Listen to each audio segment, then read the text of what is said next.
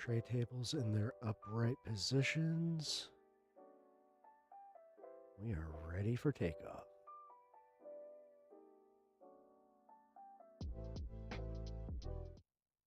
Who the heck is Pep Talks? I'm not gay, but I fantasize about Marco Rubio. Pep talks. Pep talks. Pep talks. Let's eradicate the Kung flu. I'm literally coming. Pep talks. Pep talks. Who the heck is Pep Talk? They want our women. They want our children. Pep talks. Sometimes no means yes. Grab them by the pep talk. Grab them by the Marco Rubio. Obama is a racist. Pep talks. I'm literally coming. I'm Pep literally coming. Pep talks. We found weapons of mass Pep talks. destruction. My fellow Americans, it has been confirmed today from Pep Talks that we are indeed all high on politics. Good afternoon. Welcome to the Tuesday edition of High on Politics. I'm your host, Pep. Nice to meet some of you. Nice to see the nice to see the returning faces via chat. Weird. How's everybody doing? Hope you guys were able to catch my show over on this space. It was a good time. It was a really, really good time. Oh, man. Damn, I missed my YouTube alert. Whoops. There we go. That should take care of that. Also, hey. Oh my god, I needed this today. But either way, welcome to the show, guys.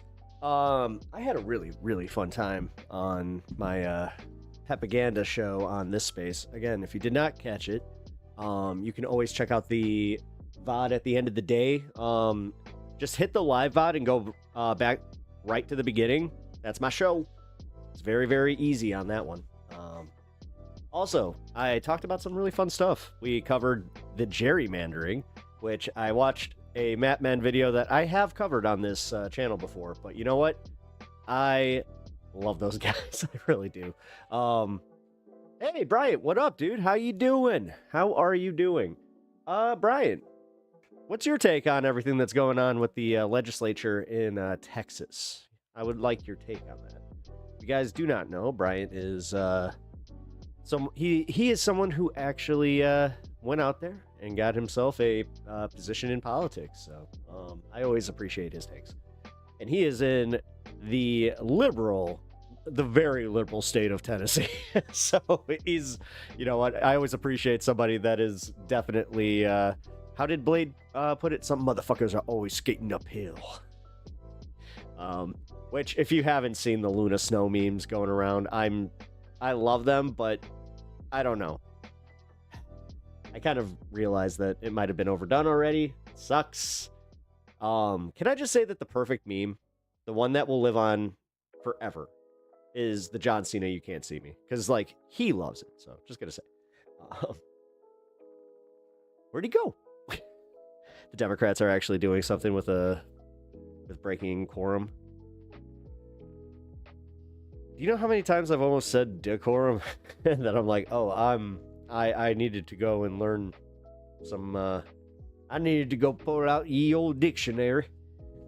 No, okay, so I'm pretty happy that they're doing something, but do you think that this is going to work long term? Do you think that they're actually going to stay out from, like, until December? Like, that's kind of wild. Because think about it. They can't buy houses. They can't do long-term rentals or anything, because that would, I read something that would, there's so many things that they cannot do, because it would actually constitute them abandoning their post. So, where do they go from here is kind of my thing. I am interested to see what happens. Oh man, I got my tea today. Ugh.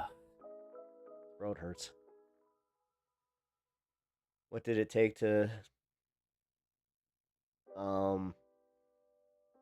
Well...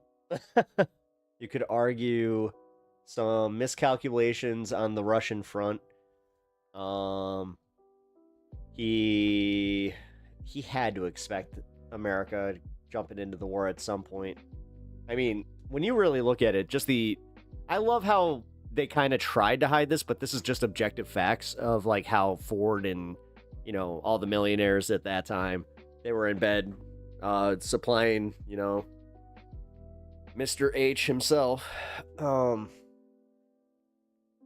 that's just like well known. And then it was just like, oh yeah, we should probably not do that. I know that like we're not always the good guys, but holy shit. What I learned from my school, oh my god. World War II was like, it was 2 years of just rah America. You know, we were the sleeping beast that was awoken on December 6th. Remember, I swear to God, that's like a direct quote from my history teacher. God, he was just loved himself some World War II America. I got an A on a project just because I happened to have a World War II Normandy G.I. Joe, and I was just like, wait, I'll just make a diorama with him. And I got an A.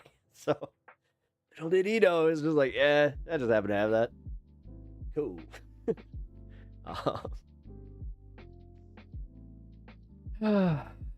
I am, as I said, I'm interested to see where this goes, but December?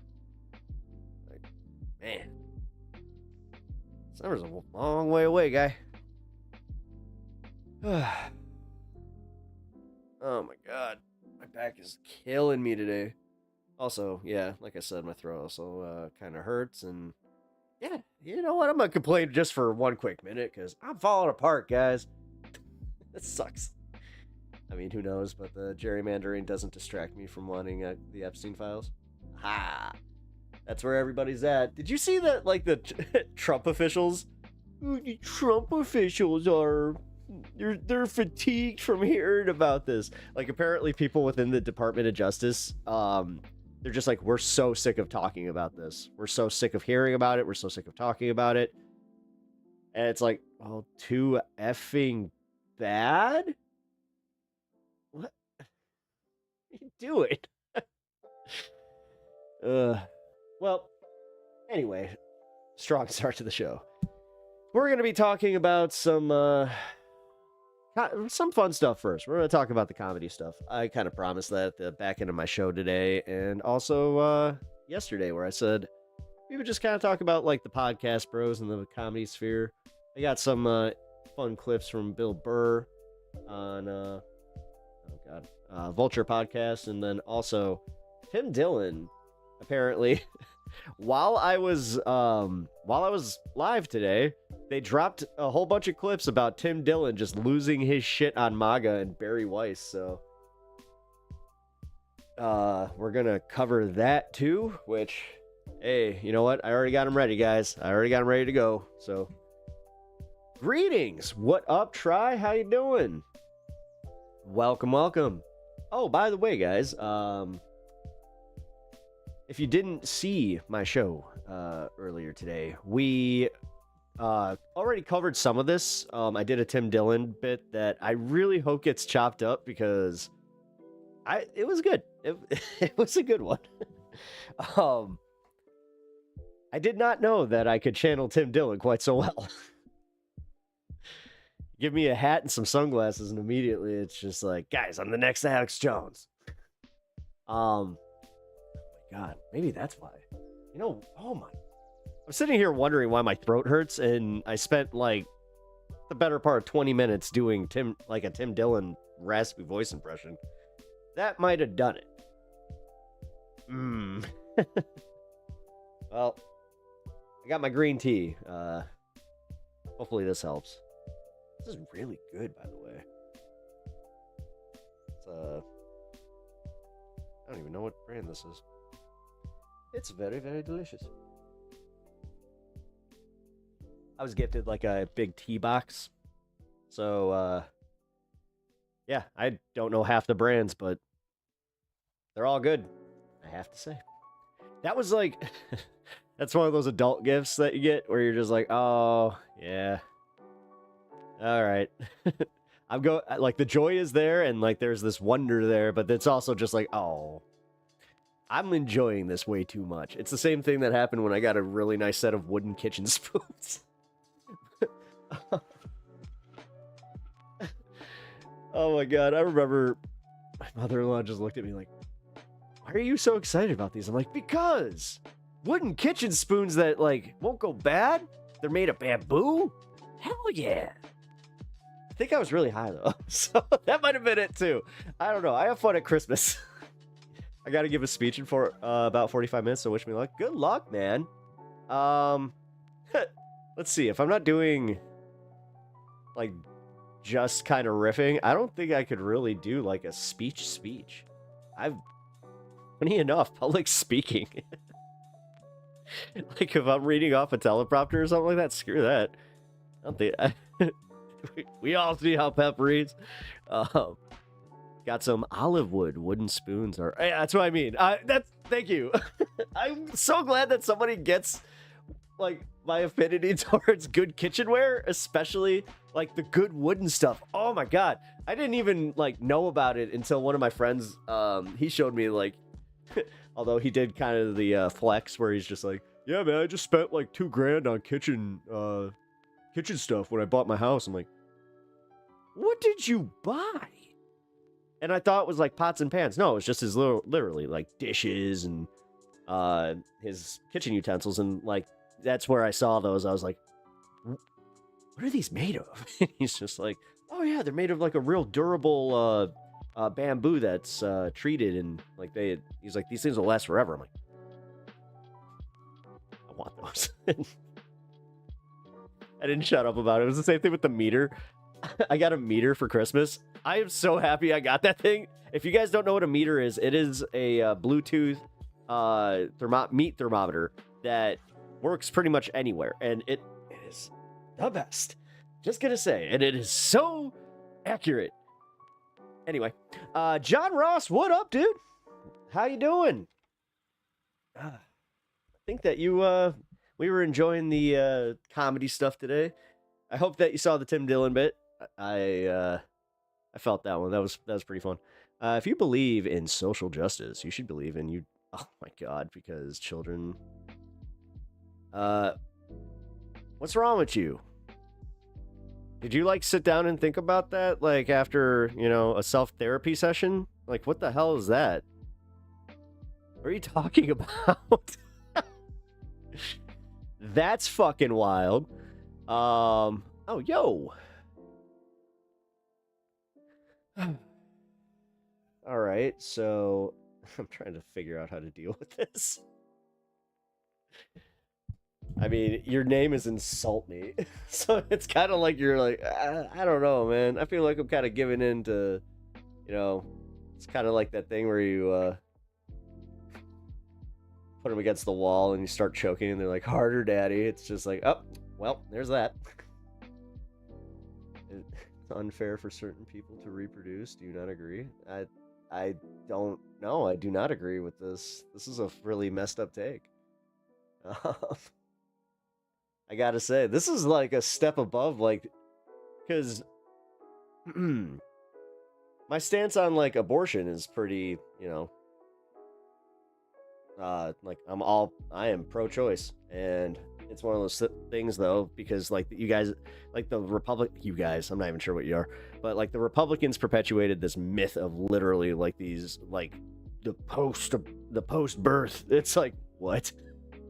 Like, there's so many wild misunderstandings about that stuff, and look at what it produces here, and then we got this, and we have this where they're just like, you shouldn't be able to reproduce. We should literally put eugenics programs into what? Like, what the fuck? What happened? You gotta be a bot. Like, this has to be like, because this is my theory is that AI, literally with Grok going full Nazi. I'm pretty sure that that's just happening. Like, all bots are just doing it. And, like, this is the quickest way for humans to just self-destruct. So, I don't know, man. Like, this is so fucked up that we're, like, in the year 2025, not only are we, like, not able to do the whole, like, punch Nazis thing, because that, again, oh, God, I miss the early 2000s where that was just, like, a thing. You know, you saw a Nazi at a punk concert, there's a good chance that he was not making it out of there. And the thing is, I've watched a lot of these situations happen with cops just going. So lately it's been insane. Where like this kind of shit, but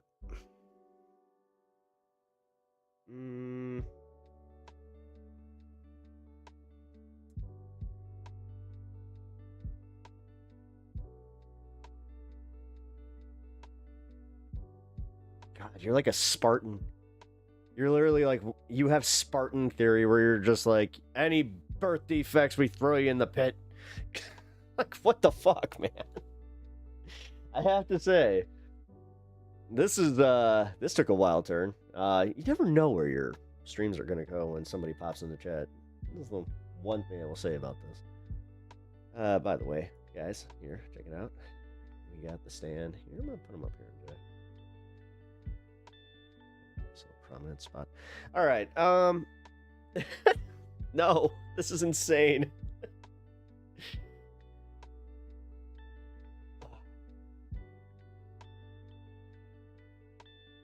You class yourself as a progressive. What? Okay, guys, hold on. I'll read this one. Parents should pass a basic IQ test and function skills.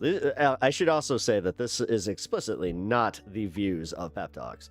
Do not condone any of this bullshit, and it seems like this person seems to be in either a state of holy shit, how fucked up is your family, or just like terminally online brained, or they are just bots, like, because that is also something that I have a hard time differentiating between, is the bot and the just terminally online people, because you really can't tell the difference. I've been surprised to like do the prompts and then they pass the bot test and I'm like, oh, well, that was like, you just barely passed, but holy shit. All right, so anyway, parents should pass a basic IQ test and function skills. So you know what he's saying here. Like, this is insane. This is insane. Without thinking too politically, my view is all for the advancement and progress of society. That's why I class myself as a progressive. God. What is it? Like, I don't know, man. Maybe it's because I literally view humans as just kind of being a cancer on the planet, because like we've really proven our merit. Maybe that's why I'm just like, yo. Morals are arbitrary, and if people start to listen and believe my worldview, dude, you are literally, this is AI. You're fucking AI. You have to be. This is insane. I am reading this literally like, morals are arbitrary, and if people start to listen and believe my worldview, they might class people like you as the immoral ones. How interesting is that? Ha ha. Ha ha. Just thinking clearly. 00111111 and what the fuck?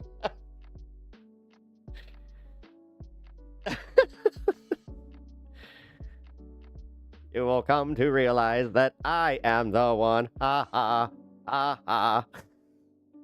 One with the right world view. Bionics. You will all be part of the machine. Jesus Christ, dude. I wasn't expecting this early industry. Exterminate. I mean, dude, you literally think like a fucking Dalek. How do you not see this? What is going on? Did you watch Doctor Who and just like you saw the like first few episodes of the Cybermen and you're just like, yes! Fuck the Daleks! The Cybermen get it! Holy shit!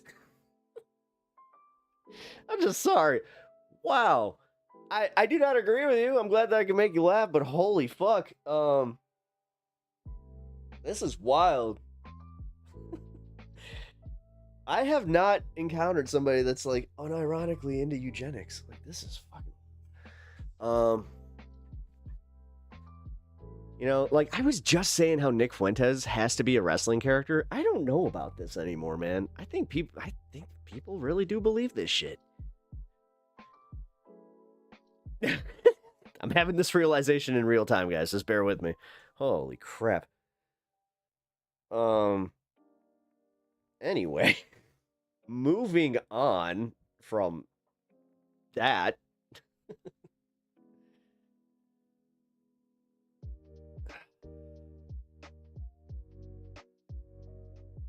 Oh my god, yeah, how?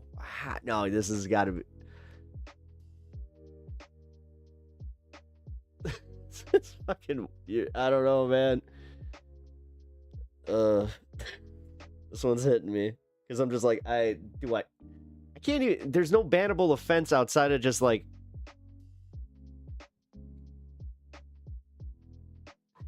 But also just like, what? No. What? No. How old are you? What are you doing? Did you just like get online yesterday? I swear to God, if you're over the age of 30, I'm going to be deeply disturbed. Like, just, I'm already deeply disturbed, but I don't know, maybe early 20s, I could understand this. Ish. Like, I could understand where you're like, not where you're coming from, but how you got there. God,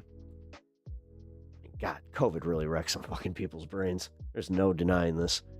It's like so many people just like, they spent like way too much time just poisoning their brains on top of just like then on like being like, hey, don't tell me what to do, wear a mask, face diaper. I do not miss those days. Bots usually have almost no followers, and every single message in their history is a hate comment. Yeah, let's see. Oh no. What's hey Nate, do me a favor. Do a little looky-loo on their account. How poetic is it to think that we could advance our civilization? You literally sound like you sound like Brainiac. Actually, that's who you sound like. Hello, Kal-El. How poetic is it to think we could advance our civilization, and advancing from the dogmatic slumber of tribal religions and self-serving morals, we can obtain ultimate consciousness with me as your emperor. Yeah, we all see how this goes.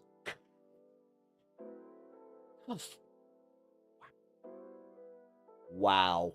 As I said, these are explicitly not the views of Pep Talks. Oh. I just want to know what's wrong with you. Like, I don't know. See, this is the curiosity that I have where I am like, I don't know, answer a few personal questions here. And if you don't, then you are a bot. You can take your QR code and ship off.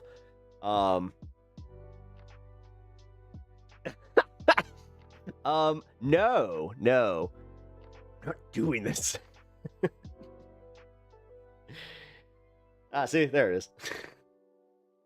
This has got to be a bit. All right. Bot or bit? I think we played this one before. This seems to be a reoccurring theme on Pep Talks.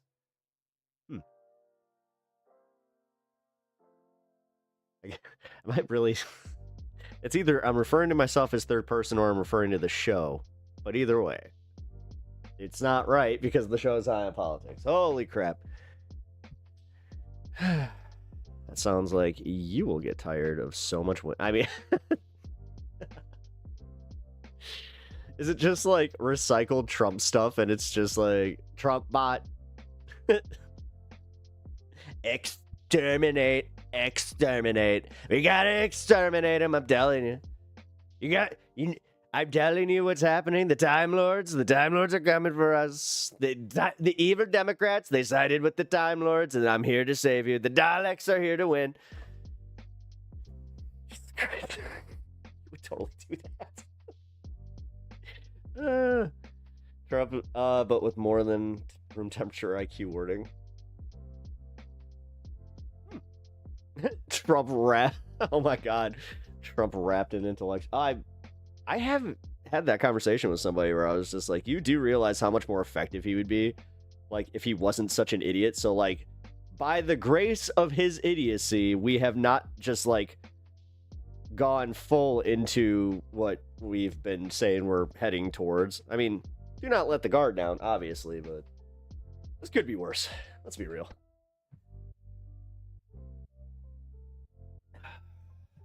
At this point is what I mean. Where we're heading. Hey, that's, yeah. I am getting a little sick of doing the thing where I'm just like, you're just catching, because, like, I have some, you know, independent friends and some non-political friends. I'll just call them that. Apolitical's even being generous. They are just wondering, they're like, what's going on, man? Like, why is everything more expensive, man? And, like, I don't know, I'm hearing that I'm not gonna have my food stamps. It's just like, yeah. It's like, maybe this is why you should pay attention. I don't know, man. Like, I'm starting to have, I used to have more sympathy for that, but now I'm getting less and less, or it's just like, no. And honestly, this whole idea of, like, it's chosen ignorance, you know, because they are the first ones to be like, I don't watch political stuff. I don't go on Facebook, or I don't go on Instagram. I don't go on Twitter, or whatever the fuck. It's just like, you have a phone, and you just choose not to look at any of the news stories ever. Wow. Number one, there is this part of me that is, like, a little jealous. Just a little bit. Where it's just like, oh man, that level of ignorance has got to be bliss. But it's kind of like, you know, the Cypher thing, where it's just like, no, Cypher for that split minute, or for that split second, you're just like, maybe he was onto something, and you're like, nah. You think about it past just that one scene, and you're just like, oh yeah, right.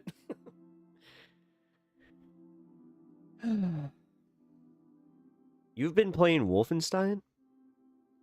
Like, the first one, or, like, I don't know, the most, I would totally just play the fucking original.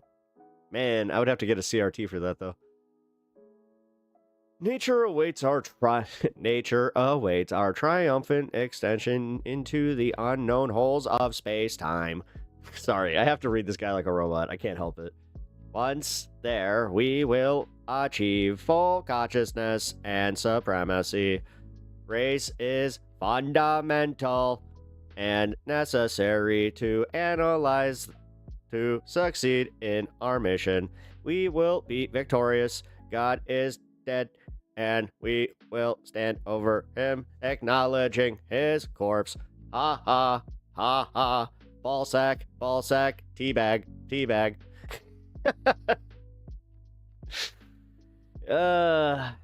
Okay, this sounds like Warhammer 40k. It does! The Grimdark. No, you need to read this one like the Grim... God damn it. Oh my god. I used to fucking have this, like, pretty much down in the dark world. No, what is the fucking...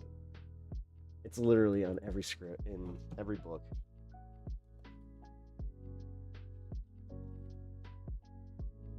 The year 40,000. There is only war.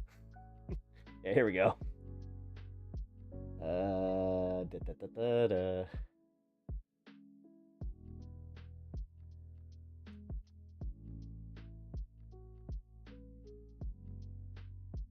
I clicked on something totally not what I was looking for. Okay, never mind. We'll teabag the head of the great god into transcendence. God damn it.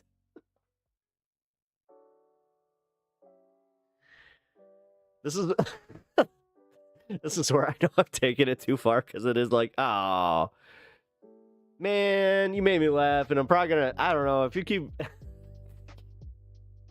you came in hot today, and honestly, if you last this stream, I will be so surprised, but we'll see.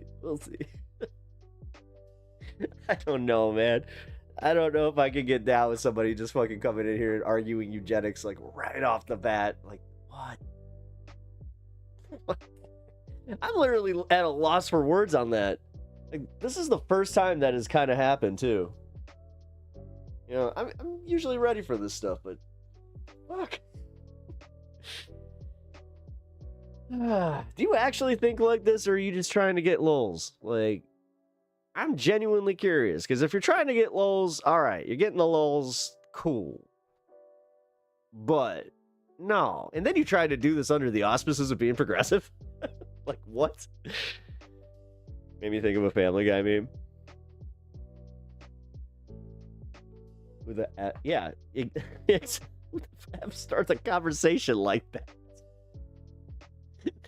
Do you do that in your everyday life? Holy sh! All right. Anyway, I gotta move on from this. Like, that was what? That was wild. That was 10 minutes of just what? But we'll see. As I said, if you last this whole stream, I'll be, like I said, I'll be shocked. Oh, I missed my 420. God damn it. Of course I did. Boo. Well, you know what that means? It's makeup time. So we'll do that, and then we're gonna move on. Let's get to the comedy. Let's get to the comedy. So I want to talk about the comedians. This is kind of like a carryover from my episode of Pepaganda. Again, go check it out on this space. Not right now. Stay here. It was a good one, though. Yeah, I had a lot of fun talking about the gerrymander, and then also talking about the comedian stuff. Oh, that's fun. Thank you for the follow. This is good. Wow. Well, we'll see. As I said, we'll see how this goes. I'm still genuinely like questioning whether or not you actually believe this stuff, or you were just trying to do like the like troll posting, and this is just like the most extreme thing you could think of, because it was extreme. Yo, Kirk, what's up, dude? Oh, thank God. I was about to say, thank God. Not only do we have a mod, but we have a mod that could definitely tell whether or not this is a you need to go. Let's put it this way: you get if you get Kirk to kick you, you have done something extremely messed up. Oh Jesus. Well, I guess oh man. Never mind, early stream. We're calling it early, guys. Half hour in, that's it. Anyway, like I said, I'm moving on to the comedy. Cause yeah, no, I watched a little bit of this Bill Burr thing. I definitely want to get to this because there was a lot more to it. Man, I definitely I could have done 2 to 3 hours today just on this subject alone. So we'll do that here. You're still at work but you're listening. Bloodstone. Awesome. Well then, I'm glad that you checked in, and I'm gonna smoke one in your honor since you hailed with the Leafs. Can't see that, right? Yep, cool. Just enough off. Sorry, Pat. My troll instincts kicked in. Oh, it's okay. It's okay. I was just like, oh, I hope. I mean, he's new here, so this could, I don't know. Yo, Scott, what up? We get Kirk's mom. Can we get Kirk's mom's take on eugenics? I agree. What does Kirk's mom have to say about this? I feel like her insight is very much needed, because I swear.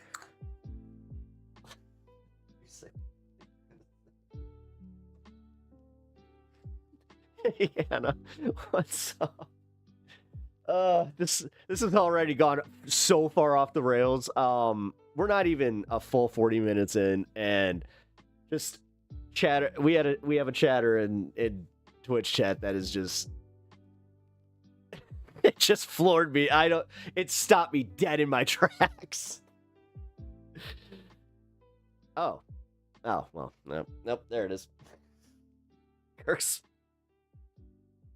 I don't want to say anything mean because he's just gonna get mad at me. But I was about to say, oh, so Kirk's mom's an idiot. Cool, good to know. All right, I do not mean that in the slightest. I wish I could just let that sit and just be like, nah.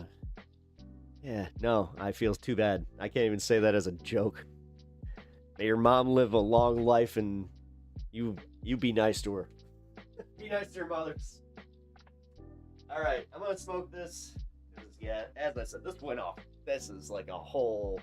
This went off the rails, guys. So, we're gonna wait. Come on. Shit, I gotta reset that. Hold on. There we go. Sorry about that. Almost lost all my videos. Okay, so yeah, we're gonna go into that. Oh, so the Piers Morgan one, we're gonna have some fun with this as well, because yeah, Candace Owens was on, but his panel was also really good. We have Joe Walsh, Kat Abou-Ghazaleh, and Joe Walsh was, I think he was a representative of the district that she's running for. If not, he ran for it. Because I remember going to one of his town halls and he was a douchebag. Oh my god, he was a douchebag. But, yeah, we're going to be going into that. And then we also have the Epstein stuff. Damn it, I did. Hold on. I did lose it. I was stalling for time. Hold on, guys. I gotta reload this video and then I can go smoke. There we go. Cool. I wouldn't portray her like an idiot if I didn't think she was. Alright, I will be right back. Oh.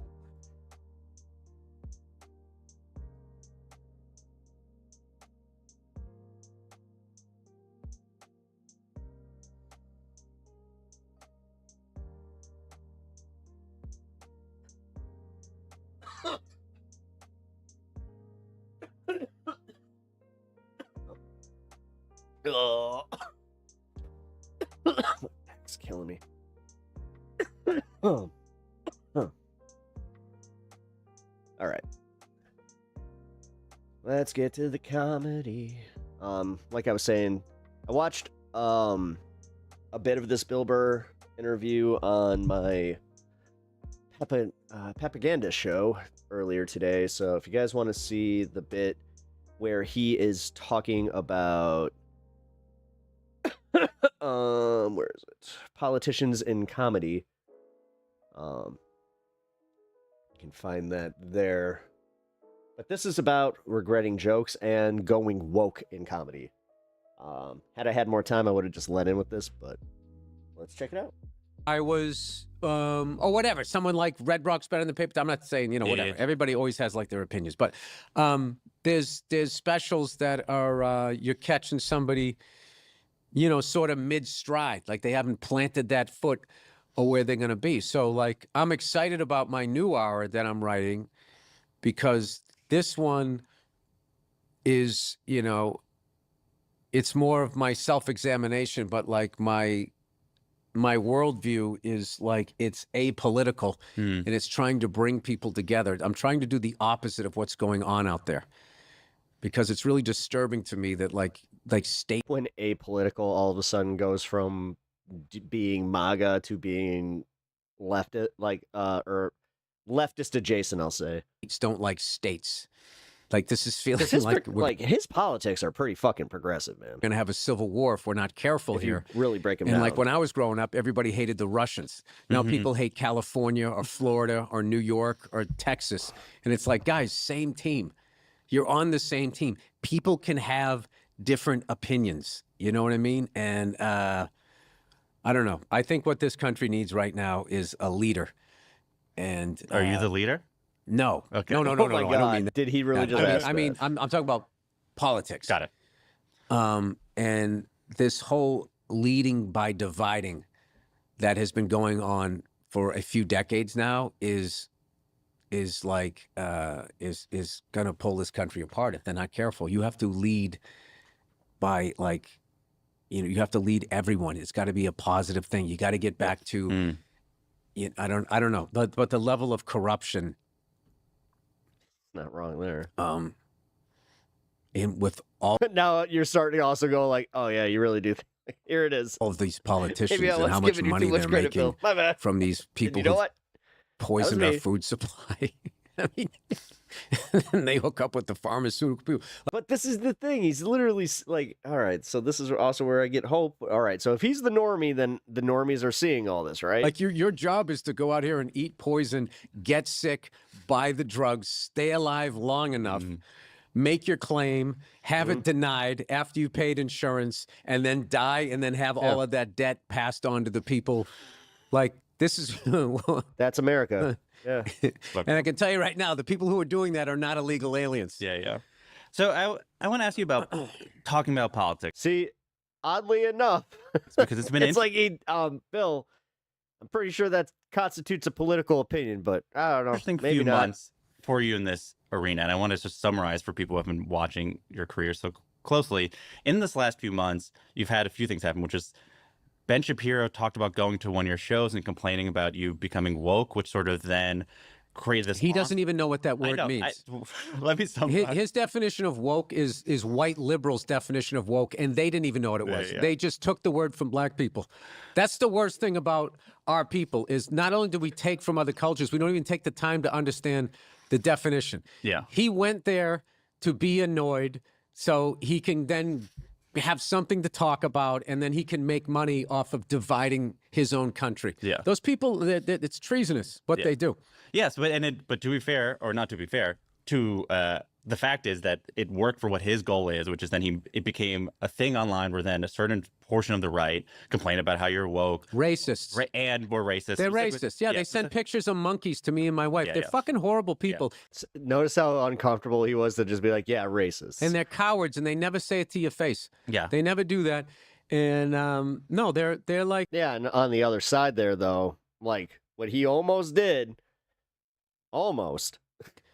look, dude, they're because he had to find, like, dude, you literally just said that they sent, monkey pictures to you and your wife. He had to even go like, oh yeah, that's pretty bad. Because if you hadn't said that, I think he would have tried to make a point where it's like, it's not really, I mean, it's kind of a both sides issue. there's an It's always that with these guys. ugliness that's out there right now where, there's certain podcasts out there that if you're a racist, if you're an anti-Semite, if you're a psycho-nationalist and you want a softball interview, there's podcasts out there where you can, Again, love the just little soft shade at Rogan. and they will laugh at your fucking bad jokes. Sorry, guys. I think that we might be doubling up on what I covered earlier, but And it's just okay. give you this pass. And it's like, there's a really ugly thing that's going on out there. And, it's the kind of things we've already seen this, and we've seen what it does to a nation. And it's not the way to go. It's not the way to go. So, and then at the same time, you're talking about billionaires, you're talking about stuff like this, and people on the left have been really embracing you, and they're sharing your videos. No, that's not true, dude. Certain parts That's of the not left, true. That's not true. certain portions That's of the not left, true. And certain portions of the No, and this is where I can say the online left recently started latching on to Bill, but no, they would do this thing where he would say something that was a fair critique on the right wing, but then he would do the thing to kind of just be like, no, I'm criticizing you too, and then they would kind of just be like, nah, I don't hear that, la la la la la. right. Sure. There's common sense on both sides. Sure. Or they would just go, dude, come on, man, you were just you were gonna be the voice for us, and now you're not. That's But we keep doing this shit. Where it's like, oh, the right's all fucking racist, and dude, the left is some of the most fucking. Most of the left feels like if they have a black friend, they don't have issues. Okay, I'm out of that. yes. I'm out of that, and so I don't want to hear left and right crap. They're all fucking nuts. That fucking shit post Me Too. Where it went from people shouldn't sexually assault people, absolutely, to I don't like what you're talking about in your act, was fucking nuts. See, he's still like, yeah, I talked about this yesterday. It was McCarthyism on the left. And now you've gone to the other side on the right. And the left was so fucked up, the right, the psycho right thinks What up, distracted? that they're in the middle, and they're not. They're out of their fucking minds. And I travel, dude, and I'm telling you, people who lean right and lean left are chill. And we're just sitting in the middle like, when is everybody going to fucking calm the fuck down? When is this going to go back to, you know, like live and let live? Sure. So, and there's way more. I think that he's over-evaluating how many people are still like that, though. Of that. And I have people from construction workers to fucking, you know, hairy leg chicks with nose rings going, hey, I like what you're saying out there about these billionaires. Because that is the fucking problem. Yes. And the other problem is that people make it like it's political. Like if you vote for this color tie, these billionaires are somehow going to grow a heart. And it's just not the case. It's color tie. It isn't. Yeah, and ultimately, my question is ultimately, when you think of talking about politics at all in your act, what do you want to do, right? If I do it, I trash them both. Yeah. With what? Because that is my job. That is my job. I can't fix the political system, and I don't watch a lot of it. He's right. But, you know, when I do stand up, you know, if I start trashing You're on break until 6:30, just dropping by for a bit. Hell yeah, dude. like Trump, I would hear Thanks the for left in the hanging. crowd like, yeah. And I'd be like, the fuck, good to see you you, man. voted for a guy that, you know, is staring off into space. Like your guy literally should be in a fucking home. What are you patting yourself on the back for? X, Y, and Z, blah, blah. Your fucking party has not let you has not let you choose your candidate since Obama's second term. Yeah. You're liberal? That's fucking insane. We want Bernie Sanders. Fuck you, Hillary. We want Bernie Sanders. Fuck you, fucking Mr. Magoo. Mr. Magoo He's again. just like, when you're right, you're right. Fucking 2 weeks before. Oh, yeah, his vice president. Yeah. That's what they're doing. So 2 like, weeks I before. get, so then after I trash Trump, I then do that because my thing is like, I'm not flying either one of their He just caught him being super uncomfortable with that. And that little laugh right there, I love that shit. That's where he's just like, oh, I got him. flags. And it's the Hey, people Bill that Burr's the pay best. them. Mm-hmm. That is the problem. And they're always distracting us with other stuff. So like CNN and Fox News are a fucking disease. So is your goal to clear out? Your hope is if I make fun of it, I will clear out the distraction and focus on the. No, what I was doing then was I was just trashing both sides. just to do it. Yeah. Yeah, that's Not fine. to do it, but also to just show that it's fucked up. But Yeah. now I've moved on from that Got it. to, you know, the puppeteers. Got it. So that's what I'm going to make fun of. So my new perspective is there's nothing wrong with being a billionaire. But if somebody is working 40 hours a week, 160 hours a month, and they can't make their rent, you're not paying them enough money. Maybe you should just be worth $900 million. Yeah.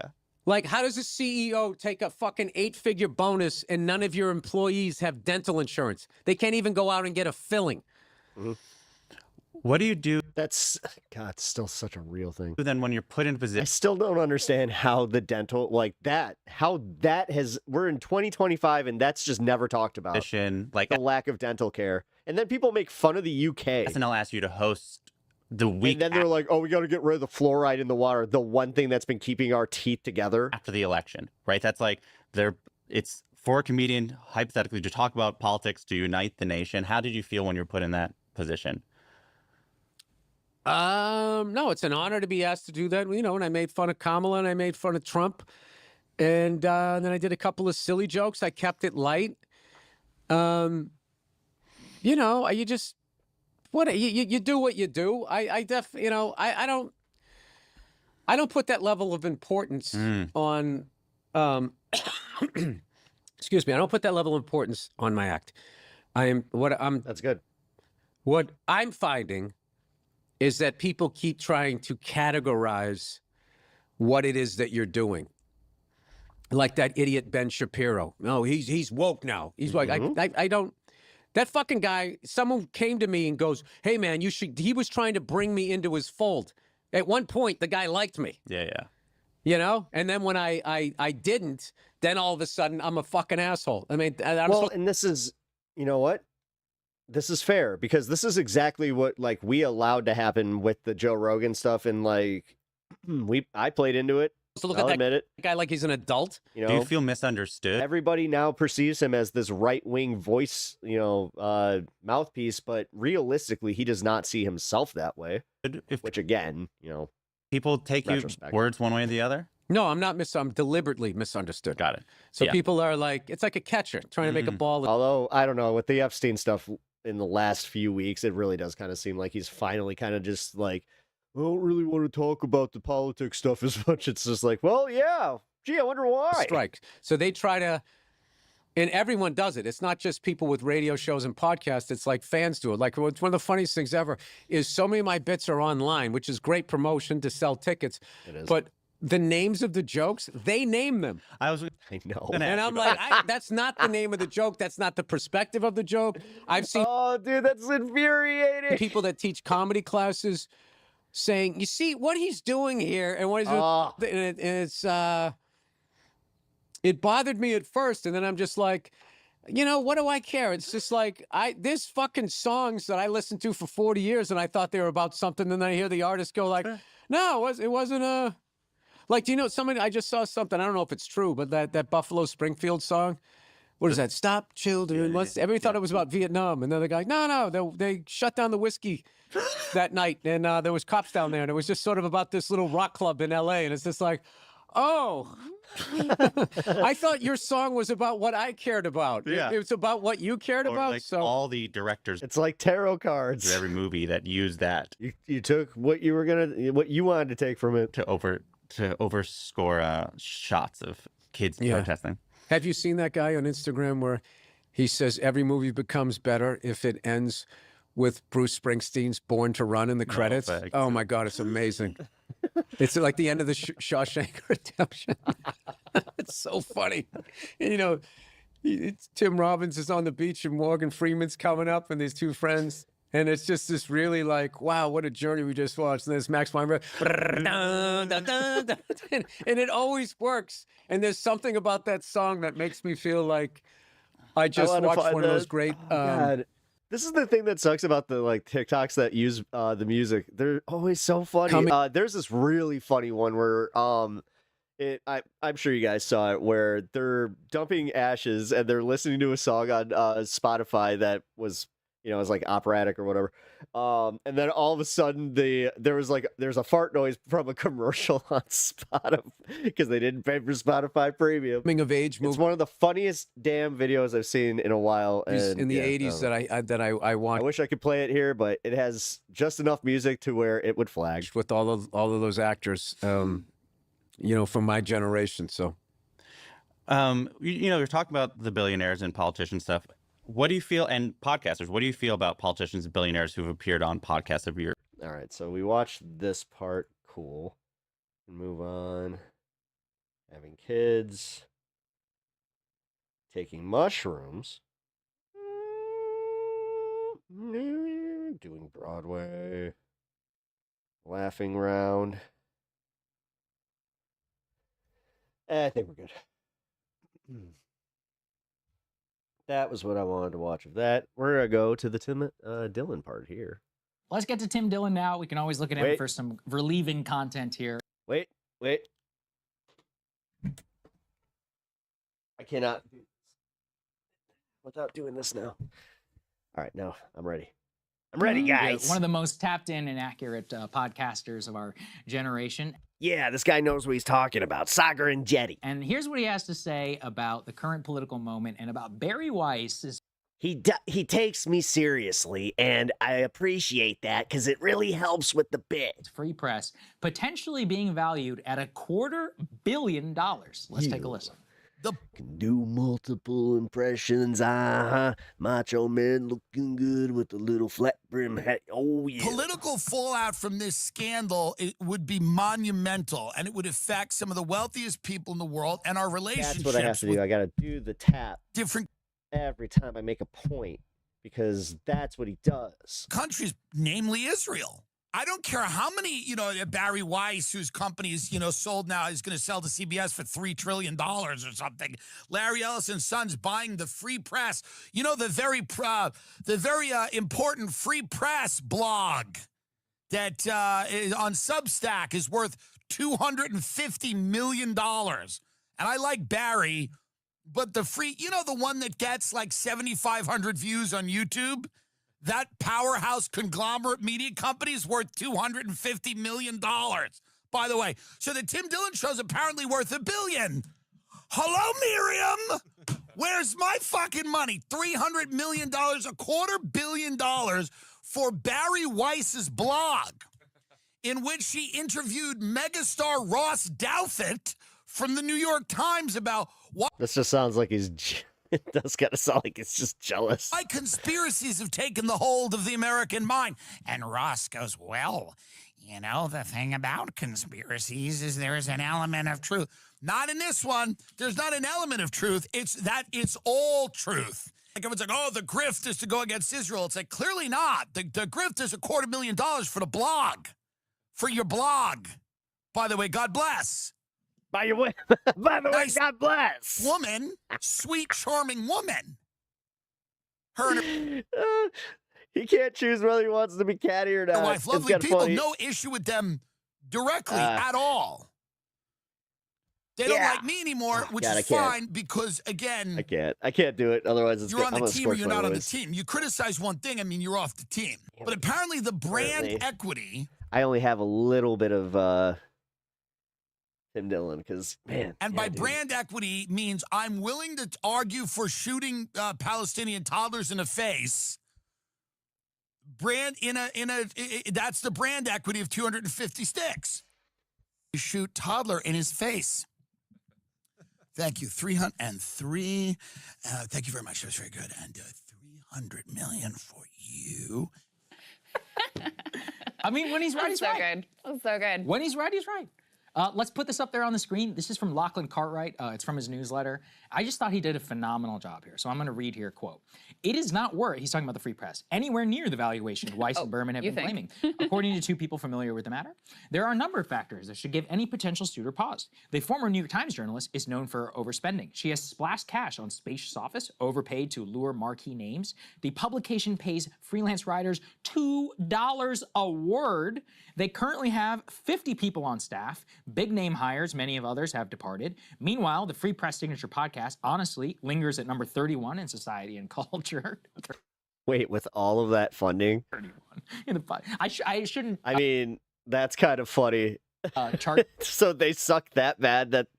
shame, but you know, That's when kinda we're funny. trying to sell for a quarter Wait, but billion, not even overall. maybe I should. 31st Yeah, in in society and and culture. Quote, "Drawing marginal revenue, the Free Press events such as Dude, monthly wait a book minute, and that's in a clubs and it's in a niche category. debate Oh, series have failed to generate meaningful profits that only leave subscription part of Throwing Barry Weiss's shade, business Crystal. that is subject to churn. Then there is the reputational risk," and he continues. So that's just at a pure business level. Now, you know, It's an open question to me whether they yeah, even. whether those sub numbers are even real. Well, and also, I mean, what do they say the sub numbers are? It was like 155,000. I don't paid believe that. subscription. Yeah. I don't believe it. You know, I'm But just- anyway, yeah. yeah. I mean, okay, so you go to their now they do have their blog. They have other things going on. You go to their YouTube page, 331,000 subscribers. So we have roughly 5 times their number of subscribers at this point. holy shit! And they were evaluated at what?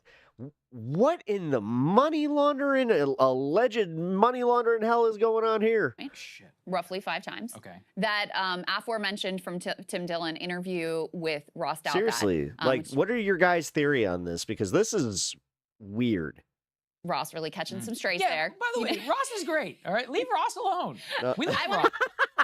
have Ross back on the show, actually. I would have disagreement. I love He's a Ross. thought. love Ross. That's awesome. Ross. Anyway, okay, here's a headline here. Jeffrey Fucking Epstein sorry. and Conspiracy America. Epstein hot topic online, right? Surely gonna do some numbers. Yeah. 17,000. Woof. 17,000 views. The debate that they just put out I'm pretty sure one of my videos has just about that. That's wild. between Eli Lake and Josh Hammer on Russiagate, 5,000 views. Wow. Okay, I know that I got some videos that did over that. What the fuck, dude? these are the metrics for All right, now, guys, I'm starting to turn into Tim Dillon.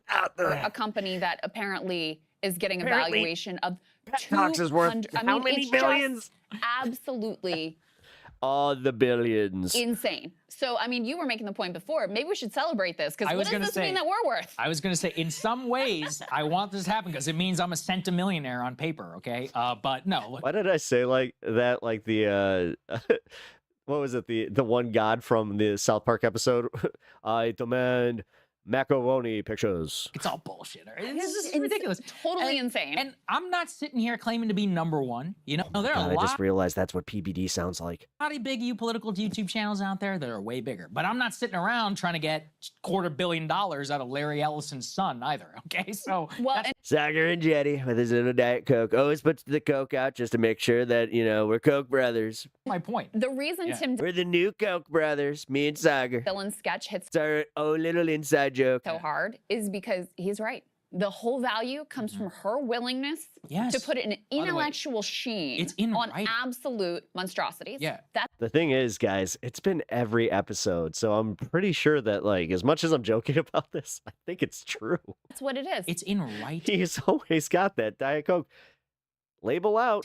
The Dylan Byers, who's, again, I know this may seem tedious, but this is important for all you guys to understand that there are people like us, they're all Is he drinking Diet Coke from his coffee mug? I swear to God, if he's doing the equivalent of eating a Snickers with a fork and a knife. This is the Seinfeld episode right here.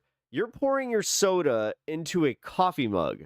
Like, I understand if you have like the Coke mug because it's got it's kind of the aeration kind of thing. I get that a little bit, especially if you got some crushed ice in there. Okay, fine. But come on. Well, listen, Tim Pool's not out there asking for $250 million, all right? And he gets Like, he just likes flat diet. 15 The times way he likes flat Diet Coke. number of Oh, views. He has more views than we do. gross. PBD, any of these other folks. None of these folks are out there. You can think whatever you want about them, but, they're running their own businesses and they're not out there trying to be bought. I'll just say this much. I stopped drinking any type of Coca-Cola after I saw the trick where you can use it to decorrode a car battery and how well it works. Kind of scary. For billions and billions or whatever. And the I had a coworker who drank energy drinks from coffee to go cups Point, to though, avoid in- judgment. the Barry Weiss That's kind of funny. case is that isn't He didn't want to be seen as the dude that drinks monsters all the time. entirely an It's like, dude, we know your pee's yellow. It's okay. intellectual Like, dark yellow. sheen on pro-Israel and Here. pro-Zionism. You just If you- hand him a water bottle and move on. You read about it, David Ellison and others are Water in a mug is genuinely weird, too. only want They're to for hot buy liquids. the free press Yeah. to support Israel. That's it. They want to support and put Have what's hot her name, tea. Barry, on the get more. CBS news board as an ombudsman. yeah. So she's gonna fill the role as the TikTok Yes, IDF as the lady. That's fucking wild. And they paid her $250 million? Billion. What? Sir, Okay. All right. Tim Dillon's justified in his out. This is fucking weird. and Same look, thing. What? I go back to what I was just saying. This has to be, they taking it to the cleaners, But for do you CBS. know why this is crazy? Do you know why this is crazy? This is a network television. Like granted license from the government. Yeah. CBS This News Morning, like when you don't even have cable, this is network TV. Yeah, CBS wow. 60 Minutes, all of these legacy brands and all this would Yeah. fall under her. That's why it's nuts. And CBS has already Yeah. bent the knee in a number of really Yes. significant ways. They trimmed the sales of 60 Minutes because 60 Minutes was doing good reporting on Trump, but also specifically on Israel-Palestine that they didn't like. You had their longtime executive producer leave under duress. There's the Stephen Colbert situation, which, I do think that was a sop to the Trump administration. And Yeah, I it's mean, it's also, like, both. it's I a think it's shitty both. business. It's a Yeah, shitty show. like, It's all of that. But I do think that was a stop to the Trump administration. You had CBS also settle a lawsuit, basically paying a bribe to the Trump administration. They want their freaking merger to go through. And this is why I think the Colbert thing was in part political, because right after that happens, then lo and behold, they're getting approval for their big merger, whatever. So the government has said they're going to install like a bias monitor at CBS, and I guess Barry can be part of that team. sure- So I'm sure she'd be good at it. congratulations to her. It's just absolutely extraordinary. It does go back to what you're saying about how Israel realizes this is their moment, that they have lost anybody under 40 in America, they have lost. I mean, and they dude, have, completely. I just saw this new this new metric that came out about the cable companies. Holy crap! Nobody is watching them. Outside of America, Nobody. they've completely isolated themselves globally. Now is their moment, and so they are going for it. And part of going for it is Also, there was a another story where apparently hotel chains, they've been getting charged like licensing fees to even like showcase. Dude, how wild is that? Like, so you could theoretically go to a hotel where it's just like, nah, you got to stream your own shit. is this sort of like I know that pushing there's a of chain out there that bias already does monitors that, at which that's insane too, because again, they're just counting on you not logging out, which, yeah, never do that. TikTok and at major network news, with Barry Weiss being a significant part of that, and it is wild to see. Yep, that's right. All right, we got Jasper standing by. Let's get to it. Hey, That if you like is crazy. Man, $250 million for that garbage.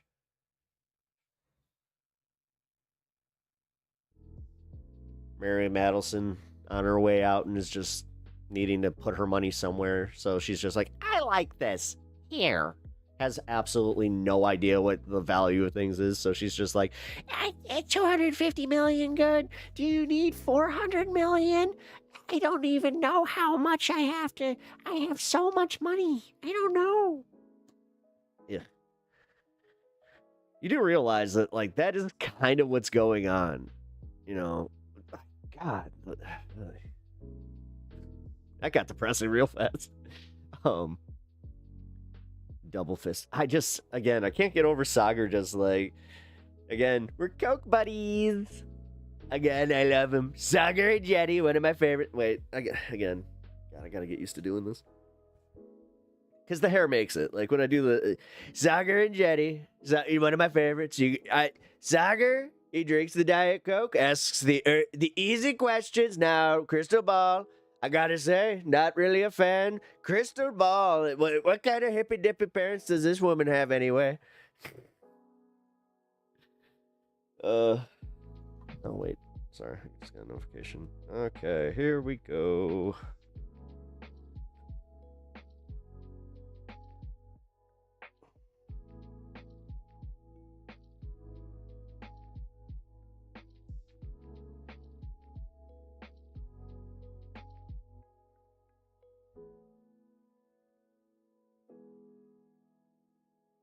Okay. Sorry. We are planning. I like the hair thingy. Oh, thank you. Oh, wait. The highlights? Oh, wait. Are you talking about the new bar, or are you talking about just my hair in general? I mean, I don't know anymore. No, so yeah, we met the goal for doing my my braids on stream. Crystal Ball, that's where Crystal Ball, that's where I met Epstein. Great guy. I mean, I just happened to know him. He's we were in the same place, same time, a few times, just we ran in the same circles. Who would have known? He used to like him young. I don't know how I know that, but I just happen to know that. Ghislaine Maxwell, also, wish her well. Just kind of happened to know her too.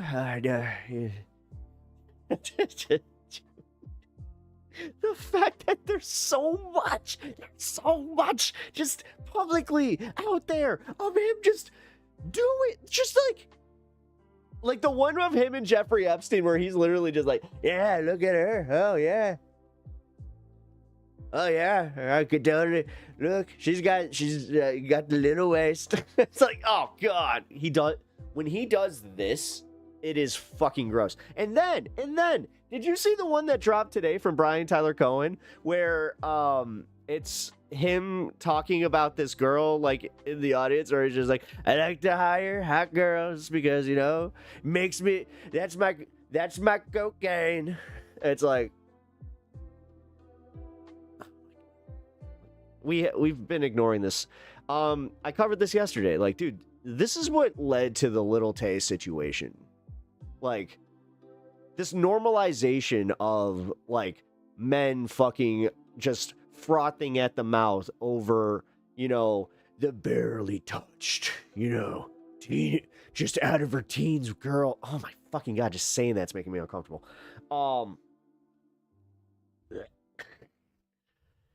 What the fuck? And this is it. Like, and then you have the people in the Republican Party that are just like, we gotta protect the victims and we gotta protect the daughters. And it's like, And he's like, I don't mind if he calls my daughter hot. It's like, that's fucking insanely weird. Because honestly, at this point, I wouldn't be surprised if there is somebody out there that is just like, hey, Mr. Trump, what do you think? Like, fucking A. You learn, like, dude, learning about the modeling agency alone. I didn't know that. I didn't know that he was a partial owner of it was like not just a small modeling agency either. It was like one of the top 10 in the entire country. And they exclusively had teen girls. What the fuck? And we were just like, rich people. Like, dude, society is so fucked. Again. You know what the thing about Lil Tay and OF is? They're just like, oh, she's breaking records. It's like, you are normalizing this to the scariest fucking degree. This is the same girl that we were just a few years talking about. If you don't know who I'm talking about, there's this little girl. Her name was Lil Tay. She was like in early YouTube. She was like midstream YouTube, where like she was like 9 years old, flaunting all these stacks of cash, just being a little pain in the ass. Like that was literally her gimmick, was just being a major pain in the ass. Talking about how, she's got more cars than you at the age of 10, blah, blah, blah, blah, blah, blah, blah. Turned out that it was, a lot of fake bullshit. They were doing like the renting thing, that it led to them actually getting money. Go figure. Then she kind of fell off for a little bit. And then sure as shit, like she did this thing where it was just like, she did like a countdown to her going to OF. And then she broke a record the like minute she went. That's fucking so messed up that our society is at a point where, again, nobody was calling this out like collectively outside of just a bunch of YouTubers where we're just like, what is happening? But the normal fucking like media, like USA Today and like the fucking legacy bitches, they were all just like, well, look at Lil Tay breaking records. And then you have the Guardian just like, is this bad that we're normalizing this? Gee, is it? Fucking A, man. And then you have these dipshits like Uncle Phil. Dr. Phil out there just like, all right, well, I already dealt with the catch me outside girl. Well, I have an opinion about this, and I think that I just need to have a talk with her. Dude.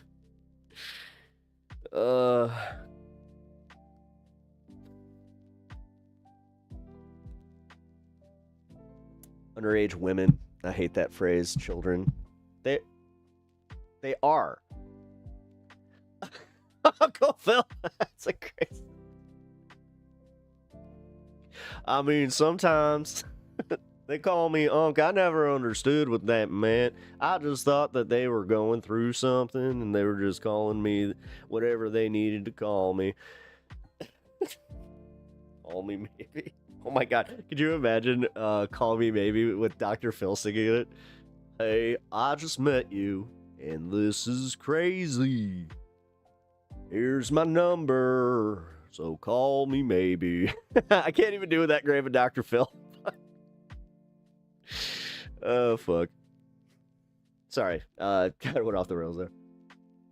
Oh, where do we go from here?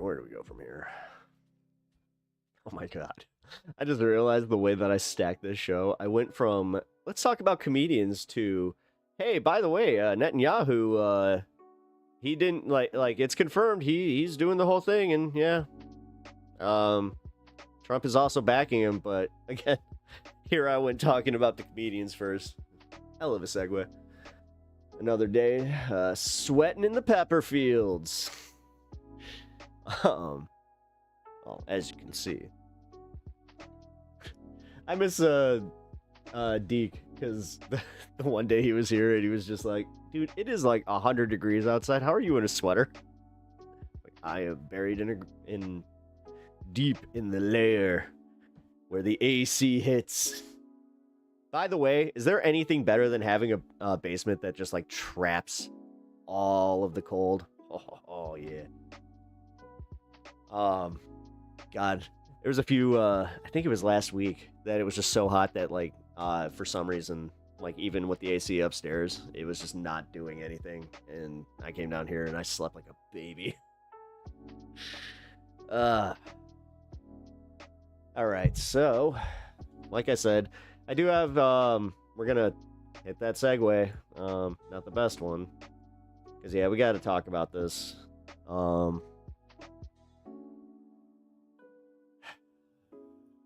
yeah, Netanyahu is going for the full Monty. Yeah, maybe I shouldn't put it that way. No, he's just admitting it at this point, which tells me that he's panicking. Like, I have a feeling that with the protests in Tel Aviv, because we weren't getting the full story about that, by the way. Somebody also came out and said that the polling that was coming out, which I had a feeling about this, where they were saying like, 60 to 70% of the Israeli populace supports all this. It's all bullshit. It's all bullshit coming out of here. So now we have this, and now you actually have pushback coming even harder at this, like, because he went full fucking mask off, except from Trump. Well, the full conquest of Gaza. An Israeli media report the Prime Minister will push for this strategy after 22 months of war. Benjamin Netanyahu is set to meet with senior members of his security cabinet today. And senior officials close to him say, quote, the die is cast, even though there is dissent among the ranks. A source says the defense establishment opposes an expansion of ground operations in areas where hostages are believed to be held. This all comes amid pressure and protests to end the war, including from the families of hostages who have warned against expanding a military campaign in Gaza. And take a look at this. The scene from Gaza on Monday captures the desperation of hundreds of Palestinians as humanitarian aid is airdropped into the enclave. Well, Hamas is demanding the dire humanitarian situation in the enclave be addressed before it returns to the stalled ceasefire and hostage release talks. The Israeli Prime Minister had this message on Monday. We must continue to stand together and fight together to achieve all our war objectives, the defeat of the enemy, the release of our hostages, and the assurance that Gaza will no longer pose a threat to Israel. Later this week, I will convene the cabinet to instruct the IDF on how to achieve these three objectives, all of them without exception. CNN's Matthew Chance joins us now live from Jerusalem. Good to have you with us, Matthew. So, full occupation of Gaza is what the Israeli Prime Minister wants. We have heard widespread condemnation of this proposal. What sort of case is he going to make to his security cabinet? Well, it's a good question, because that security cabinet may not be unanimous in supporting further military action in Gaza. And that cabinet meeting, or rather the small security forum that he'll be consulting with over the next few hours, we're expecting them to have some pretty intensive discussions about what exactly it is that Benjamin Netanyahu, the Israeli Prime Minister, has in mind. When it's floated out there from sources close to the Prime Minister's office that he wants to take over full control over the Gaza Strip. Currently, the Israeli military have operational control of about 75%, three quarters. There's another quarter which they don't have full operational control over. But it's that area of Gaza, around Gaza City and places in the center of the Gaza Strip, where the majority of the 2 million residents of Gaza are located, and crucially, where it's believed the majority of the hostages, Israeli and other hostages that are still being held captive in Gaza are located. Remember, there are 20 hostages, it's believed by the Israeli authorities, who are still alive and being held inside the Gaza Strip. And so any kind of military operation to target those areas and to establish Israeli military control over them, would have two major risks. One of them, the death of more Palestinian civilians, and we've already seen tens of thousands of people killed so far in the military campaign in Gaza. But also, it would crucially risk the lives of the hostages as well. There's a risk they could be executed by their captors, the risk they could be killed by kind of friendly fire. That's happened before as well in Gaza as Israeli troops sort of sought out. Yeah, here's the protesters, the protests that were happening on Saturday. The locations where the hostages are being held. So it's an immensely risky strategy. I'm kind of surprised that they're not showing the aftermath because they got violent. They had to they deployed security forces. It's also one that will be intensely unpopular among the vast majority. Welcome into the show, everybody. I'm Pep. Nice to meet you. Of people in Israel who are exhausted, overstretched, tired with the ongoing, incessant military campaign, which, as I say, has been underway really since the appalling attacks on Israelis in October the 7th in 2023. And so many people in this country, the majority of people in the country, they simply want this war to end and they want their hostages back home. Yeah, exactly. Matthew Chance for us. Good to have you on this story. Thanks so much. And we are going to stay on this. On Monday, hundreds of retired Israeli security officials signed a letter urging U.S. Yeah, I was about to say, because there was also, there was a lot of pushback for this. President Donald Trump to increase pressure on the Israeli prime minister to end the war. Yeah, you know what he did? He decided to go out and make it a thing where he denied aid to anybody that had protests against Israel. War in Gaza. The former chief of Israel's internal security agency was among them. Ami Elon tells CNN that Israel's military goals have already been achieved. Our message is that this war must end. And this is the only way that we can see a better future for Israel. This war started 2 years ago as a just war. It was the immediate result of a massacre and horror of Hamas. But after 12 months, we achieved all our military goals. Netanyahu is, acting against the will of the Israeli people. 70% of the Israeli people are demanding ending the war and bringing back all our hostages. We understand today that it is a total contradiction. We understand that our hostages are dying as a result of the continuation of this war. Well, I want to welcome Nimrod Novik, the author It's just of that another thing that it's like, wow, you're just catching up to this? letter, which was signed by some 600 Israeli officials. He's a former foreign policy advisor to the late Shimon Peres and a fellow with the Israel Policy Forum. He recently wrote an article in Time magazine about the major uptick of violence in the occupied West Bank. And he joins us now live. Great to have you with us. Appreciate your time. Yeah, a lot of people have this mic lately. I want to start first with that letter. The Prime Minister Netanyahu, of course, is calling for a full takeover of Gaza, even in areas where hostages are being held. You wrote a letter signed by hundreds of security officials on all sides of politics, including former IDF generals, heads of Mossad, diplomatic leaders, essentially saying the war is dragging on for political reasons. Explain Netanyahu's objective and the reason for your letter.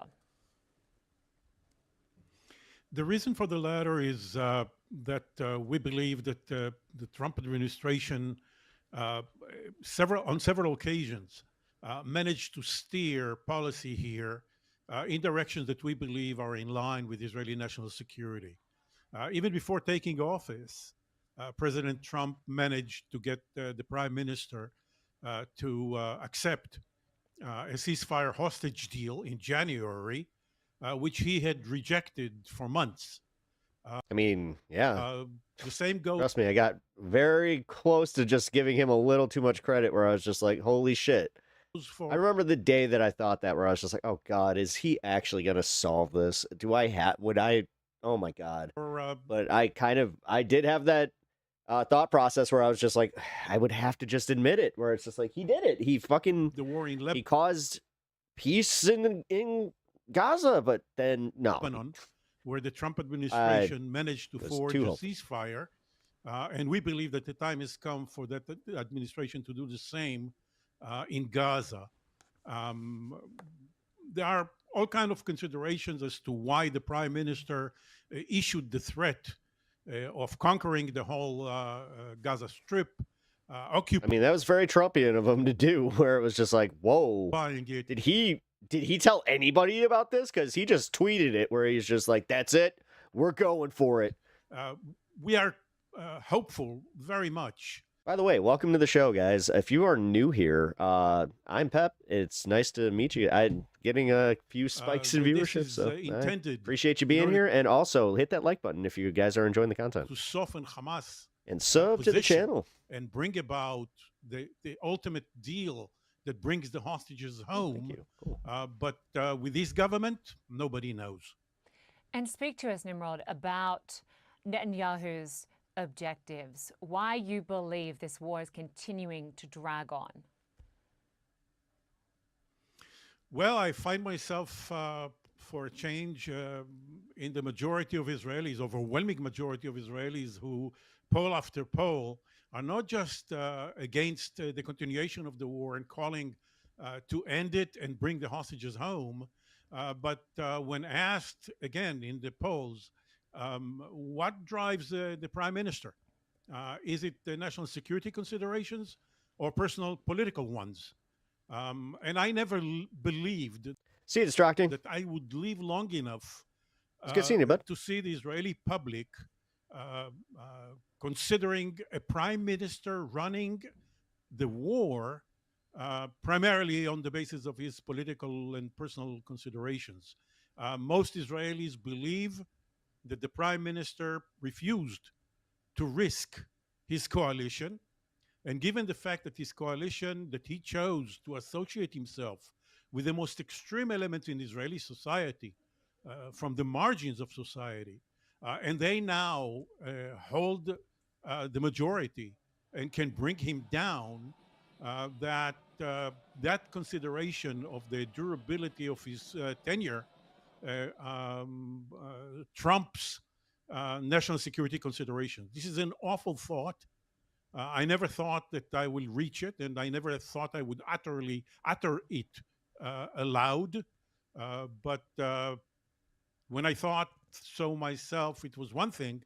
When the overwhelming majority of the public thinks so, this is even more alarming. Okay. Here. On the screen, absolute major outcry yesterday after the Trump administration put out a FEMA guidance. And let me just keep this is up insane. Here. Like, again, this is happening, and this is what Trump has to say about any of it. While I'm talking, just to explain. It's almost weird because, like, it doesn't address anything. So FEMA put out a guidance. No, you know what? Screw you. Anybody who boycotted Israel, you're not getting our money. To all states who want to accept disaster relief grants, which, you know, all of them. I would say all of them. And, you know, even the libertarians would be like, all right, you know, tax money, the federal government, you know, the federal government doesn't have a lot of roles. We could all probably say disaster relief, you know, broadly one of those. Is that, Trump for like 5 minutes was like, FEMA's not going to do anything anymore. Right. So, but I'm saying, first disaster. If you were to ask most people what the role of federal government is, it's like, hey, if you get hit by a hurricane, you know, they're going to come in and help you. We all pay into the system. System helps us out whenever that happens. Like a giant insurance company.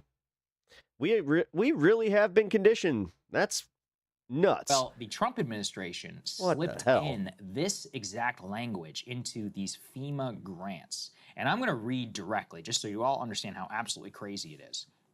It says that by accepting, recipients will comply with all applicable federal anti-discrimination laws material to the government's payment decisions for purposes of 31 U.S.C. 372b4.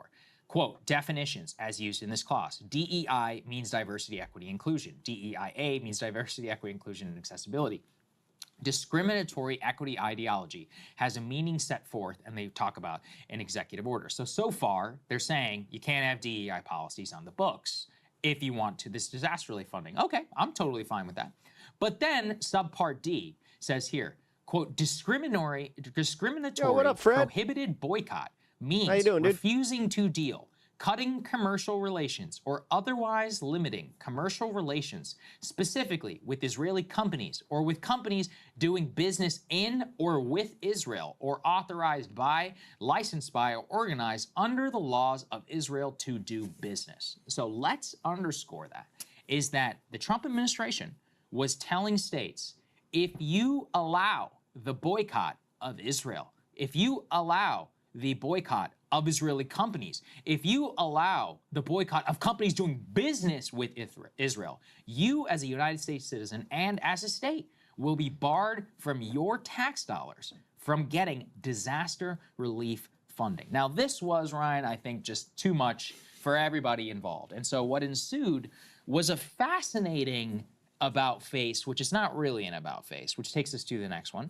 Let's put that up there on the screen. Shortly after, many of us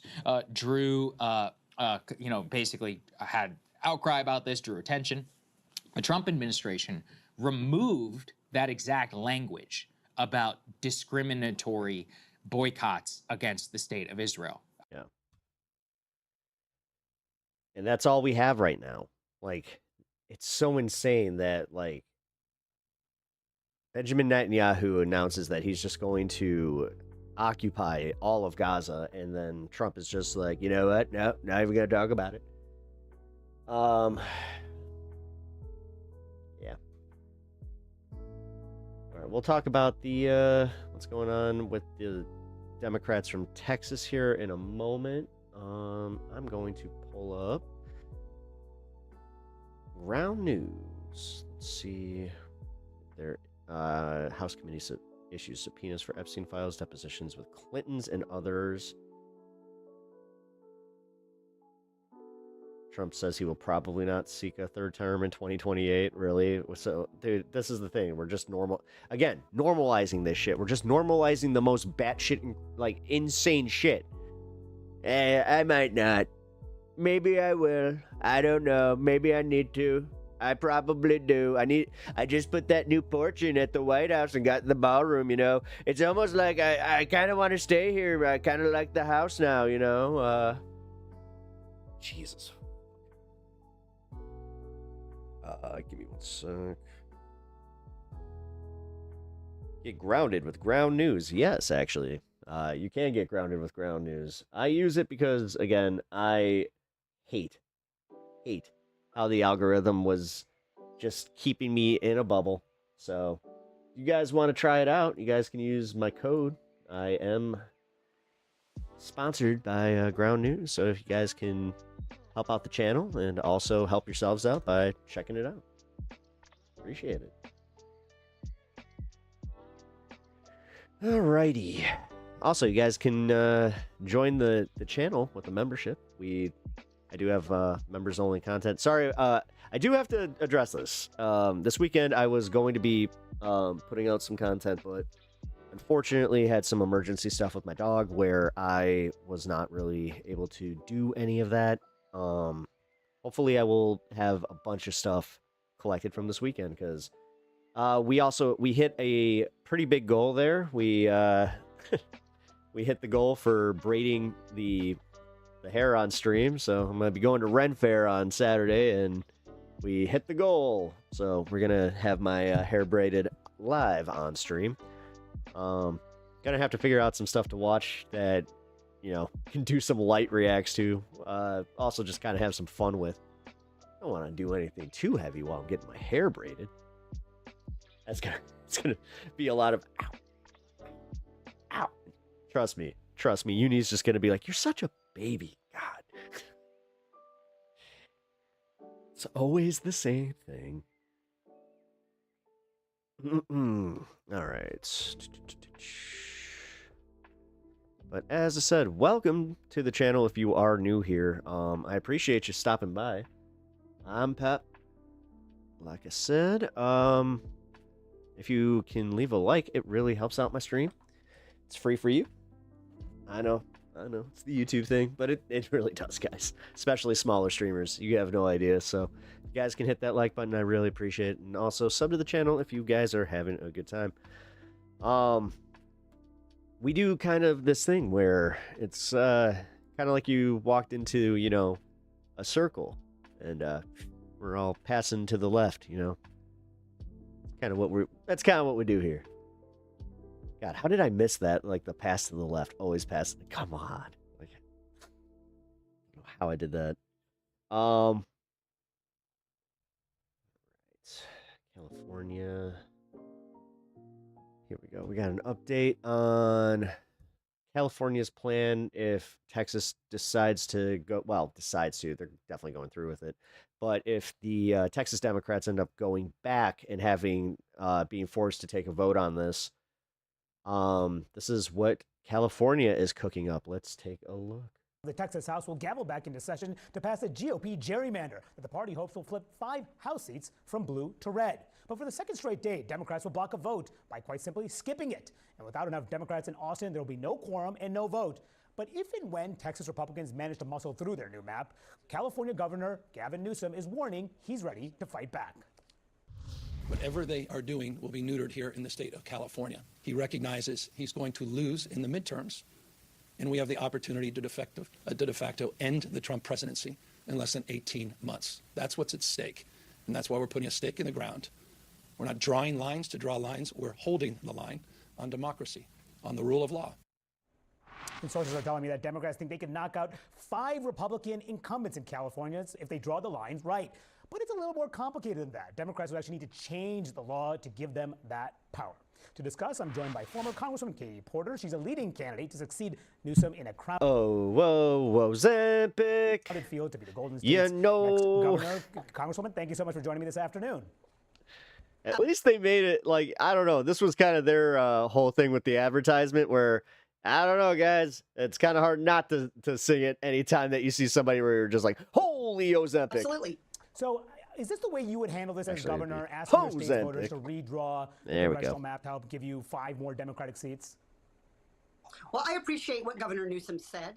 The people of California chose a particular approach to redistricting in a different world than we are facing right now. We are seeing Donald Trump engage in lawless activity, mass immigration raids, yanking away federal research funding. And so I think people feel like... Yeah, as much as I want to make the case for like, guys, this is, we're being forced to play dirty tactics here, but we have to fight fire. We can't not do it. Fire. And one thing I really appreciate about this that I want to emphasize is California's approach here is triggered if Texas makes the wrong decision. If Texas is going to choose to change the rules midstream. I appreciate that, though. I do appreciate how California is just like, guys, you do it, then that's fine, but then we're doing it too. Is simply responding to that. So it sounds like I think that this is a moment. This is a moment where I hear from California. I prefer Trump's name for Ozempic, the fat shot. All the time. Get the fuck out. He called it the fat shot. Occasionally he does surprise me. Up to Donald Trump and stand up to the Republican shenanigans. So it sounds like you do support. I heard Rosie O'Donnell took it. This plan by the governor. I think that Trump and Texas are leaving. Chris Christie could totally use it. I don't know what's going on there. Texas Republicans are leaving us no. Did he hear that he can't eat what he wants? Because that probably did it. Okay, they are tinkering with the rules of our democracy. Dude, the way he went after Christie was pretty funny. Congressman, there are already just 9 Republican House members from California. If your party gets its way, it would be just 4 Republicans and 48 Democrats. So is that really a fair representation in your state? Well, let's be honest. Do you think that what Texas has, even right now, is a fair representation in Texas? What in the actual fuck is happening with CNN? Where they're doing, it's fair?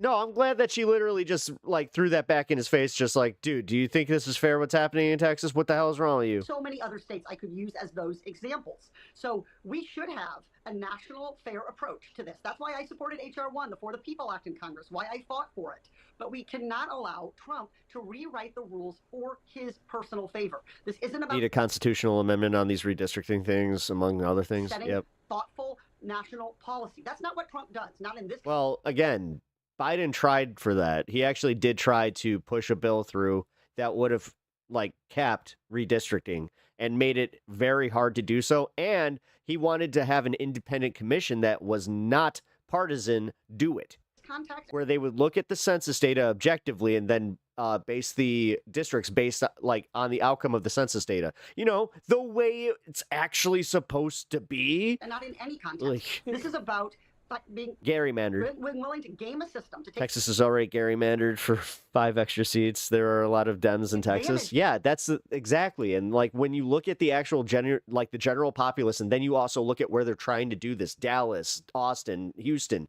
it's all the big city hubs where of course they're going to congregate. Of the American people to trample on what they want. And so I think that if Texas would like to have a nonpartisan independent redistricting commission, great. California will continue to do what we've done. Remember, what California is doing here is being triggered by Donald Trump's actions, by his deep unfairness and destruction of our democracy. Congresswoman, you mentioned the For the People Act, which you voted for while you were in the House. That bill would actually ban partisan gerrymandering and actually ban mid-decade redistricting as well. And separately, you actually co-sponsored a bill to require states to establish independent redistricting commissions. So, but now it sounds like now that you support with what the governor is talking about here and letting Democrats essentially redraw the maps to choose their voters, it sounds like you're reversing your position, are you not? Not at all. Look, when I was in Congress, I was being asked as a legislator, what should our national policy be? And on that issue, I stand by the ideal way to approach this. The way that every state should be required by federal law to do this is to have a nonpartisan independent redistricting commission. That's what I voted for. That's what I support. Kaz, I'm pretty sure that we both live in Lizard District. If you're asking me what I think should be the law of the land today, my answer is exactly the same. But I guess the question people would ask respectfully, people would say, aren't you abandoning your principles to win an election? Not at all. I am trying to stand up for what is left of our democracy in a world in which Donald Trump is trying to game and cheat the system again and again. I'm not a CNN defender, but that could have been an innocent tee-up, but also CNN unironically, maliciously plays stupid more often than not. That's the thing. I'm so poised to not be charitable to them right now because of the way that they have just normalized all of this just by going, oh, we just asked the questions. We don't have opinions anymore. People of California. Except for the people like Scott Jennings, who now unironically represent our network.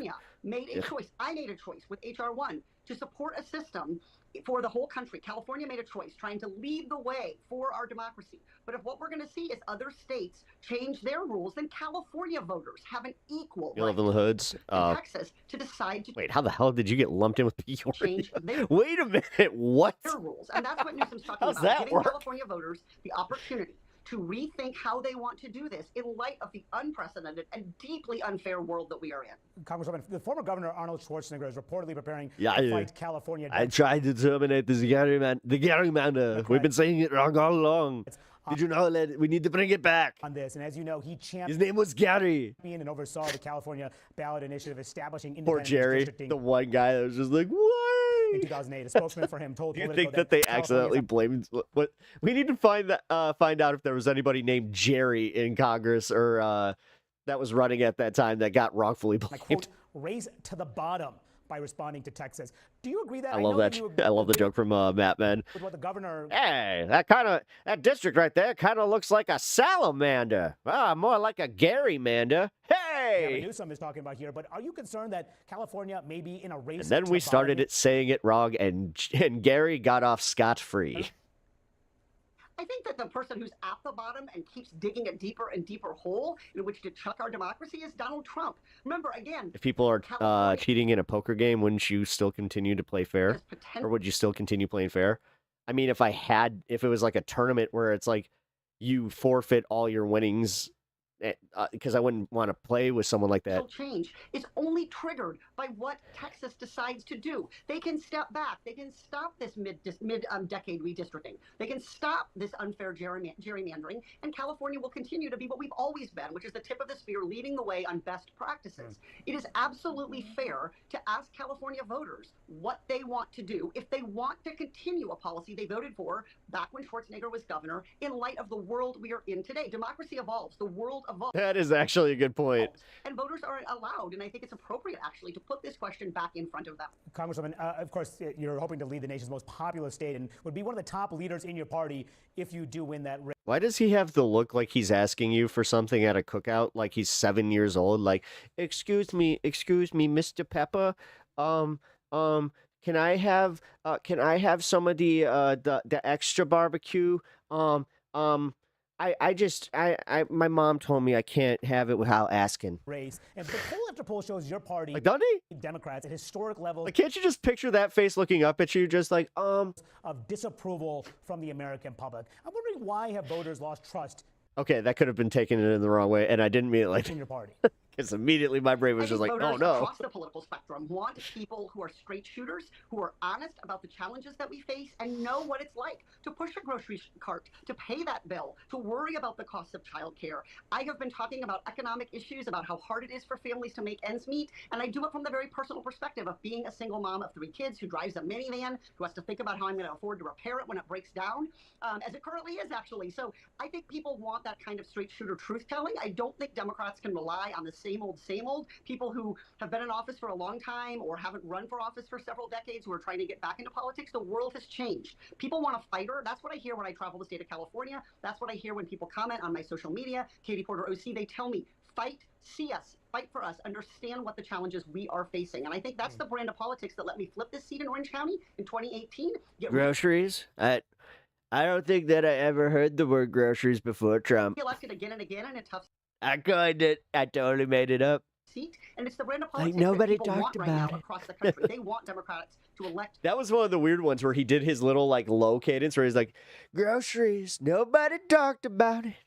leaders who are going to be tough and honest. All right, former Congressman Katie Porter, candidate for California governor. Thank you so much for joining me this afternoon. Really appreciate your time. Thank you. They ran the ramparts and did. God, that was one of my favorite brain farts he had. Again, make no mistake, the guy was doing that. More fake outrage against who? Megyn Kelly can't stop saying racist things. I hate to say I'm interested. Hey everybody, Timo from the Bulwark here. Garbage bag of a Whoa. human, Megyn Kelly is at it again, trying to extend the so-called Sydney Sweeney controversy by going after Beyonce. Sydney Sweeney, I love her. I absolutely love her. Who is featured. Can we not do the double denim? Double denim, never good. Never good. In a jeans ad of her own. You'll be surprised to know. I mean, every Canadian in here is just like, hey, all right. That Megyn I Kelly didn't know that we were does going not somewhere fancy. like the Black is Beautiful jeans ad as Sorry, much as she that's liked rude. the White is Beautiful jeans ad. It's frustrating to have to do this because we have these fake controversies swirling, and there is a line of thinking that's like, oh, you should ignore this and focus on the Medicaid cuts. It's like, but here's the thing: this stuff breaks through to the types of people Trump has done well with, and the Republican ecosystem uses this to their advantage, and it must be rebutted. And they've tried to create this fake world where Democrats hate Sydney Sweeney and Republicans like blonde girls with big boobs, and that Democrats think that blonde girls with big boobs are Nazis. And if you like blonde girls with big boobs, then you should be a Republican. And it's fucking. They literally, I mean, they did that with Superman. Like that's what it's. I swear to God, this is all AI. This is all AI generated. Stupid. It really is. It's stupid. It has to be. Like the simulation theory is starting to catch on. It's based on nothing. It's just everything's so fucking stupid. Because again, Superman, where they're just like, look, they brought boobies back. You can see the top of her titty meat. Boobies. And like, holy shit. When dude. the reality. Like, we don't have. I mean, I guess this is what happens when you don't let Texas goon as they freak the fuck out over some top titty meat. Is. I mean, as much as I love me some titty meat, it's insane how much they're freaking out over it. That it's the Republicans that are the actual Republican politics. Just bad marketing. It's not bad marketing. It's brilliant marketing. Their stock went up. They've been selling jeans based on this fucking controversy. Like, I hate to say it, like this was kind of where they used the faux leftist outrage, and they kind of won with it. Including the President of the United States. Although now it is kind of funny to watch that it's not even actual outrage that they're bringing out. It's just a bunch of like, did you really think that we'd be outraged by this? It's like, oh, look, you don't like the titties. That are trying to divide the country by insulting people who are really, really popular. The Republicans, Donald Trump in his Sydney Sweeney statement went after Taylor Swift, said she's not popular anymore. It's woke now. Megyn Kelly is about to read you, goes after Beyonce. And they're imagining not even hot anymore. There are Democrats going after Sydney Sweeney. Doesn't do it for me. Doesn't make the pee-pee go up. There aren't. They're just like random stupid people writing op-ed columns in various newspapers, and also Cam Kasky, who are going after Sydney Sweeney. And it's like, no. I'm I'm Donald Trump and I approve that message. Actual Democrats are going after Sydney Sweeney. Here's the thing. Everybody likes Sydney Sweeney. Everybody likes Beyonce. Everybody likes Taylor Swift. Asterisk. You know, we live in a big country, and so there'd be haters that hate people all the time. Shit, I got into a discourse on social media over the weekend about people who didn't like the Edward Sharpe and the Magnetic Zeros song "Home." Beautiful song. I thought everybody liked "Home." You know, haters can create nonsense over nothing. The reality is, let's bring back the how bad the James Blunt song "You're Beautiful" is. Megyn Kelly, who's making one of the worst songs ever created. Racist attacks on You're beautiful. Beyonce. It is You're beautiful. It's true. Donald Trump, the president of the United Who States. the fuck heard that and was just like, that guy sounds awesome? That is attacking Taylor Swift. And so the only political party. Yeah, that might be a 17-year grievance. What? And political movement that is going after my mom. Extremely popular women that everybody love is MAGA. Here's the Megyn Kelly shit. Let's see if you can catch the racist Your life is right. dog whistles here. She shows this picture of Beyonce.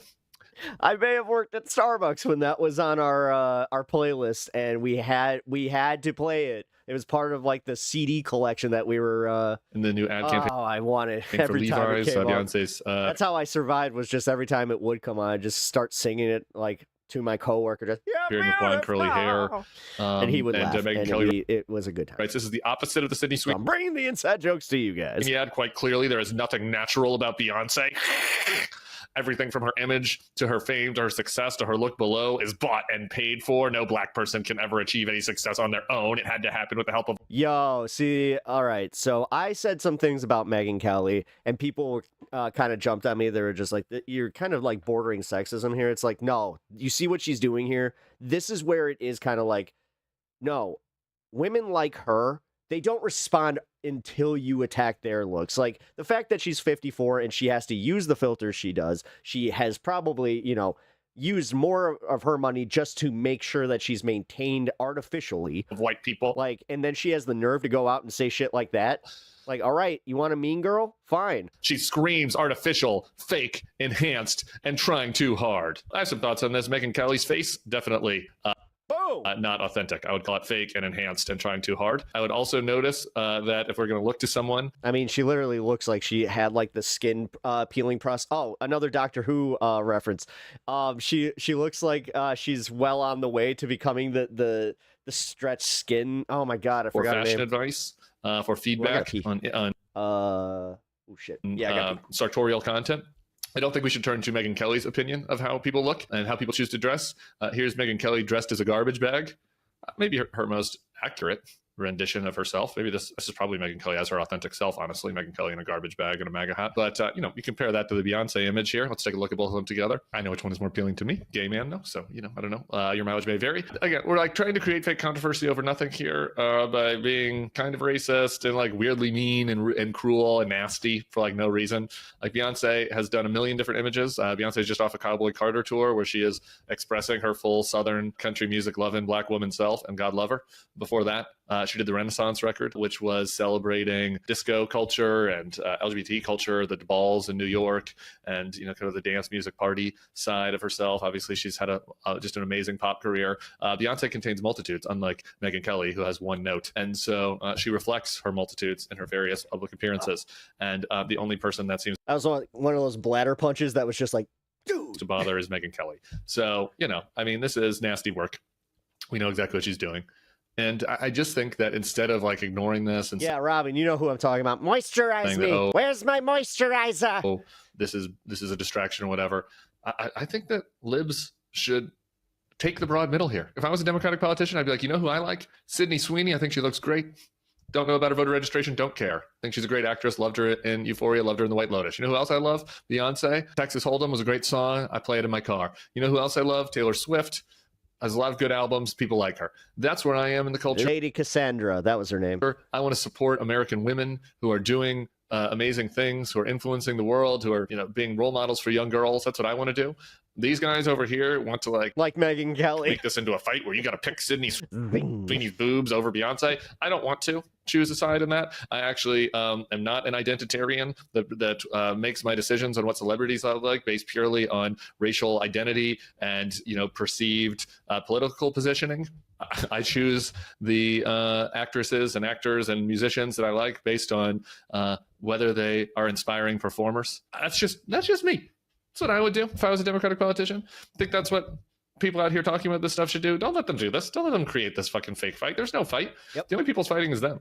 MAGA wants to make this about Sydney Sweeney versus Beyonce, and wants to do dog whistles against Beyonce, and wants to pretend like Sydney Sweeney is one of. So just say you want to motorboat them titties and move on. Theirs. It's not. Sorry. That's not. Politics doesn't have to be like this. We don't have to. Not everything has to be Fox versus MS, Megyn Kelly, white versus black, authentic versus inauthentic. This should be where all America comes together. Authentic. I am Megyn Kelly, one of the most inauthentic people in all of the news, and I'm going to judge someone for their level of authentic. You don't have to do this. You just don't. I choose not to. I choose to make fun of them. I choose to point and laugh at the MAGA world that is so obsessed with this that they can't just. It is funny. I mean, it is funny at like how they always grasp these issues specifically. Enjoy. And then how telling it is where he's just like, wait, she said what now? I love Sydney Sweeney. And then he didn't know who she was. And then he looked up a picture. He's like, oh, I actually do like me some Sydney Sweeney. Look at enjoy him. The pleasures of Get Me Bodied or Lemonade, without feeling like they need to pick a side. I feel bad for them, actually. It's kind of sad. I feel bad for Megyn Kelly. She's pretty sad. And I feel bad for the country that people feel like they need to get drugged down into this. So I think the right thing to do is position oneself on the side of the vast, vast middle of this country, the vast majority of this country, who loves and respects and honors the really talented women. Okay. You got anything else to say about Megyn Kelly? Nope, we're good. All right. Rant.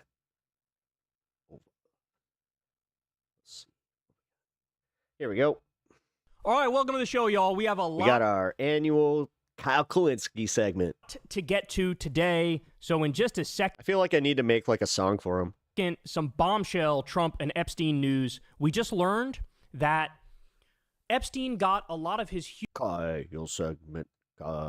Human That's not good. trafficking tips from the segment with Kyle Trump directly. I mean, this is something, one of the original. I was thinking Star Trek Insurrection. Oh, good pull. Yeah. Oh, yeah. Oh my God. I forgot the name of that alien race. They were so forgetful. Investigative reporters who was looking at all this. What a dumb movie. Epstein stuff. She came out and told us that fact. So I have that video for you. Lots to say about that. Oh my God. Isn't that the one where, Picard does like the little cha-cha? Then we'll get to the secret plan for the U.S. military to invade major cities all across this country has been revealed. As you all know, they already illegally invaded California. They invaded Los Angeles. They both nationalized the National Guard that's there and sent in the Marines. So this is the plan across the entire country. We'll talk about that. Then we'll get to Tim Dillon goes nuclear on Barry Weiss. That's a fun clip. Elon Musk apparently continued to donate millions of dollars to Trump, even as he was calling him a fredophile publicly. I don't know how that adds up. Somebody please explain how that makes sense. I mean, and then how many times have we gone to that where it's just like, wait, how are we here? Later, it happens almost daily. We also have Rogan can't stop shitting on the left, even as MAGA is destroying America right in front of our faces. So I'll have a lot to say about that. You guys know the deal. Everybody, please subscribe to the channel. He's trying to do the apolitical thing, man. That helps out big time. He doesn't want to lose the audience that he cultivated. Come on now. Cost you nothing. Thank you to everybody who supports this show on Patreon. We couldn't do it without you. This is real independent media. I've never talked to any advertisers. I've never done any ad reads. I've never talked to billionaires or any governments or anything like that. You guys fund the show from the ground up, so please consider supporting on Patreon. That link is below. You could also support the show on Substack, Crystal Kyle and Friends. That link is below as well. $5 a month gets you the video of every interview, and it gets it to you a day early. You can also sign up for free if you'd like to get the free audio podcast as soon as they drop. And go sub to Corin's World, the YouTube channel, where we play Kyle and Corin It used to be live. Kyle and Corin. We do that every single week, or at least we're trying to. You don't want to miss them. They're fun, so you can come hang out with us on Mondays at 8:30. He is awesome, and if you guys do not already follow him for his content, you really should.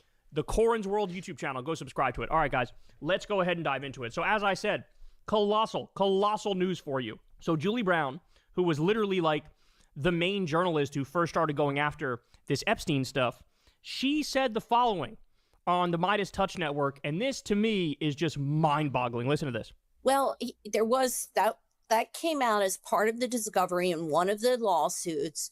Brad Edwards, who represented a number of victims, deposed Epstein had a company, a modeling company. We talked about this. And Brad Edwards deposed the accountant who worked for that company, worked for Epstein's company, modeling company.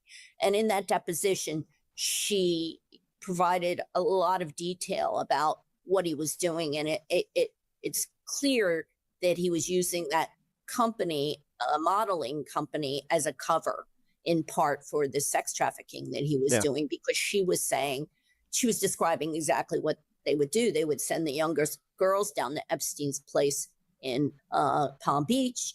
And she just gave. They would always do it too, like where it's like you've been booked for a private party. They would always make it sound like it's like, oh, okay, so we're just kind of like, you know how like when you watch a movie and you see like the cage girls dancing, like they think it's that type of shit. It's more detail than we had before, including the fact that when Epstein formed that company, he said to her, I want it to be set up just like Donald Trump's modeling agency. So again, the fact that it took this long to get to this point of outrage about something like this. And like I said, this is also like where I'm not going to let this one go. How like we have a society that's normalizing fucking chasing an 18-year-old's OF. Let's peel this back and expose all these assholes for the fucking creeps they are. And that's in that record. Jesus. I always had a problem with this because we would have these pastors that would we had one specifically that got caught with a 14-year-old girl. And this motherfucker somehow got to go on a apology tour where it was called like a forgiveness tour, where he went with, and he would come to all the local congregations and just go, yeah, I was a bad boy, but with God and his forgiveness, I have been found, and you guys can find your forgiveness, and you too can be like God, and you can kind of just, I'm sorry.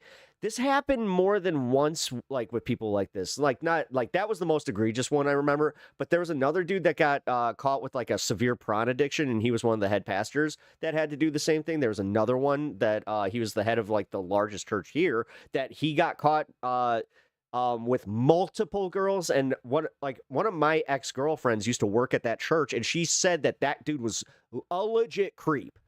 So like this was one of those things where it's like, oh shit, so you're telling me that people kind of know, and this is like a systematic thing that usually includes just normies that kind of turn a blind eye just because they don't want to, like they do with Trump. To that. I mean, you want a fun social experiment? Look at everybody that just ignores all the blatant shit that Trump does, and then still goes on about how they care about the victims under oath. Right. That Epstein said that he wanted to model his modeling company that he would invest in on Trump's. So Epstein's modeling company was a front for human trafficking. And Epstein allegedly said, hey, I want to make my modeling company the same way that Trump made his modeling company. In other words, his human trafficking ring, his human trafficking empire that he created, in part, was based off information he got from Donald Trump. I don't know why mainstream media has not gone down this rabbit hole yet, man, because there is so much there. You guys know this. We've covered it in detail with a number of segments on this channel, but the bottom line is you have people, John Casablancas, Jean-Luc Brunel, Jeffrey Epstein, Donald Trump. These are all guys who at one point or another had a modeling agencies, teenage modeling agencies, and they were a front for human trafficking, taking young girls from post-Soviet bloc countries and doing Lord knows what with them. I mean, this is disgusting, and this is all on the record, and we have all the articles of, rappers in the 90s who were famous said, hey, I went to... The only thing necessary for evil to triumph is in the world is when good men do nothing. To a Trump party, there were these underage girls who were doing drugs and having sex, and Trump was involved and Trump was participating. And an article in the New York Daily News that said the same thing about these alleged, orgy sex parties at Trump hotels with underage girls, because he ran this teen modeling agency. That's why we just saw the videos. Midas Touch released those. 1991, Trump is at some teenage beauty pageant judging the girls. Trump was on Howard Stern saying, well, I owned some of these beauty pageants. Again, it's all they do this thing where they act like it's a literal court, where they're just like, it's all circumstantial. It's like, bro. Pageants. And so come on. I would be allowed as a... And why is it always with him? Why? Where you could literally hear one fucking rumor about a Clinton and you're just like, yep, that was 100% true. 50-year-old man to go in there. I mean, honestly, I kind of feel like an idiot for even talking about it, because realistically, the answer is these people suck. They have no consistency. And like, yeah. When these...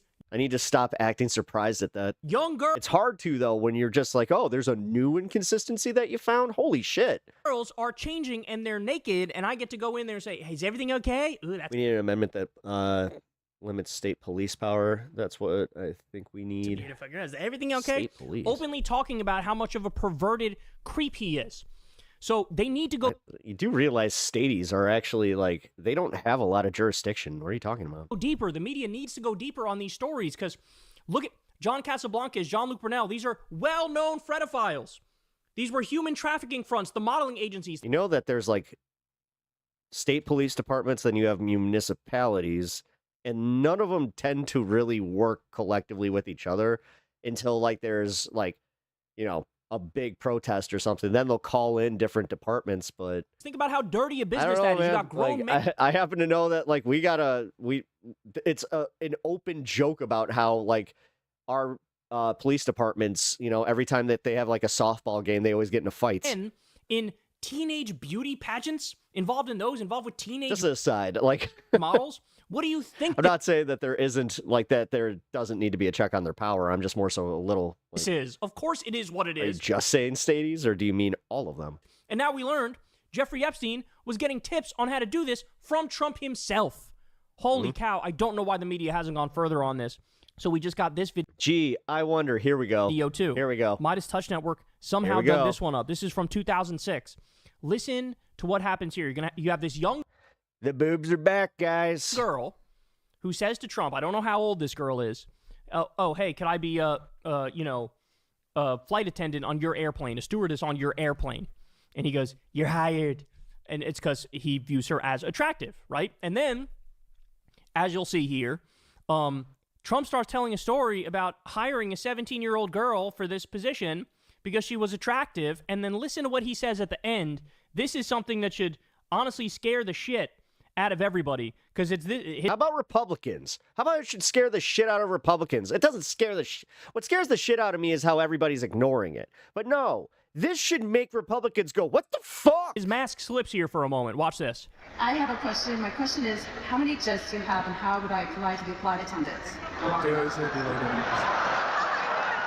you bring her on up there? Oh my god. Who's this? His personal Ghislaine Maxwell that we didn't know about? Who's the blonde? Who's the blonde that just, like, joyously brings this woman up?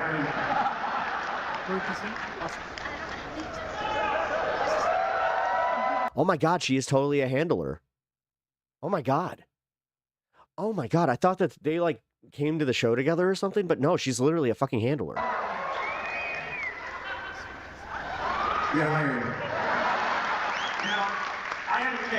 Again, everybody wanted to focus on Biden, doing the little creepy hair touching and shit, which was creepy. But this is the shit that you were giving a fucking pass to, man. Like, I never want to hear about the Biden shit ever again. I really don't. I really don't. This shit is insane. And this is all pre-2016. It was very interesting. A beautiful girl who was 17 or 18 applied to be a waitress. She's so beautiful. She's like a world-class beauty, like the young lady who just asked the question about the actress. She's so beautiful. And my people came... He's literally a 17-year-old. He's going on about this here. She said, but Mr. Trump, she has no experience. So I interviewed her anyway, because she was so pretty. And I said, let me ask you, do you have any experience? She goes, no, sir. I said, when can you start? You can work at my plant anytime.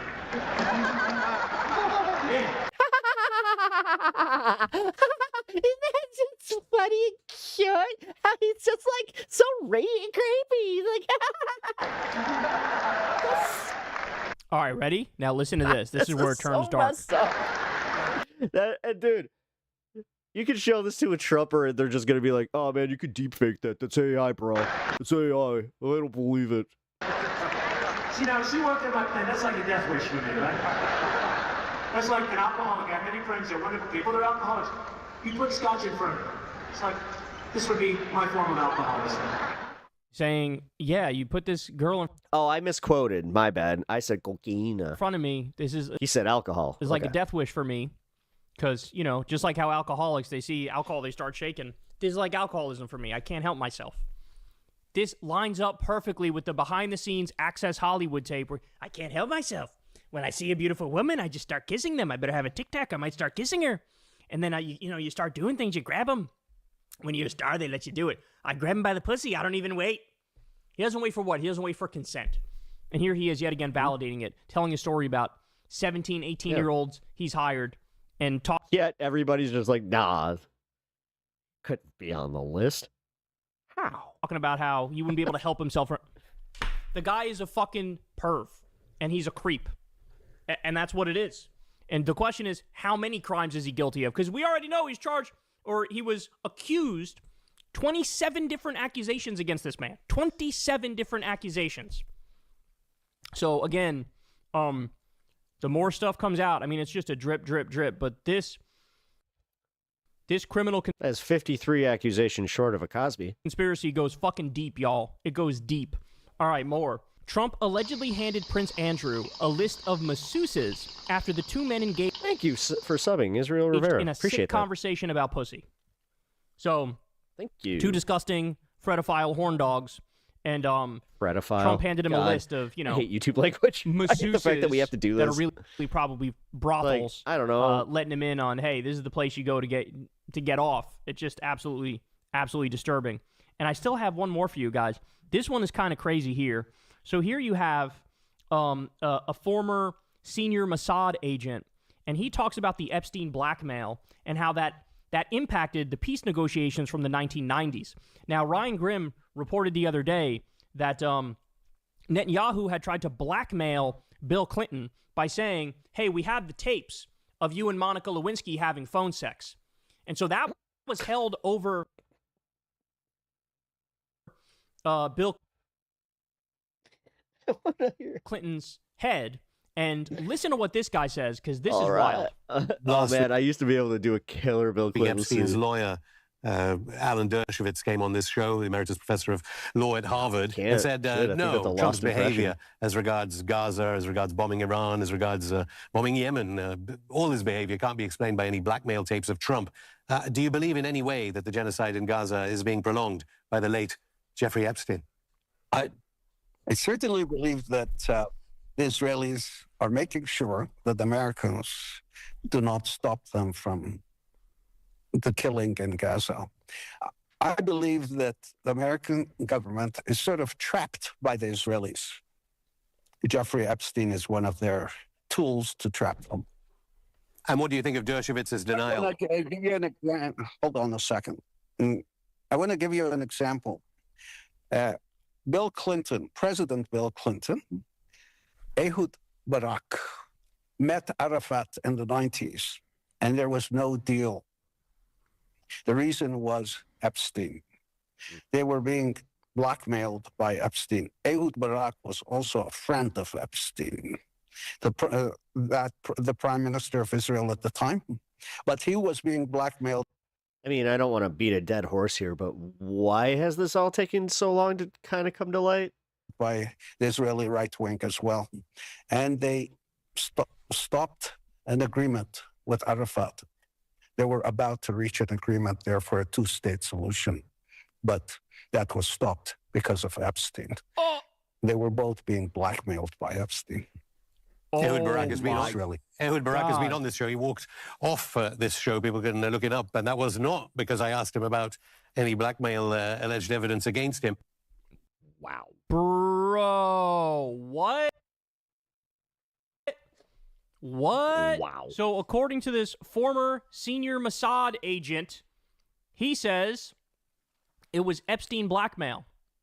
It was Epstein blackmail that blocked the approval of that deal, of that two-state solution negotiation that was happening at the time with Arafat. And we all know, we've all heard the different narratives around that, right? The Israelis always blame, oh, Arafat didn't take the deal, and Arafat, you know, always would chicken out at the last minute or whatever. And of course, on the Palestinian side, they correctly say, in my opinion, that the deal was fucking bullshit, and it wasn't even a real state that they were being given. It was like granting these like limited Bantustans and calling it a Palestinian state or whatever. Couldn't have a military, couldn't control their airspace, et cetera, et cetera. There's all these issues with it. But this guy saying, look, the deal was done, and it was actually Epstein blackmail. One of these days he'll actually like have his face visible. I don't know why. That was used to hold over the head. But he always also chooses that specific side of his bed to put his head on. Both Ehud Barak and Bill Clinton to say, You guys don't know what's going on. My dog, he's pretty smart. He lays with his head down on the floor because we have like a cement floor underneath the carpet, and it's nice and cold there. So killing the deal. Holy shit! Why is nobody talking about that? I see swear him to when God, there's a fan on, he's just like, oh. God, man. Look, not to pat myself on the back too hard here, but I get why all you guys watch this show, because you're not hearing about this shit fucking anywhere, bro. You're really like nobody's. No, that's what I mean. Like the fact that like all of this stuff has been so deeply buried for a long time, and still, even with its media exposure, it's like not small potatoes. That's a bad phrase. It's not as much exposure as you would think. Like, you would think it would get. Talking about this. This is Well crazy. I don't know how this isn't giant news. I don't know how everybody's not talking about this. But there it is, man. Like, this story, like, whenever you think you get to the bottom of it, no, wrong. You can go deeper. There's another layer underneath it. And here we are. We keep peeling those layers back, and holy shit, does it get darker and darker and darker. Hey, y'all, do me a favor and like and subscribe. It helps out big time in the algorithm. Click the bell as well for notifications when videos drop, and watch that video on screen right now. You know you want to. Y'all remember when Obama ordered $65K in hot dogs and pizza from Chicago to a party? No, I don't, but good taste.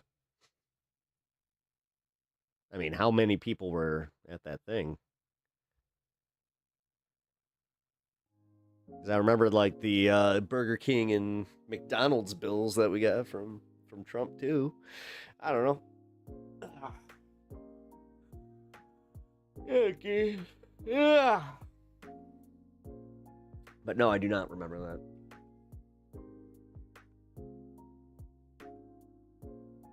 Okay. Deep dish? Yes, was it deep dish? That is actually a good question. Oh, I see what you're doing there. I see what you're doing. But anyway, if you guys are new here, welcome. Appreciate you stopping by. All right, we're in between segments, so let's hang out for a minute. I need to decompress. We kind of went through a lot right there. We're literally at 2:20 in the show. I feel like I've been here for longer than that. Man, that's a first. You know what? Screw it. During this intermission, we got some magic cards. Let's see what we get. Anything good? Let's see. Please. Give me the 5-mana card. All right, so we got copy and hero. Oh shit! It is West Coast. Hold on. Do that, and then we'll do that, and then we'll go into the segments. Deep dish pizza is horrible. No, it's not. Some deep dish pizza is horrible. I'll admit that. Some deep dish pizza tastes awful. Like, if it's not done correctly, it's, yeah. But that's why, like, again, as, you know, You're speaking of a cuisine from my land, I can tell you. Yeah. In Uno's, like, that's the thing. You probably went to Uno's when you should have went to Geno's. That's the difference. Lou Malnati's too. Lou Malnati's that's a solid one. All right, cheers.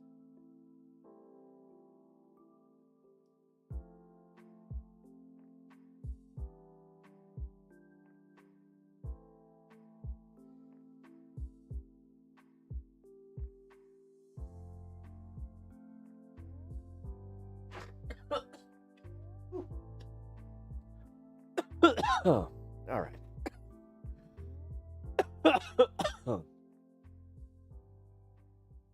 I didn't think anything called pizza can be horrible. It's just someone who can, well, I've had bad pizzas, but like, I like a Detroit style. Although, again, for anybody that calls ours, you know, holy shit. All right, so we got ice flan. All right, cool. Got Chocobo Mog. Hell yeah. Item shopkeeper. Marlboro. Really? Ooh, Art's bow. Mage staff. Oh, I see a full art in here. Oh shit. Pot. Spain. From I believe that's Final Fantasy 15, right? Oh no, that's 12. And kill.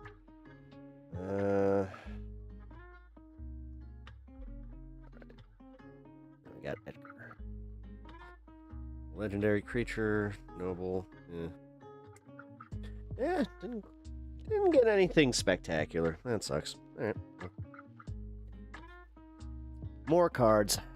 You eat marble. I know you do. Which is gross. That's so gross.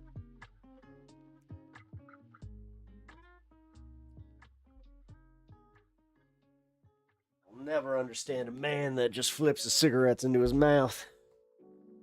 It's disgusting. All right, so a Detroit style pizza, it's like, fuck. Okay, how do they do this? I think it's crust, then cheese, then sauce, then the pepperoni or the toppings on top, and it's like kind of like a pan, like it's a deep pan pizza. Like it's damn near a deep dish, just square. Almost like they copied us. Whatever. Sugary tomato paste, processed dairy. Wait a minute. Gary, are you serious? Pizza? Gotham City's not even known for it.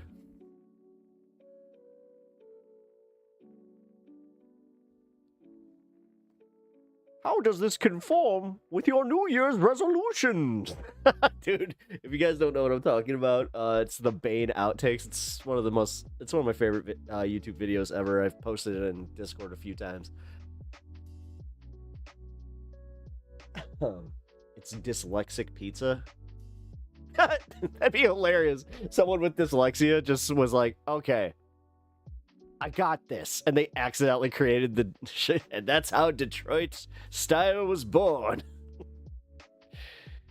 It's a fake pizza. It's fly swatter kebab. I heard a story that Detroit style pizza was invented by an auto worker at Ford who worked on the Model T, he was fired for trying to unionize, so he stole some of the unused oil pans, and that's why they're square. Oh! I wonder if that's true. We have Chicago myths like that. I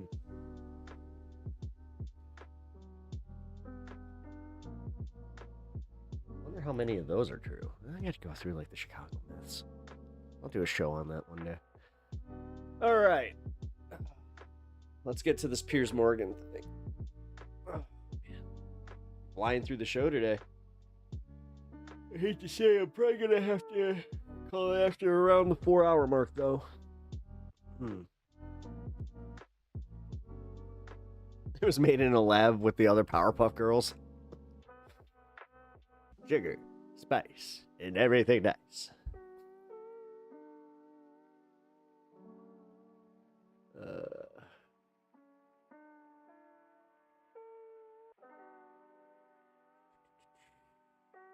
body orders grand jury inquiry into Obama officials over Russian probe.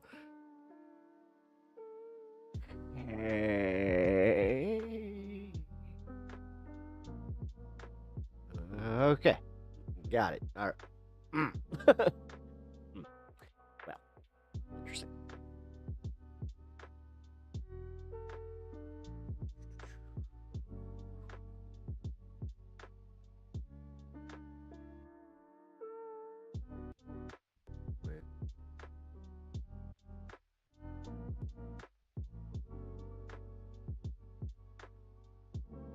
AI interview with Parkland shooting victim. What? Jim Acosta criticized for AI interview with Parkland shooting victim. What happened? Former CNN anchor Jim Acosta interviewed an AI-generated avatar of Joaquin Oliver, a 2018 Parkland shooting victim. Oh, who would have been... It would have been his 25th birthday. The AI recreation developed by Oliver's parents with advocacy group Change the Ref discussed gun violence and safety measures. Controversial use of AI technology. That's weird. My server meeting is tonight. Oh, cool. Yeah, like I said, because I already did my hour over on this space, which again, here, let me link this space. And also, if you guys did not watch it, like, I don't, a certain somebody in chat, don't want to call him out. No, you should definitely check it out. I had a lot of fun. I was in rare form today, so I had a good time. I had a really good time. And also, you can check out all the other programming on this space.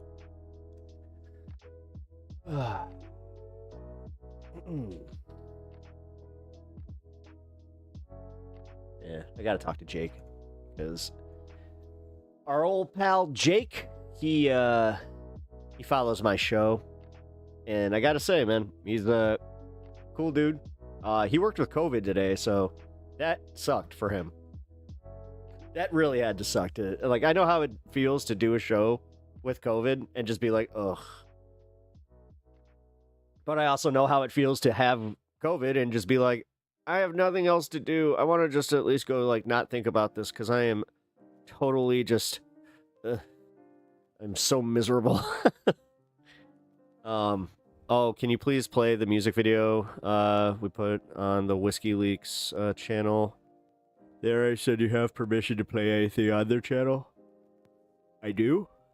I would need them to send that to my email, if you have that. Because if I do not have that handy to send to YouTube within a timely manner, then I do not have said permissions. No, I know how it goes. I'm sorry I'm overly cautious with this stuff, but I've been flagged too many times. And it has also happened with trust, like, it, I mean, I'm not trying to put you on blast here, but, yeah, it's happened with Kirk, you know? Like, they did it with his music, and it was not his fault. Like, these... for some reason, the AI that they use for all of this music stuff it's very finicky. That's why, again, if I don't have, like, the written permissions explicitly, like, then I'm sorry.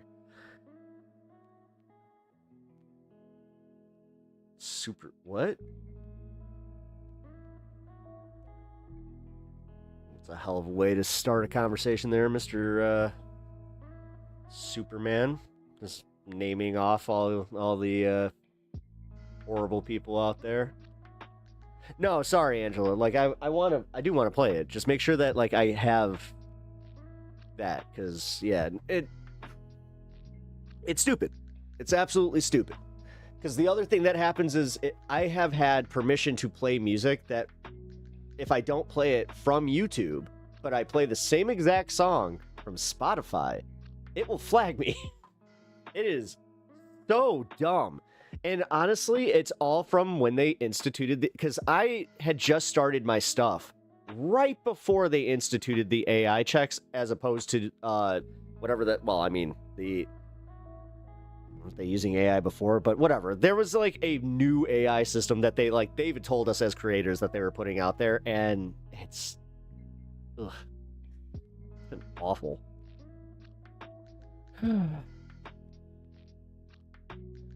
Although it did, because of funny enough, my last time getting a ding from Jubilee, I have now I'm trying to get permission to use Jubilee stuff. We'll see.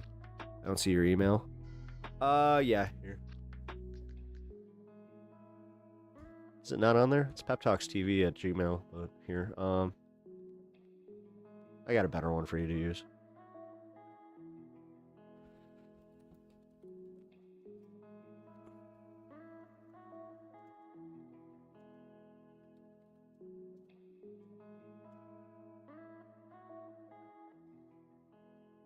There you go.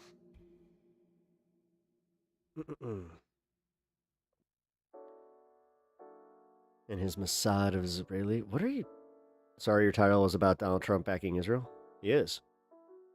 No, I understand. It's just like you kind of came in just like you came in hot here, man. And yes, like we are well aware that these people are, pedos. We are not allowing anybody to change the discourse on this because there's too many. It's not even changing the discourse. That's actually this is how fucked they are. Is they can't run from this. This is so bad that it's like they can't ignore it. They just can't. No, it's just nice to meet you. I always like when people come in and introduce themselves. I also don't eat Sludge DJ. I don't know. Either way, welcome to the show. I appreciate you stopping by. If you're having fun, hit that like button. Free for you, helps me a lot. That's the one point, the one part where I'm just like, I wish you guys could understand how much it really does. Like, Jesus. You agree Israel is doing a genocide in Gaza? Yeah. Yes. Where's this not implicit? I just kind of read my title back. Okay, maybe it's not implicit. Oh! Holy shit! I just realized something. Oh. All right, guys. Just full disclosure, we've had an influx of people here, but not a lot of them, sticking around. And I'm thinking, I know what's up. I think that they see my title and then they're not obviously not familiar with my programming. Immediately are like, oh, maybe this guy is, I like to smoke and I like to chill, but they like to do it with a red hat on, so. Okay.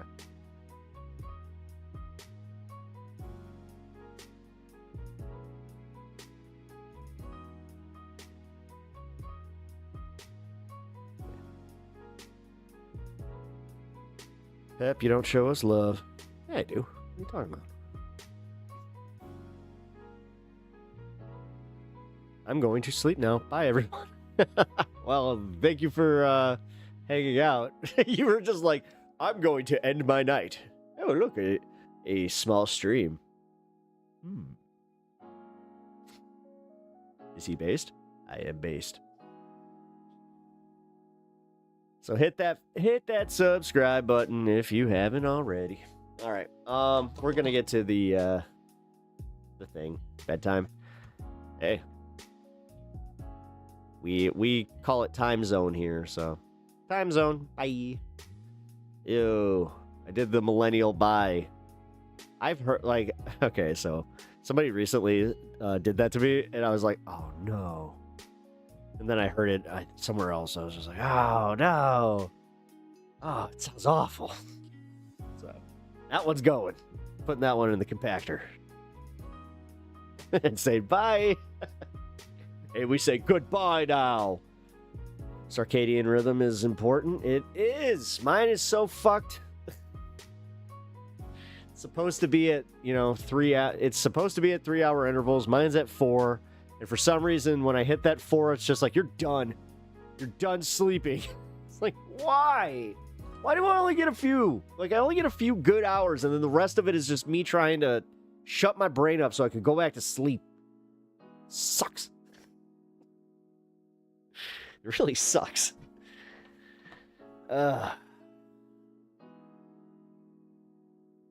But, oh, are we almost at 420 views? Well, at least on my end. Always love that. Again, that's where I can see the traction. I'm like, oh, not a lot of you guys like me. That's pretty fucking funny, though, I gotta say. Also, kind of makes me wonder, is there some merit to that whole, they push right, like, even apolitical, you know? I wish I could do the Hassan thing. Oh, thank you. It's my Constitution Corner meeting. I don't know if we are getting anywhere, but I feel like we are at least doing something. Just having conversations about this stuff is doing something. Like, you do understand that these types of, like, movements and everything, they usually start in bars. Like,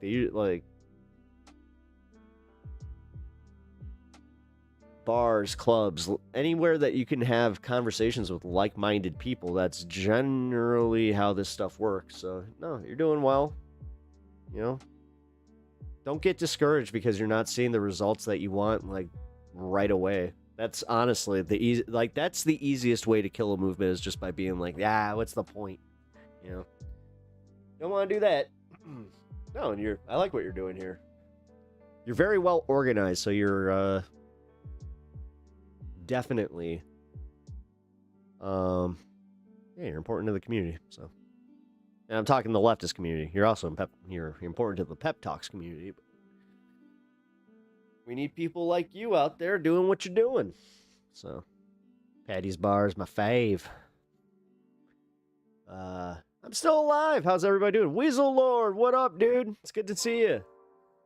I'm glad that you're still alive. Glad to see that you got your golden badge there. That's pretty freaking cool. Thank you for maintaining your sub to the or your membership to the channel. I really appreciate that. How have you been, man? What you been up to? Anything fun and exciting in the world of the Weasel Lord? Do you call your room the den?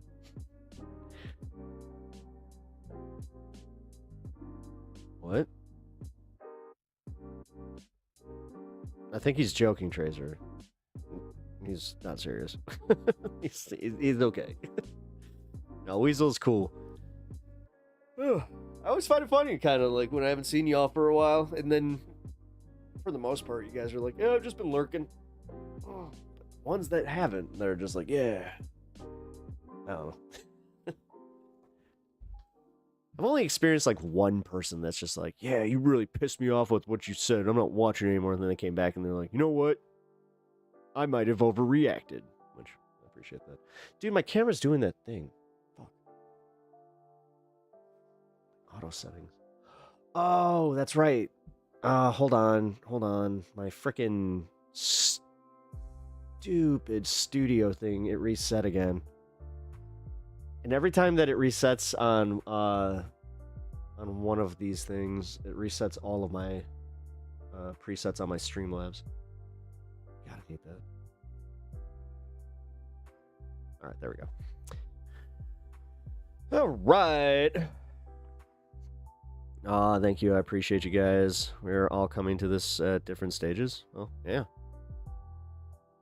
We're all living through this weird time. It's kind of weird to think about, though. Like, see, this is also, like, maybe it's because my mom died, and, like, make no mistake, my mom was very involved in me being involved in politics and interested in politics. Like, I could actually kind of say that my conversations with my mom almost trained me to do this, because she was the best audience member, she was very generous with laughter, and she was always interested. So she would always, like, engage with me, like, always have, like, the, like, questions about the stories I was talking about. Very, very rarely would she tune out and just be like, oh, okay.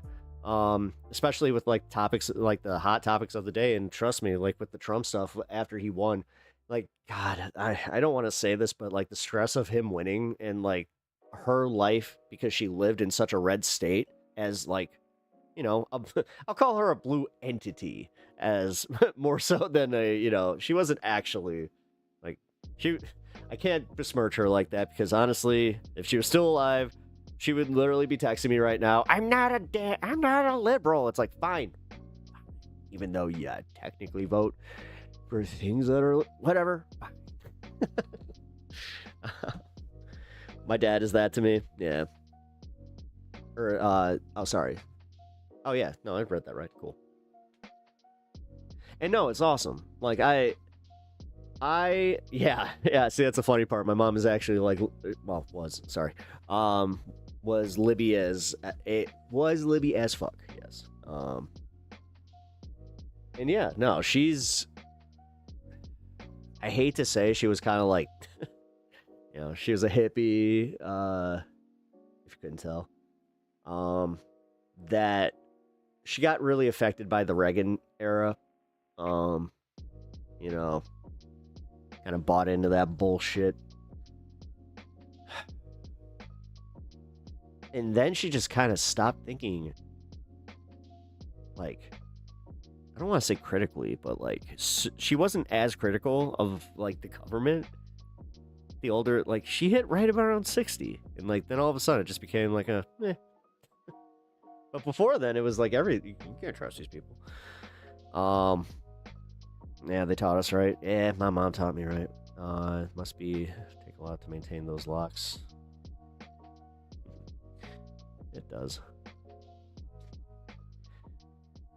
I don't know. There's a trade-off. I think I've explained this where it takes time to do the hair, but you know what?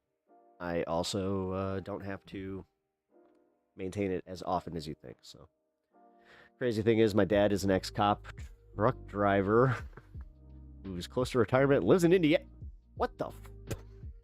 Whoa! What? That threw me. And he's Libby? You just proved why gerrymandering, why it actually, or not gerrymandering, but the drawing of the funny districts is necessary. That's wild. Yeah, no, hold on. I'm actually still processing that. That's a conundrum. Wow. Your dad's an interesting fella. It's fucking ex-cop. Trucker. Like, I've known some truckers that their politics aren't exactly what I would call Libby. But I shouldn't judge. You know what? This whole thing, this always happens when I do like this preconceived thing where it's just like, oh, you know, farmers, they're not exactly like, you know, they're not the most liberal people. And then you got guys like freaking, oh my God, why am I blanking on his name? Oh my God. From Nebraska. Fuck. I think you guys know who I'm talking about. Oh, God. He's like big Tony Michaels Midas Touch guy. Oh, really? That kind of makes sense.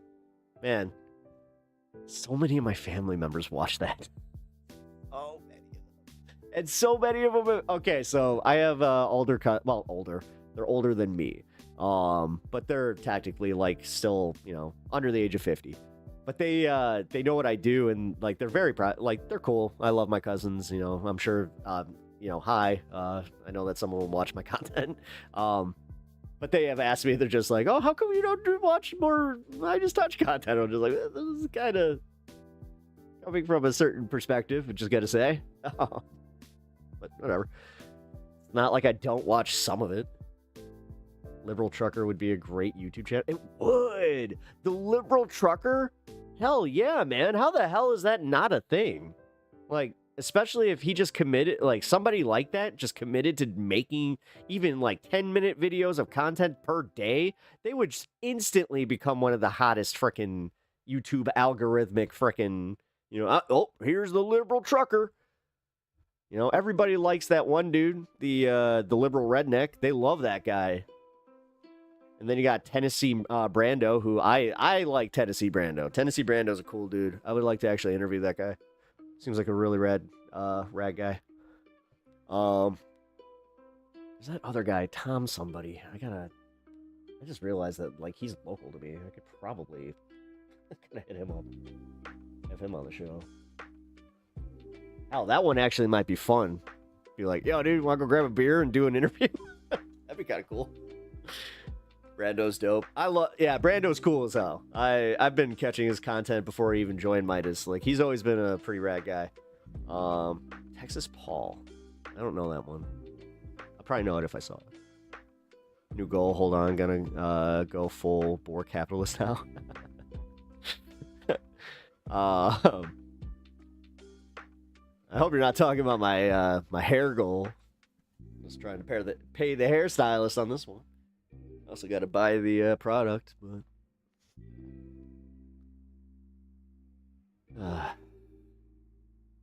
yeah, we'll figure out. We'll talk colors and stuff. I don't know. We'll see what happens. I think we'll start light and then maybe add something from there if I'm feeling it. Pep finds me super weird. Tracer, you're too in your head, man. No. And honestly, like, the problem is I don't want to make my show about that. So, like, I appreciate it, and I appreciate your comments. But like that kind of stuff, no, it's that. But that kind of stuff right there, like specifically, Pep finds me super weird. Is never too happy about me being here. What are you talking about? When have I said that? When have I what? Calm down.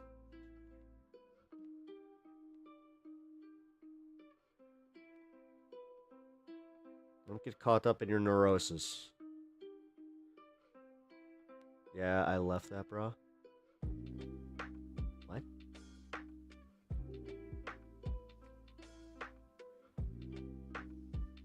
Okay. All right, well, let's get to this Piers Morgan thing. All right, how long is this? It's an hour 10. Oh shit. You know what? I should probably pee before I do this. All right, we're gonna take just a small break,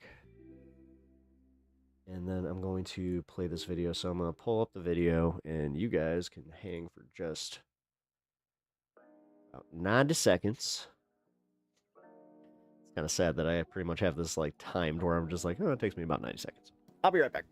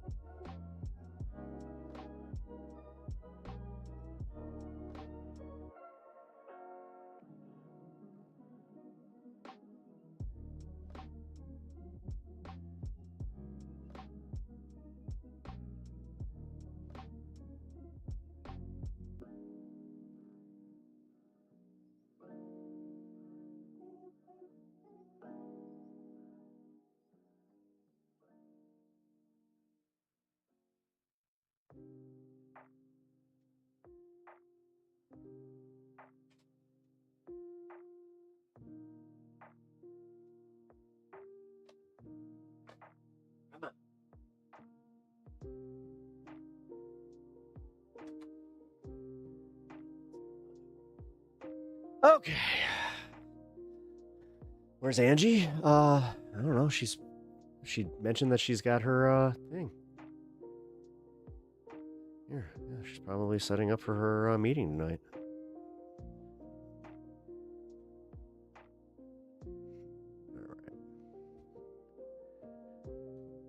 All right, guys, this is going to be a good one. Also, I am extremely interested in this one because we got one Joe Walsh, not the Eagles guy. He was running, God, I think it was my old district.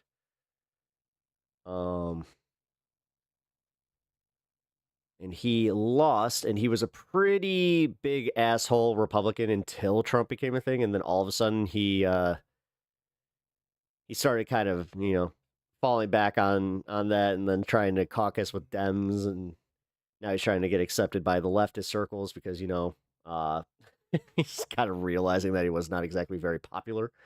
And then we also have one Kat Abou-Ghazaleh, who is on this panel, who, I have to say, I've watched a few more interviews off stream, and I kind of feel bad for her, man. It seems like she's kind of feeling the pressure from all of this, and it's kind of scaring me that she might burn out. And I'm hoping that's not the case, because she has a great platform, and honestly, these people, they do not give her the time of day when she is on their shows. So I hope this isn't like the CNN appearance that we watched the other day.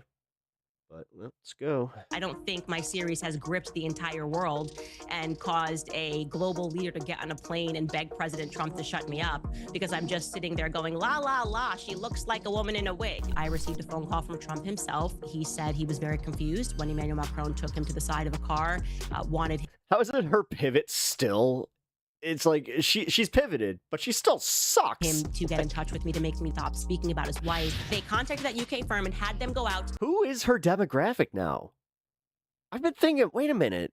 Because, did she, try to do, is she trying to bring in, apolitical normie women that are, to find a crisis PR team in America ahead of my series. You really are asking people to defy their common sense in this moment. I admire your balls. I mean, probably the wrong term to use, given the issue we're discussing. $300,000 to charity. I say she's a woman. Are you prepared to take that bet? I am one. Her demo is conservative black people and conservative whites that don't think they're racist. 1,000% prepared. Alexandria Ocasio-Cortez, who is packing stadiums in red states, by the way. That should be something that Democrats would want to latch onto.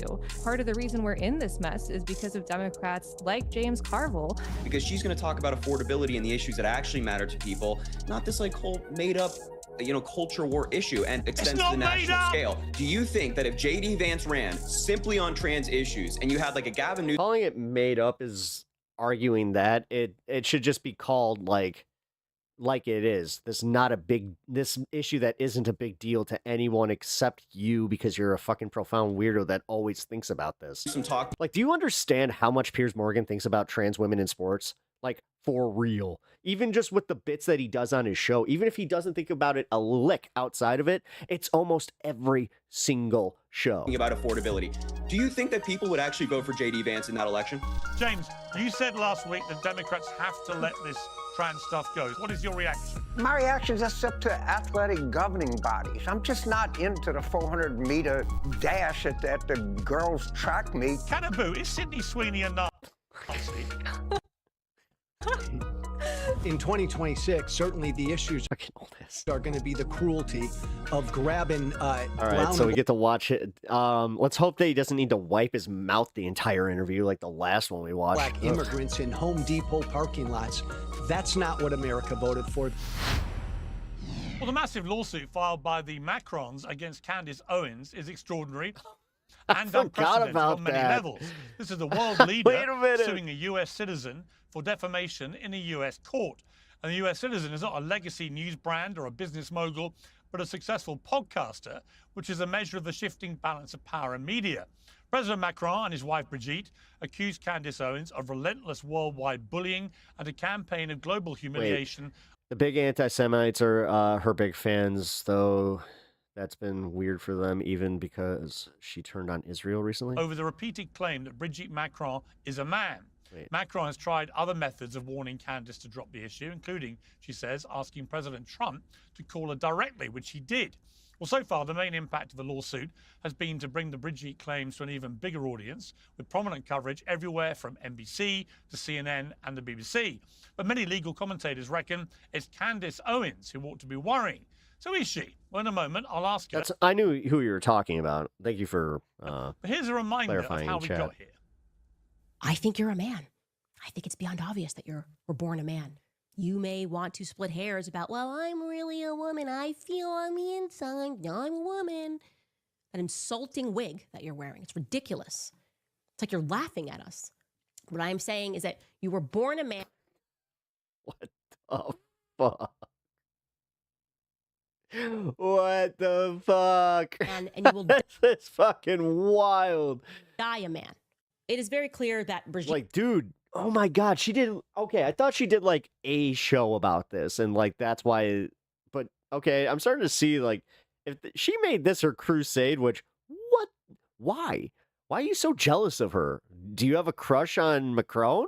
What is going on with you, girl? Brigitte Trogneau Like, exists. why are you hating? What's going on? It is very clear that she was, in fact, the sister of Jean-Michel Trogneau. And I think Those gender gatekeepers are funny. that if Well, I mean, it's like she's doing the Anna Kasparian thing way late. I am guessing what took place here, Jean-Michel Trogneau took Brigitte Trogneau. But why? Why her? What is this? What is this? This is actually really weird because, like, who cares? Like, legitimately, who in America cares about the French First Lady? Number one, just an aside. Like, who the fuck cares? Trogneau's identity at some point. It's plausible. But it seems like, I mean, dude, she's like spending an Alex Jones level of like time on this conspiracy. That Brigitte Trogneau got sick, that the real Brigitte Trogneau got sick and perhaps had Why are these people obsessed with genitals that aren't their own? a dying wish It's also to help true. her brother. It's very early on, but I know Repression. that the process is supposed to be the pain, that they want to drag this out. I can't see them wanting to make it to Discovery. I just don't see that happening. I think they'll fake kill Brigitte first. Like they'll be like, oh, Brigitte passed away from stress because of what Candace did. Well, the host of the Candace Show, Candace Owens, rejoins me now. Candace, how are you? I'm doing well. How are you, Piers? I'm good. Are you a woman? Jesus Christ. I am, in fact, a woman, and I certainly would never sue someone to prove to the world that that is a fact. I would probably be laughing. Well, how can you prove to me you're a woman if I don't believe you? I wouldn't have to. You could do 18 hours. Yeah. Seriously. Like, look at him, like the way he Of Jesus fucking Christ. a show saying that I was Oh my fucking God. Piers Morgan is a what? Like, seriously. What else? Like, he wanted her just to be like, oh, I would just show you, like, I would just like, here you go. Like, and he would just be like, all right. living as a man for 30 years. Christ. And the easiest thing for me to do, obviously, would be to just release pictures of me living, yearbooks, me on the cheerleading team, me pregnant, me with my children, raising my children, long before if I ever Perverted got old to the man. point where I Yep. thought that I needed to launch a lawsuit. I mean, dude, like, he's like Master Roshi level. would probably just release a few photos if we're playing devil's advocate here. But ultimately, the easiest and quickest and best way to prove to me that you're a woman, and I'm not disputing that you're a woman, I think you probably are, but I know you like to cast doubt on people's gender and sexuality, so I'll just leave it Is he going to say it? floating, hoping that someone in the internet world grabs it and makes me tons of money with a, is Candace male or female? But my point is this, you would be able to prove it to me by taking a simple sex test, right? You would just say, here we are, here are the results, here's the sex test. That's the best way to do this, right? Actually, because we were in communication with her legal team long before she launched this website, we never asked for something that deep. We literally gave her a list of 21 yes or no questions and asked her to just answer it on the record. Also offered to fly over to Paris and interview Brigitte to get her side of the story before we even launched the first episode of the Becoming Brigitte So fucking weird. series. We were in communication. Piers Morgan is such a profound, just weird dude. Communication. The fact that he cares about this much, like, can I don't know. I hope this gets clipped at some point where it's just like, no, Piers, you're just a weird dude. And off like, and nobody's calling you on being just a fucking weird dude with this weird obsession. for them a chance to rebut, and they came back. Yeah, no, Piers is just like, show me your beaver. her. Said we don't have like, what the fuck? For real.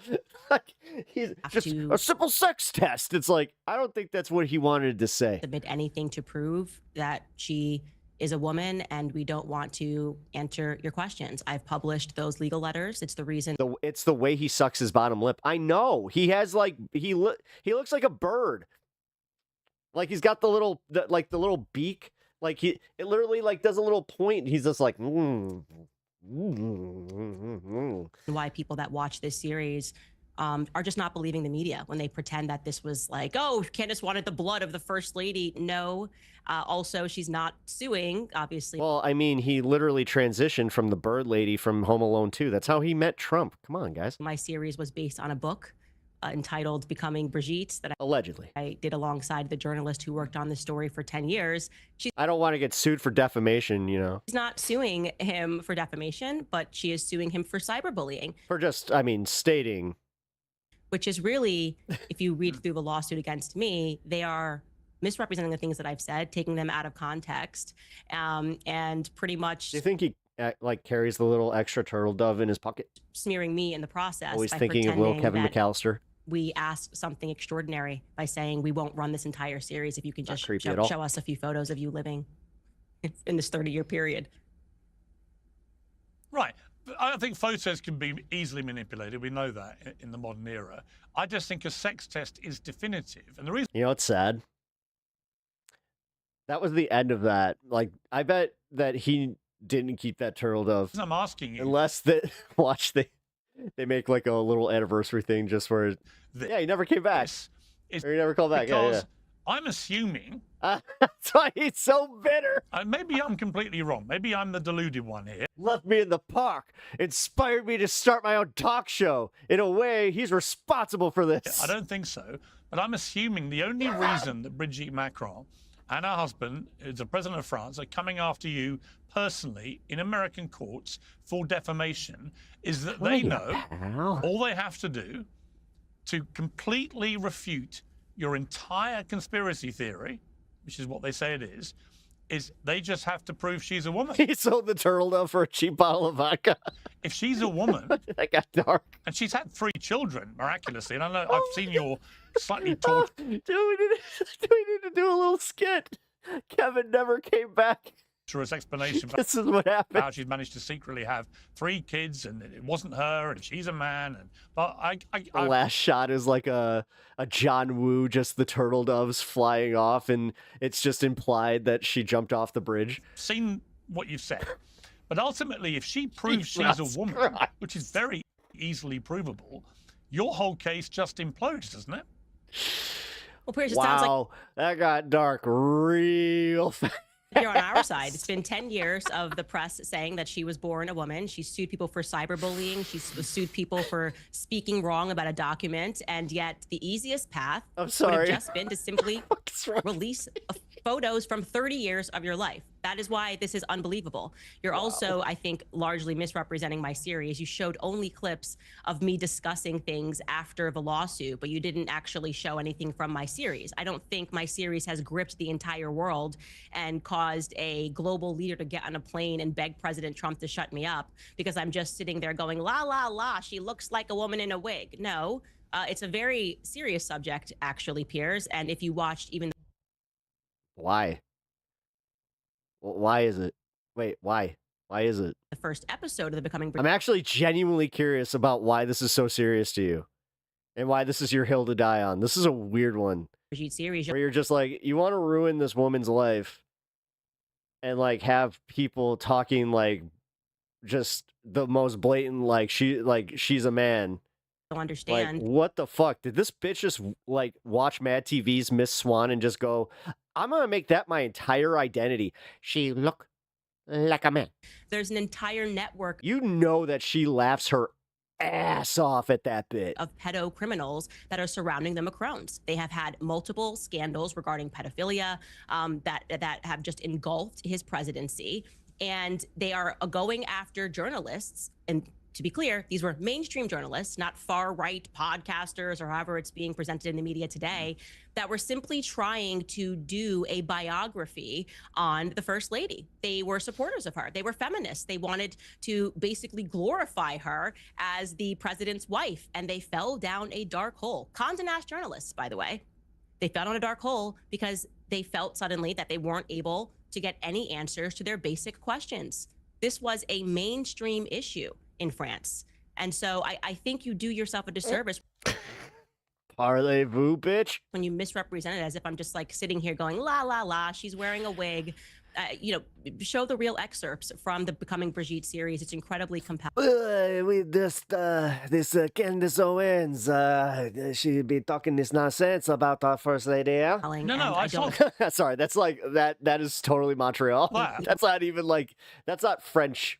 You could ignore Look, that it's strange. It's strange. Like 30 years of it. Why would you go through all this effort when you could just drop? But any French impression from me is always going to be like, c'est la vie, so she's life. Photos of 30 years of your life where you allegedly had 3 children. Where are your children, by the way? Allegedly had 3 children. Wouldn't your children come out Eat the baguette and defend you by just dropping pictures of their childhood with you? Put on a beret. Her children won't do that, and yet sorry, I just had to go for it. Candace, let me present. All right, Candace, let me present another series of. Do you think there was one guy that just walked around where he was French and he did that a lot? But he was just like, he had like a tick or something. And that's what, like, now everybody's just like, I'm French. Explanations for what's happened here. Sure. I believe, and maybe I'm wrong. All right, so let me put that caveat at the start here. Maybe you're right, okay? I don't think you are. I think you've been hoodwinked by these journalists who have gone on a complete fantasy trail of nonsense. I mean, she's literally doing the equivalent of Bat Boy.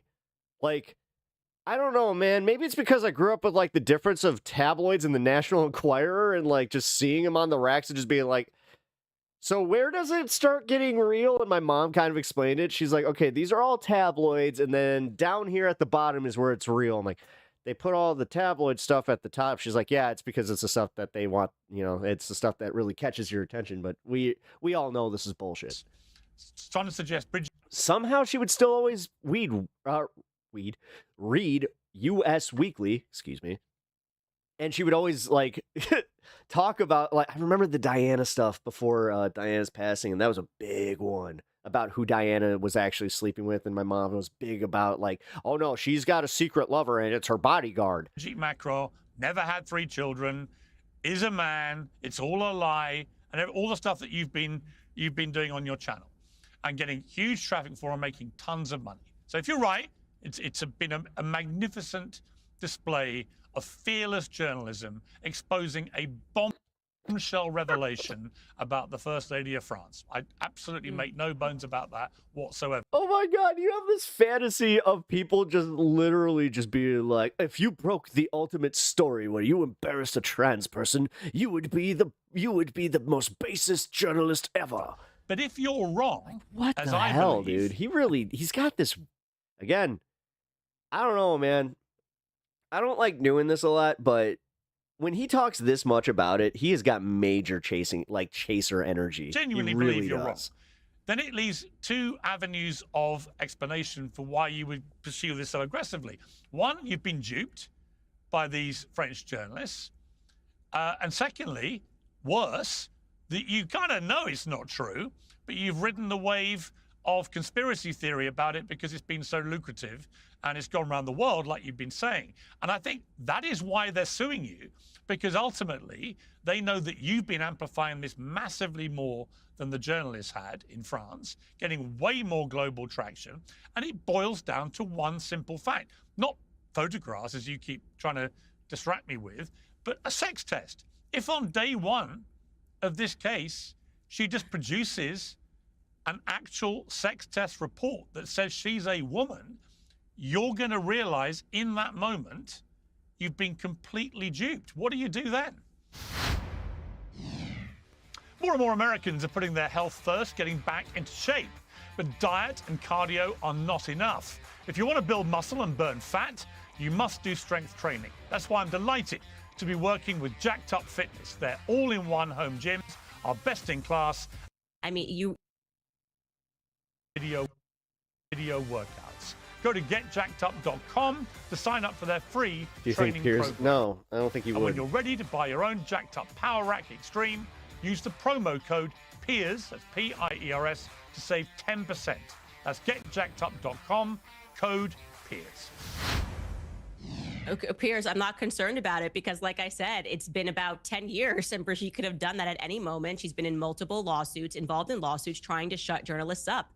I mean, you really are asking people to defy their common sense in this moment. They know what has happened here. They know that we went to Brigitte before we started this series to get Brigitte's side of this. We were in contact with Brigitte's lawyers, the same ones that filed this case. We asked simple yes or no questions. We were not requiring a blood test. We were asking, can you confirm this is you in this photo from the childhood that has been produced, ironically, by a woman who was charged for forging documents. That woman's name is Mimi Marchand, and she was the first couple's PR person until she got in too much trouble for being a gangster and forging documents. They refused and declined to answer That her always pulls out her hog. It's just like trump card. those questions. So, like I said, you are asking people at home to suspend Okay, that was pretty funny. their common sense and to truly believe that rather than answering yes or no questions, rather than maybe at first going man. after the author of the book, Xavier Poussard, who is a Frenchman, for defamation, that would be the first thing. Why don't you launch, at least at the same time, both of these suits? I'm going to go after Candace and Xavier Poussard. They are instead only going after me for defamation and not the person who sourced this entire quote unquote rumor. There is Having been a muscly jacked up woman, it's a lot of work and an addiction. And for me, it was a way to distract and feel safe through toughness. It's absurd. let me tell you, Piers, too many people who have watched this series, okay? They're watching your show now and they know that you are not accurately presenting what has happened here. But also, Piers, I think you are better than defending a pedo-criminal network, right? And that's the biggest piece of the story is how many people around them have gone down, publicly admitted that they were pedophiles and were involved in this campaign at the beginning. Even if you removed the allegation, which I believe from the bottom of my heart, like I said early on, I would stake my entire career on the notion that Macron's just like, please do. she was actually born Jean-Michel Trogneau. I believe that, right? And I'm willing to go through this because it's an important story about government deception. But even if you suspended that, you are right now defending a government that lied even about the beginning of their quote-unquote love story, in which his parents... I should see the way that they dudes react to Rhea Ripley. It's either they want her to be their mommy, which is fine. But then they have the other ones that are super toxic where they're just like, oh my God, dude, like I could never be with a woman that fucking muscly. Removed him from Just look at her and just, yeah, it's like, okay. school because of this creepy 40-year-old gay, man. teacher who found a 14-year-old student to be sexy. So you're telling me that it's gay to be attracted to a woman now? We've officially come full circle, guys. Or attractive. There This is wrong. Everything that's happening right now in France is wrong and it is perverted. And as a mother, I will stand up to this, and I am confident that we will emerge as the winners of this because in America, truth is an absolute defense against defamation, and I am telling the truth. Yeah, it is an absolute defense. And I think there are perfectly legitimate questions about how their relationship started, the massive age gap, and the rest of it. No, because you care. Shut up. I don't dispute that for a moment. Shut up. Do you care about the age gap between Trump and Melania? Shut up. You're inconsistent and you fucking suck. Shut up. But, you know, as you say, in a defamation case, it ultimately comes down to truth mattering. Oh, yes, this is very problematic. It's very problematic indeed. And it seems to me this whole case is going to be resolved in a very straightforward way because the obvious way to prove that you're wrong and have been systematically lying about it, if you've been doing it deliberately or otherwise, but telling a lie about her, which has obviously caused an enormous amount of hurt. Well, that's interesting. Piers Morgan's wife is 49? Is if they just produce evidence she's a woman. Do you How old accept is he? if they do that, your whole case disintegrates?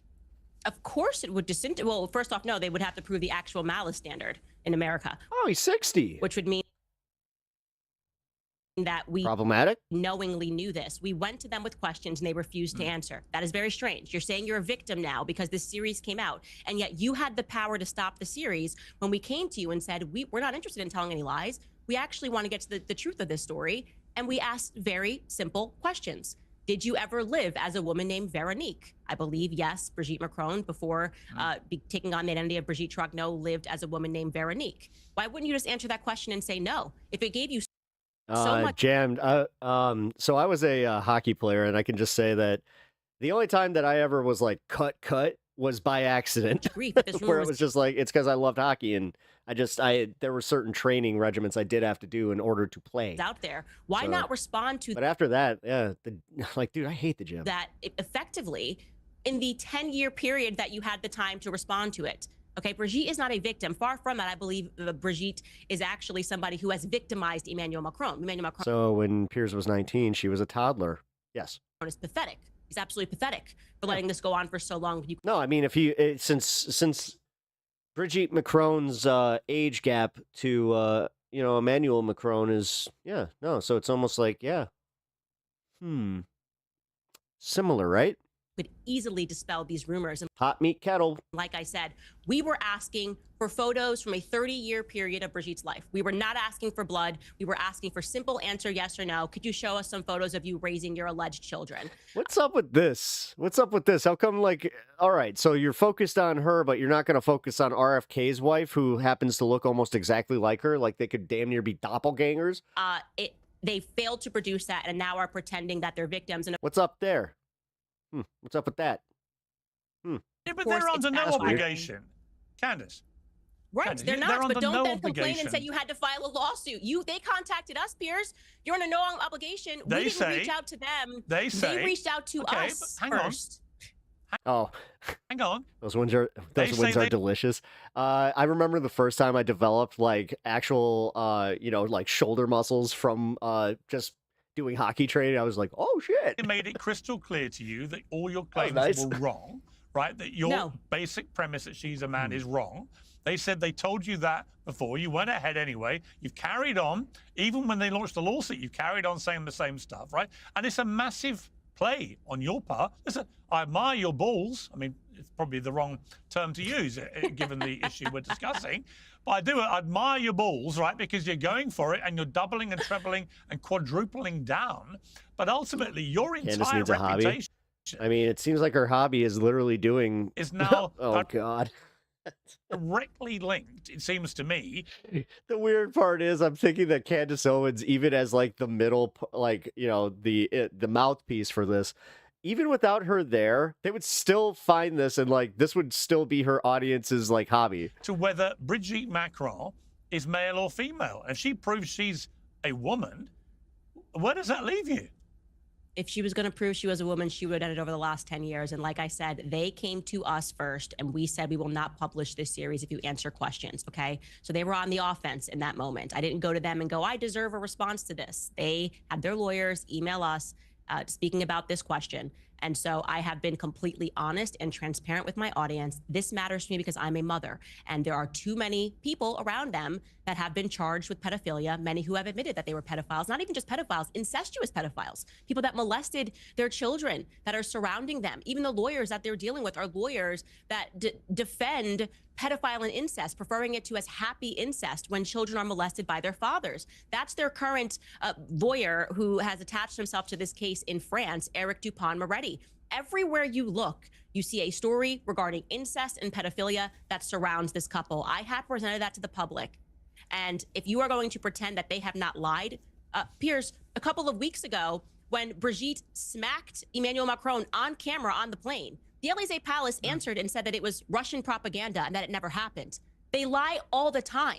And it's very easy to lie in France, where they have laws against speech and laws against cyberbullying and where journalists are afraid. It's not so easy to lie in America. I'm glad they brought this to my turf, because now the French people are Man, she mushed his ass. watching and cheering, knowing that this couple has lied to them. That's kind of funny to watch, and then he's just like... from the very beginning. They are due for an exposure. And no, I do not believe that she is going to be able to now or willing to suddenly prove friend needs me. Cool. that she is a woman when she could have done that for the last 8 years. Okay, tell me about the phone call from Donald Trump in which he tried to get you to drop all this. Yeah, certainly. I received a phone call, and to be clear, this was on the very same day. Wow. That Emmanuel Macron visited the White House. Wow. For Trump to make a phone call, that is... I don't know there, Candace. I think that you might not be House, ostensibly to discuss Ukraine and Russia. I received a phone call at first from a third party saying that, and what I was told was that Emmanuel Macron, who was negotiating in good faith regarding an end to the Ukraine and Russia war, which would have required his signature on some EU stuff, was holding up stuff because he wanted Trump to speak to me, to get me to stop talking about Brigitte Macron. Again, very odd measure when we already said that we would stop speaking about Brigitte Macron. If you had simply answered our questions, you could have stopped this. And then the next day, or maybe it was within 48 hours, I received a phone call from Trump himself. He obviously was not following the series. He is not someone who I think watches a bunch of podcasting shows, but he said he was very confused when Emmanuel Macron took him to the side of a car and brought this up, asked him if he knew him, asked me to stop speaking about his wife, wanted him to get in touch with me to make that happen. Again, that's an extraordinary effort for a state leader to get on a plane and speak to another state leader to shut up a podcast. So you're telling me that if your husband went and talk to a dude who is, besmirching your name, you would just be like, yeah, you're weird for that. Why would you do that? Why would you ever stand up for me, your wife? Why would you ever do that? You're a fucking weirdo. Pastor in America. Man, I feel bad for her husband. Can you? Oh man, if that's seriously, if that's her thing, holy shit. When all you have to do to dispel the rumors is to tell the truth and answer the questions. It's so easy. It's so easy to do that. I would never let it get to a point where I had to sue what did you say a to Trump? podcaster in France. Well, I told him in the short run while they were having those negotiations that I wouldn't say anything, which is why we didn't report on it for, I think it was about 4 months or 5 months later. And that then afterwards, once they were done having those discussions, that I would reach out again and tell the person that I was going to speak about it publicly on my platform, because obviously I believe in free speech. I mean, it's a fascinating situation that you've got a world leader coming after a podcaster. That, on its own, is fascinating.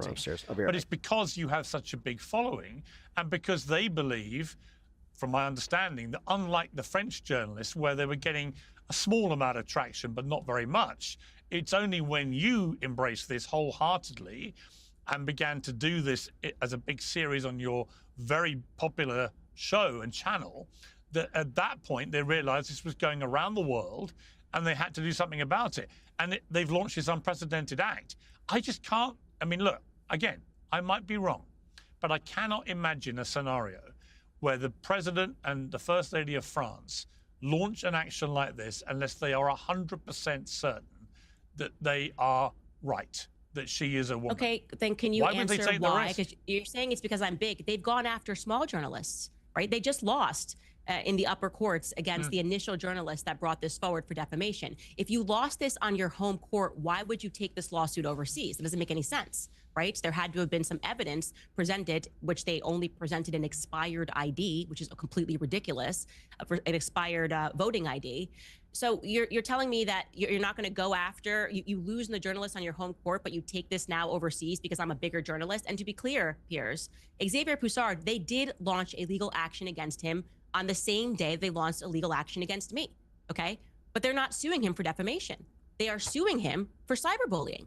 So I got all of my information sourced from Xavier Poussard's book. I did a presentation on Xavier Poussard's book, and yet you don't go after Xavier Poussard for defamation, and he lives in France. Why is that? The answer to that question is because Xavier Poussard has been on the offense against them. He won in the courts to have her Sacré-Cœur, which is Sacred Heart, is where Brigitte Macron allegedly went to school in high school. He won for them to release this interview is a long interview. We would call it in America a yearbook, which would have had a photo of Brigitte Macron in it. The school is refusing to give it to him. So the court would have to at first acknowledge. Yeah, see, like I'm in the same boat as you, Bloodstone. I still don't understand why anyone cares that Candace says or why this is important. People shouldn't care. No, like this is literally like, okay, she said some really mean shit, but then again, man, that tells me that her audience is large and definitely impressionable at that point. Actions that this brave journalist brought against Brigitte Macron to expose this story before they would acknowledge her actions against him. They are being very cunning in how they're dealing with this. They launched this lawsuit because they failed in their first defamation efforts. So they thought if they launched an even bigger lawsuit as a PR move, and to be clear, Piers, this is not all that they've done. We have evidence that they hired a crisis PR team here in the United States before I launched my first episode of Becoming Brigitte. When they were in communication with us back in January, they used a UK firm and they contacted that UK firm and had them go out to find a crisis PR team in America ahead of my series. Why would you do that? That's completely crazy. You're in contact with us. You have the power to stop this series.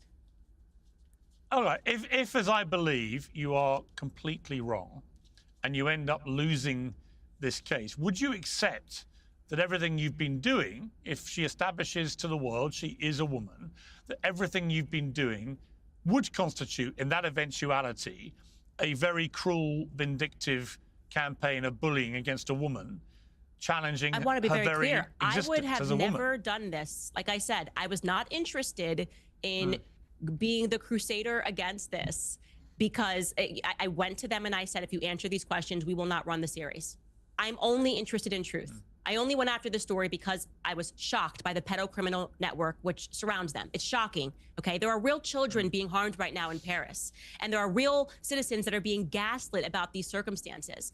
I don't know many people who can say, all of my homies are pedophiles, but it just keeps happening by accident.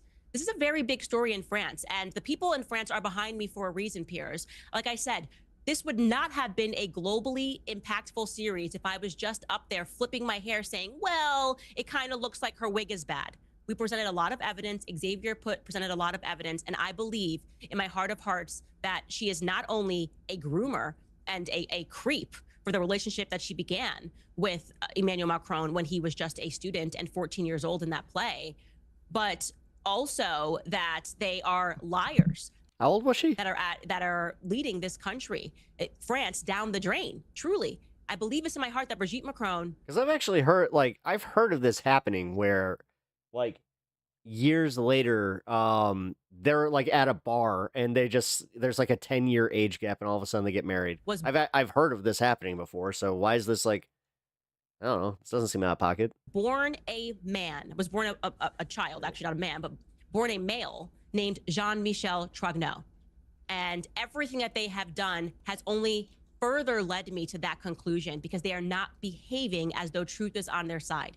You don't try to silence journalists. Well, last time we discussed this on Uncensored, I bet you $150,000 that you were wrong and that she's a woman. On X, when we discussed this further, I doubled it. This is for charity. Okay. 72 to 40. Yeah. I mean, all right. Ain't no defending that one. That was a little bit wild. to $300,000. You haven't accepted. That's gross. That yet. So right now, $300,000 to charity. I say she's a woman. Is it? No, hold on. Well, no, because it's the whole like teacher angle too. Hey, this one's a little weird. Are you prepared to take that bet? I'm 1,000% prepared to take that bet. I actually didn't see your tweet, or I would have accepted it live. So we can totally accept that bet. I believe Brigitte Macron is a male, and that they will not be. I mean, are we gonna start having the conversation about Elvis though? That is very uncomfortable. That we really need to have as a society, where we need to stop glorifying Elvis as much as we do. Any evidence to the contrary, because they would have done it already. Okay. Candace, I appreciate you coming on Uncensored. I think you're completely wrong, but we shall see. I think the great thing about this action... I was about to say, yeah, see, yeah, them making it about her being a dude is weird as fuck, whereas, I don't know, yeah, that's a little problematic. 72? Is we're going to get to the bottom... And 40... of this extraordinary story. Thank you very much indeed for coming back on. I'll be back to get my money, Piers. 22 fucking years? Like, that's... We shall see. I'm very confident. Now, everybody knows how much I enjoy my tea, and I'm very... Ugh.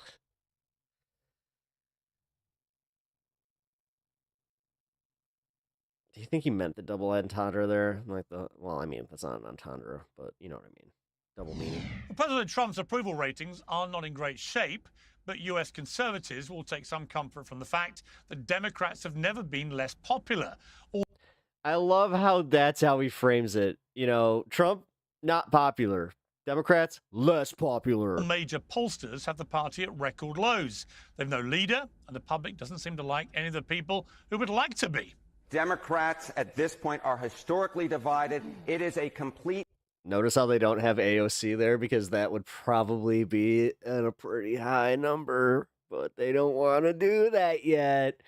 You know that, like, they're going to feel the heat and eventually they're just going to have to. Like, I love the fact that they're just going to have to do this. Like, Bernie, and he have to say this, I hate this, I don't want to be like he was the sacrificial lamb in this case, but, you know, for him to not make it 2 times, and then we're at this point where, like, the populism and, like, Democrats are as unpopular as they are, like, the obvious answers here. An utter mess. It is. Come on, Harry. You gonna get there? It's messier than a hoarder's basement. What are we talking about here? The national early poll leader, 25% plus. Normally, that's where Democrats are. Biden was at 25% plus in 2020.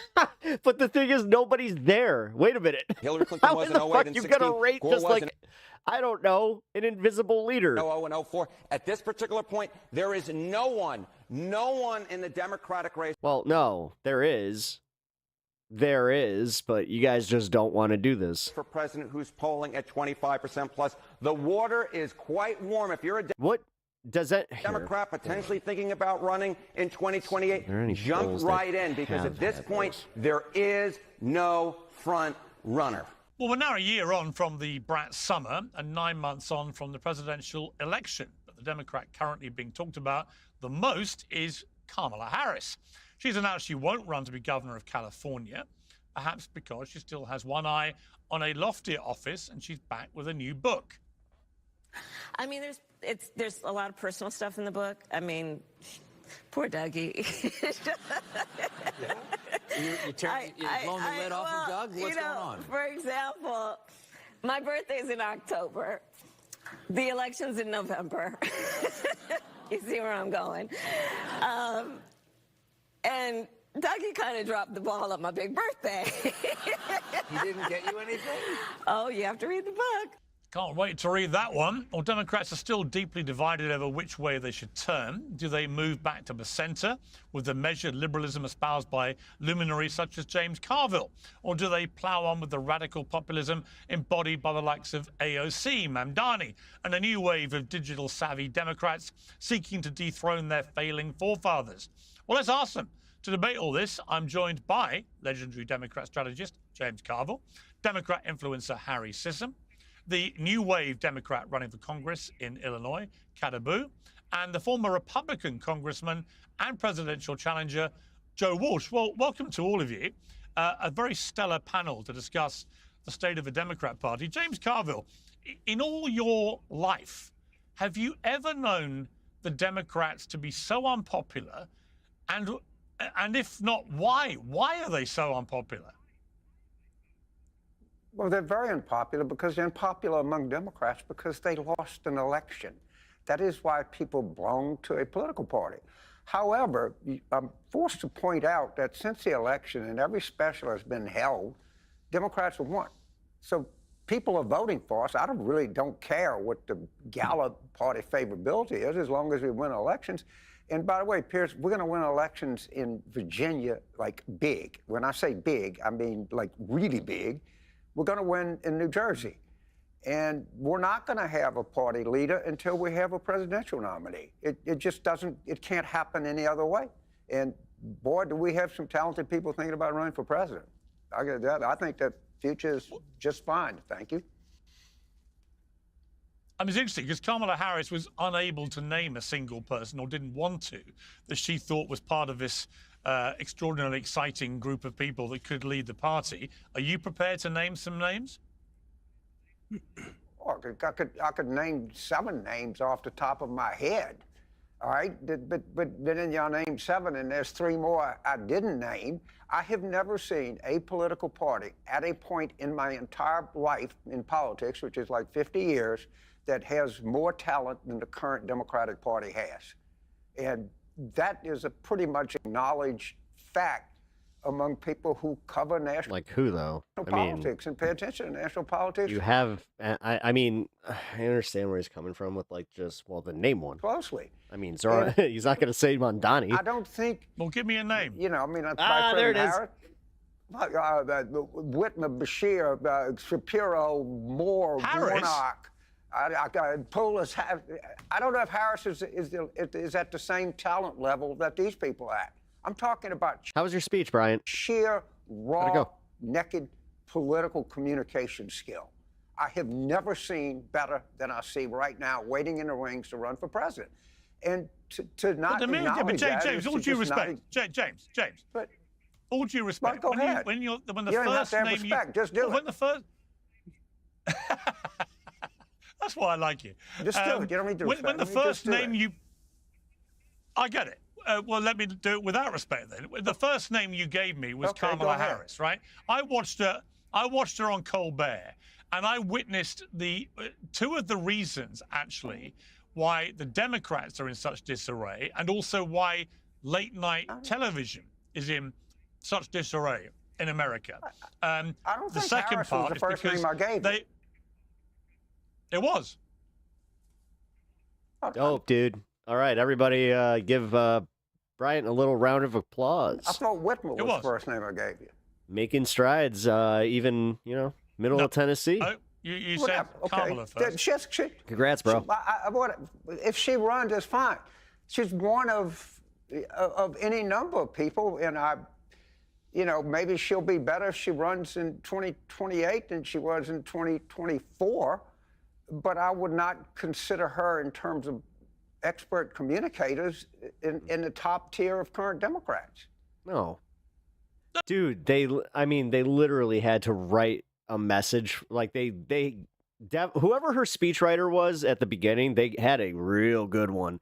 But the fact is, by like the third or fourth time that you heard the exact same speech, everybody was just like, oh, she can't talk.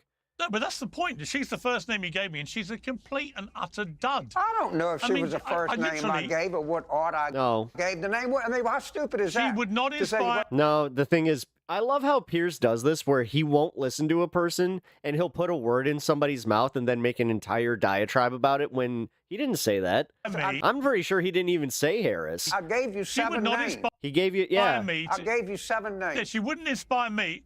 She wouldn't inspire. No, you just want to make your fucking point, dude. Piers Morgan really is. It's kind of pathetic that he's like the birthday boy, or like he's like no, like what's the good equivalent here? And she was a total disaster in the last election. It's Oh yeah, no, he's like the birthday boy that plans his own party. why Trump won. There it is. It's my birthday. I'll talk when I want to. I want to go on the slide. My birthday. Look, Trump won because the Democratic Party, the country wanted change. They didn't want Biden to run. Biden didn't get out until July 21st, and Harris refused to say where she changed. You're exactly right. But I admit that 2024 was, I lay it right at the foot of the Democratic He Party. thinks everyone on the left is just like everyone on the right. He thinks we all worship Kamala and they worship Trump when it couldn't be further from the fucking truth. Well, this is where I say that he's the useful tool to sow the division, to constantly create this like perception of the fact that it's just like, nope, never been more divided than ever before. Nope, class consciousness, that's not a thing. They're not talking about billionaires, consistently and usually coming down to the same message, especially when you put them into town halls. Nope, we have to focus on like trans issues. Like, why do you think that he brings up the trans issue in sport, even though this is not an election year or any of this? Every single person that has come on his show has literally said how this isn't an issue and how this isn't their issue, but he has to talk about it again because he jerks off to trans porn, allegedly. But I don't know what that doesn't have anything to do with going forward. The fact that we have all of Seriously, I'm tired of mincing words with this one. this talent, and all you want to do is talk. Probably gonna have to censor that one out, but for real, I'm so sick of Piers Morgan and people like him that are so obsessed with trans people like existing, and they just cannot fathom the fact that it's like, you're kind of telling on yourself there, guy. About Harris, which doesn't make any sense. Because she's the first. Look at the staggering people we have out there. I don't know who the first name I mentioned was. I mentioned 7 names. It doesn't matter what order I said I could mention 9, but this is a stupid argument over Nice, James. if it's the first or the 10th name I mentioned. Yeah, suck on that lower lip a little bit harder, you Birdman. It doesn't. I don't understand what you're talking about, Piers. Well, I'm just saying that if the first name you give me is a complete dud, it makes me think that maybe there isn't a great plethora of brilliantly intelligent candidates who are going to ignite America. I think there is. Let me bring in the others. And I think he has old oh my God! I just realized he has the same type of mouth my grandma had when she didn't have her dentures in. Truth. Where she would go like this. Okay, well, we'll see. Look, the proof, as always, will denture mouth. be in the proof, as always, will be in the pudding. Let me. You think he sucks his teeth a lot? Let me bring in Kadabu here. Look, you're one of the new wave Democrats running the Congress in Illinois. What does that mean? I mean, how are you going to galvanize America away from what Trump does very successfully, which is messaging, and second, oh, he totally does. It's so gross. Has a core of common sense. People may not like him. They may not like the rhetoric. But when he starts talking about he wants people to pay lower taxes, he wants fewer foreign wars, he wants a controlled southern border, he wants a better immigration system. You know, a lot of Americans, as we saw at the last election, nod. And when he says, you know what, and also we're going to have no more men in women's sport, most Americans go, yeah, that's common sense. So what are you going to do which will tackle that Trump, away from the rhetoric, has a core of common sense that runs through what he said? I can't wait for this generation, like specifically that generation, 60 plus, just to not be on this planet anymore. We just fucking, oh my God. That resonates with people. There's a lot going. And almost like I almost want the rapture to happen. It would make it a lot. Do you understand if the rapture happened, how much like peace on earth would be obtained? Weird to think about. Yeah, one of the things we saw in 2024 is that when people's material needs aren't met, they want solutions. And even if those solutions are bad, as I think Trump's are, they're at least not being gaslit about their economic situations. And I was really interested to hear Mr. Carville's names that he mentioned, and Alexandria Ocasio-Cortez, who is packing stadiums in red states, by the way. Like, regardless of what you think about her, that should be something that Democrats would want to latch onto.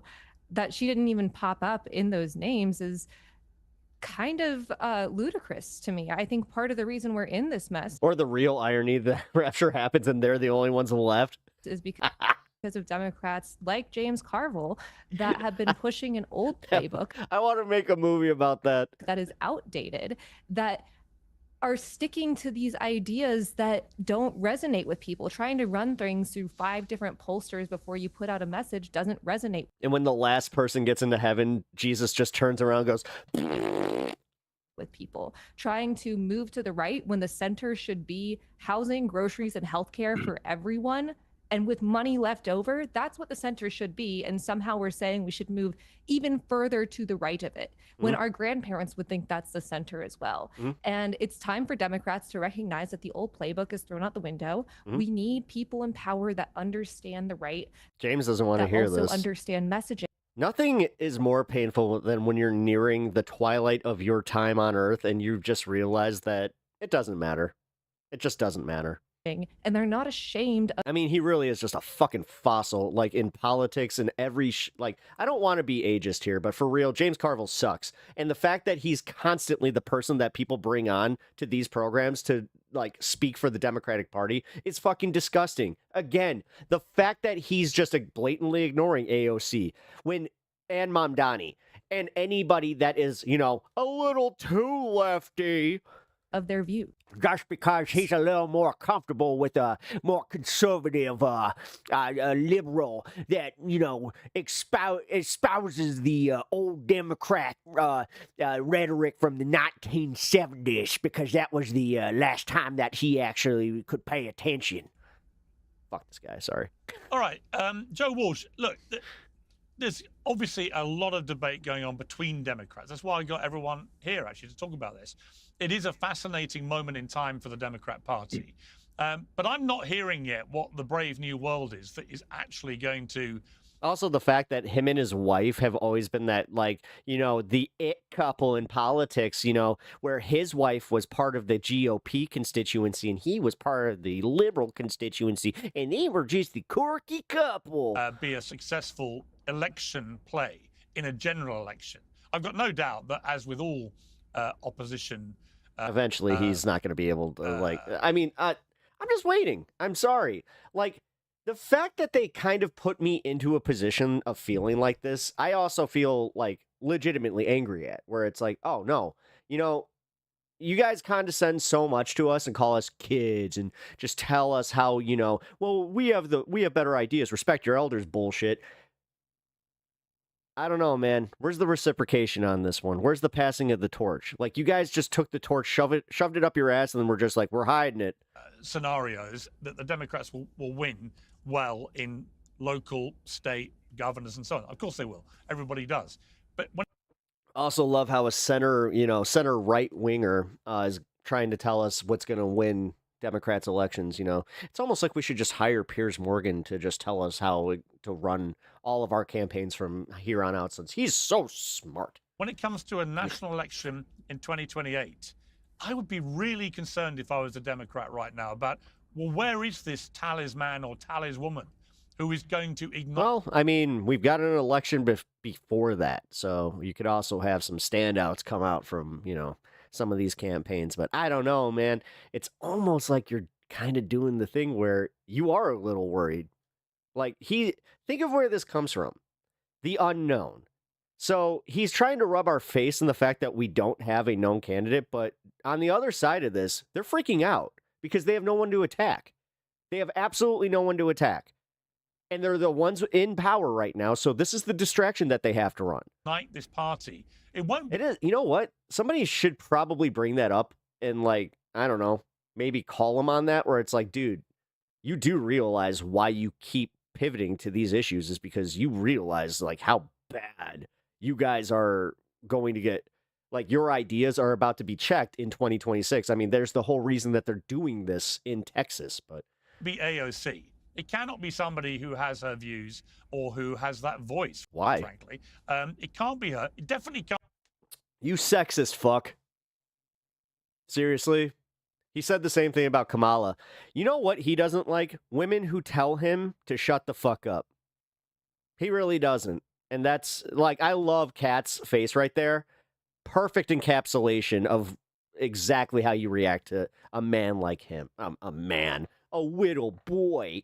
Can't become a little boy who never got past his little, what do you call it? Primary school or whatever. Harris.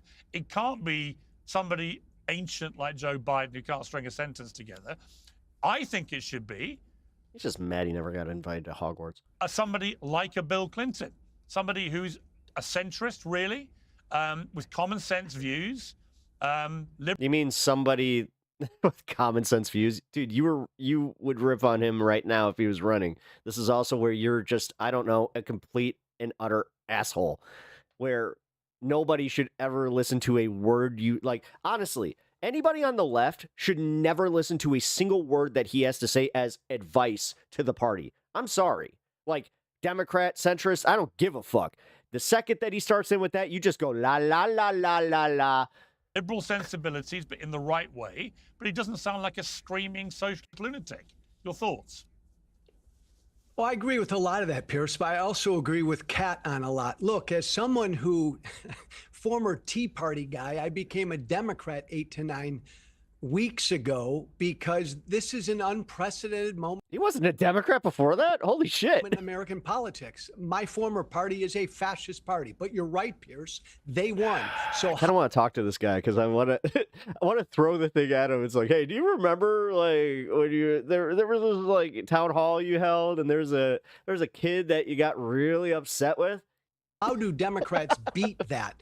I think Democrats need authentic people. They need candidates who are authentic. I could give a damn what their communication skills are. Kat's right. I want a Democrat who can look in the camera, look at a bunch of people and say, this is who I am. This is what I believe. I don't give a damn if this pisses you off. And Pierce, I don't care whether that person comes from the progressive wing or where I am, the more moderate wing. Democrats need a populist. They need a fighter. Trump, Dude. Oh, my God. I might have judged Joe a little too hard. is a pretend populist, but Democrats have been AWOL during this populist moment. They need a fighter, Pierce, wherever that All right. Man, I actually kind of do. I might. comes from. Well, they do, but Harry Sisson, they also need, I think James Sisson, or is it? I thought it was Sison. Carville himself said last week, you've got to, as a party, you've got to I'm kind of glad that I have a last name that like people can't really mispronounce, and if you do, you must be like a total ass. The trans stuff. You can't keep telling Americans it's fine for biological men to compete. Thank you. I'm so glad that she just rolled her eyes at this. Kat, you can roll your eyes, because I know the Democrats love to think in their quaint little way that nobody cares. Trust me, they care. Right? When they hear I am the only woman on this panel. Well, hang on. I am the only person here involved with recreational sports where I play with trans people, by the way. I'm the only woman on here that'll probably have a family in the next decade. I am the person that you are talking about that should be concerned about this, and I'm not, because this is a manufactured issue. It's a manufactured issue. This is the problem. Seriously, he has like Labrador mouth. Like every time he does that, that's gonna be my new Pierce impression. This is why you won't win elections. How much? I'm just gonna leave that there. That's just not true. That's Throwing why you won't vulnerable win. people under the It's bus why, when in you the deny way. when you deny science, when you deny science. You know what? Somebody had mentioned that YouTube does not drain the battery nearly as much as Twitch. Okay, that's interesting. Apology. You will not win an election. I can absolutely take that to the bank for you. You are will so not win obsessed with as this long as and you aren't keep trying to. listening. My goat. She did it. She finally did it. Somebody on Piers Morgan. She finally called him on this being just so stupid. And you're the only one who cares. To the As long as you woman. keep trying to You're tell, saying that this is as hurting long as you women try and and- girls. Can you name 5 I'm saying, WNBA listen, players? I'm saying off if the you top of hang your around head? with your progressive mates, you hang around with your progressive mates, and you all. Yes, dude. Can you name 5 WNBA players? She is handing him his lunch with this. Just about how many trans athletes you know, and how it doesn't have any impact on women's sport, and then we all watch. Kat, talk to your campaign manager, please. The Paris Olympics, and we watch a biological male who had been banned from the World Championships for testing positive for male chromosomes, beating up a young female Italian boxer so badly the boxer quit after 40 seconds, and that. You know what's sad? This actually worked. I had somebody that he considers himself left wing. He was making this fucking argument, and I'm like, dude, that's the Piers Morgan argument. He's like, I don't even know who Piers Morgan is, and he legit didn't. That was odd. Biological. I was like, really? Male You are wins just gold. spreading Yeah, misinformation at this point. There are plenty of athletes that have. Michael Phelps is basically his entire body is made to swim. Like the fact Michael that Phelps you're is a talking man. about the fact that you're talking about common sense solutions, all this stuff, and then every single time you want to talk about things, you bring up trans people when they are just trying to live their lives is ridiculous. What we actually need to do. It has nothing to do with them living their lives. Material needs. That is what's Kat, this is happening where right you're now. so- Damn it. I was worried about this. Howard Stern show on SiriusXM is on its way to getting axed. The 71-year-old's $100 million contract is set to expire this year. They're not going to renew. You need to be using Kat, meeting let me people's material respond. needs are wrong. I was worried about Let me that. respond. I have nothing Sorry, my buddy just texted me that, so that must have just dropped. but respect for trans people. Always have said that publicly, loudly, and proudly. I want trans people to have the same right. No, you don't. No, you don't. Otherwise, you wouldn't make it your life's goal to ostracize them from anything, let alone the sports or any of that. You cannot disingenuously say that you somehow are, I advocate, trans advocate. I'm a trans, and fuck you. It's fairness, equality. Nobody has done more damage to the trans community, specifically in this form of media, than you. Because you constantly bring it back to that one thing that, honest to God, the fact that we're still talking about this, She had XY chromosomes, was born with a vagina. A vagina! And she was tested by the fucking Olympic Committee. Guess what? They don't play. They do not play. And she was granted the ability to compete. The other one also had a history of being, how do I say, kind of a whiny little snot. So I'm just going to say this as blatantly as possible. You are so fucking weird, Piers. And safety that all of us enjoy, right? I've always said this. However, at the moment, what's been happening in the last few years is the trans right All the trans people rejected him, so here he is yapping. lobby has been aggressively eroding women's rights to fairness, equality, I am a and woman. safety. Sorry, I didn't mean to shout, but holy shit. Who likes And that's women's when I have a big sports. problem.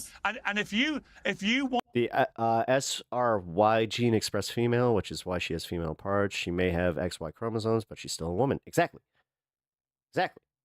Like, honest to God, she needs to fucking sue the shit out of Piers. Like, let's put it this way. If Bridget Macron does somehow win, I don't actually know her name, but want to run. I mean, what's more defamatory than this guy literally going out there day after day saying how just like my one example is the woman who like brutalized that other woman. Like, dude, you sit there watching combat sports and you're just like, she brutalized that other girl. On something in America, you want to be an elected official. If you're God damn, did he never see like Ronda Rousey? going to run on a ticket Although Ronda Rousey's last bout was not exactly great and she got brutalized. that nobody cares and it doesn't matter, I stopped watching combat sports, by the way, because after I was diagnosed with my final concussion and I had to watch a comprehensive breakdown of CTE and how it develops and how it works, there's nothing fun watching people take severe brain damage. And then I saw my favorite fighter, Matt Serra. He is a shell of himself. He's barely 50 and he can he can't form sentences. He can barely walk. He has tremors. Like, it's brain damage is absolutely terrifying. You can't see it, and this is one way to exploit it. And they do it in a way where they exploit the testosterone driven, like, I have to prove myself. I'm an alpha male. I'm a warrior. Trust me. Do you think that when these guys are hitting their 40s that they still feel that way? I doubt it. telling you, you will lose. And your party, if they have a leader that also believes this bullshit, is had 4 seizures this past year. Not great. also Oh, going that to sucks. lose. I'm sorry to hear that. It is as simple as that. Let me go to James. In fact, let me go to Harry on this. Harry. I'm lucky that listen, I'm lucky I don't have a lot of the long-term stuff. And with how many concussions I took, I should. Where do you sit? And I mean, trust me, I'm literally terrified about all of this. This is also why I quit playing the one, dude, I hope you guys understand. I love hockey and loved playing hockey. It was one of the most painful days of my life to stop playing. Stage where I can ask you what a woman is yet or not? Well, I just think this conversation, I agree with, I just think it's so meaningless. Like, I think if the Republican candidate in Kat's district would run solely on trans issues, Kat would love it. She'd be so happy because she's going to talk about affordability and the issues that actually matter to people, not this whole made up, culture war issue, and that it extends to the national scale. It absolutely is manufactured. Yeah, it's manufactured by you. Piers, this is so disingenuous. God, man. Piers, listen. In 2028, do you think that if JD Vance ran, So he's trying to hide his smile with his upper lip, because he thinks that he just got a clip there. Simply on trans issues, and you had notice how he used it in the very beginning. Gavin Newsom talking about affordability. 20-minute mark. Do you think that people, by the way, would actually vote for JD Vance in that election? Oh, 20-minute warning. I mean, nobody's going to run on just trans issues. But if you think that all right, Donald Trump didn't win, well, hang on. Wait. That's not why Donald Trump won, and you keep oversimplifying that. In your little Piers Morgan world, that was the wedge issue that pushed him over the edge. And you like to pat yourself on the little tushy and go, "Oh, good job, Piersy." We're trying to talk about affordability and common sense. Answer. You're talking about Let me give you my considered. Go me give you my considered answer, Harry. Right? I think Trump won for 3 reasons. I think 1, the economy. I think 2. No, it has nothing to do with the fact that they were running a half dead dude, and then they just didn't give us primaries and. Yeah, okay, that has nothing to do with it. Immigrate. Absolutely nothing to do with it, and then you mix the, little bit of not talking about Gaza, which I'm glad you caught up on there, guy. Convenient. And I think 3, Where were you then during the election? Why weren't you criticizing Kamala for not talking about Gaza? Culture war stuff that you guys love to play down, but also love to fuel. You love to play up. You can literally say the same exact opposite to you, where it's like, dude, you play it up so fucking hard. So like to the fact where it's like when we do play it down, that's kind of the funniest part. We're just like, dude, this isn't that big of a deal. You're like, and there's a Sydney Sweeney ad comes out, you all throw your toys out the stroller and make it a huge story.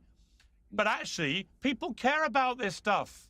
Nobody, they do I don't not know a single want Democrat. Trans athletes in women's sports. James know a Carville single is Democrat. right about this. I'll come to. Are you gonna let your fucking guests speak when you book 4 people? Like, seriously, you fucking just absolute narcissist. Jesus, dude. I'll come in a moment, but you're so wrong, you guys. And if you think this is a winning proposition. Pierce, I don't know a single Democrat on your Sydney Sweeney thing who actually is angry at the ad. You know me. We've talked before. I love Joe Biden. I'm as Democratic as you can get. Oh, by the way, guys, if you're not part of the Discord here, I'm gonna link it in the chat. I couldn't care. Well, then they're Mark not Lamont representative Hill of the was Democratic literally Party. spitting blood. Then Pierce, Mark Lamont listen to me Hill's when a I say this. They are Democrat. not Spitting blood. represented. They are not representative of the Democratic Party. You talk to your average Democrat on the street. You ask them about the Sydney Sweeney Jean ad. They're on. He wasn't spitting blood. He literally said he didn't care. Wow, you want to talk about misrepresent? Wow, Mark Lamont Hill needs to fucking go on here and just be like, Piers, you speak slander. Like, you tried to rile me up, and then you use me as a fucking clip. Like, holy shit. On the way to work, they don't give a shit. They couldn't care Carville's less here. if she's wearing jeans in an ad. You guys are so wrong. Harry. Well, wait, I'm saying, Pierce, I'm saying the opposite You of what guys you're are arguing so right now. wrong. I'm saying I don't care about the You ad. guys I don't care. Harry, you're wrong. Let me tell you why I think you're wrong. Respectfully. Or not respectfully. You can play the James Carville thing of saying, No, I don't care like about the your respect, That's Pierce. fine. I like the respect. I think this. I think it's a number of things. If it's J.D. Vance in 2028, he'll run on economy and immigration, probably fewer foreign he'll wars, lose. all the things that made Trump popular. But he'll also run hard on the culture war stuff if you lot are still running on absolute nonsense.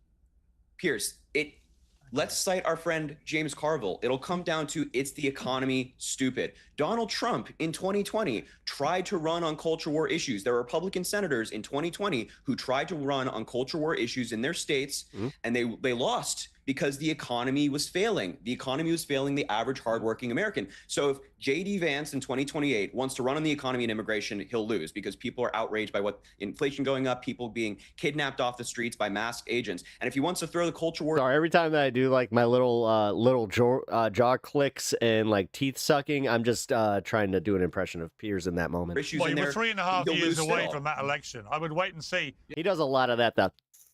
I'd wait and see how that plays out. James Carville, Pierce. I'm going to James. Let me get hang on, Pierce, Joe. I'm just I want to gonna go to James because yeah, Joe.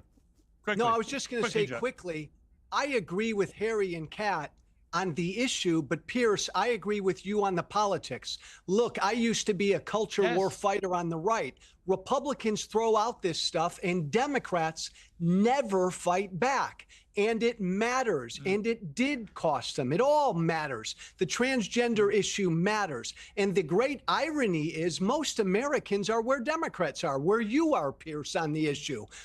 Transgender Americans should have full rights. Let them live their life in peace, and we embrace them all. When it comes to transgender women in sports, man, the competition's got to be fair, period. That's where most Americans are. Democrats need to fight that fight because most Americans where are we have most of our data about transgender. Yeah, and by the way, the idea Democrats do not, and the the military idea that has Democrats shown do not that there is not a Yeah. physical benefit. Like this is Oh, our it's complete U.S. nonsense, military. Kat. This is just data from the U.S. military of soldiers who have transitioned. It's nonsense. It's nonsense. The U.S. military is nonsense. It's contradicting everything that I've made my identity. Of course, men have. Okay, so let me take your argument to its logical extension. Why don't we make the Olympics gender neutral? One gender. Anyone can enter any race. You up for that? I think there should be plenty of gender neutral sports, frankly. I mean, I love doing that in kickball leagues. No, I'm pretty good at it. Sorry, you're just saying there's no. Again, I have played on. All right, let's actually solve this.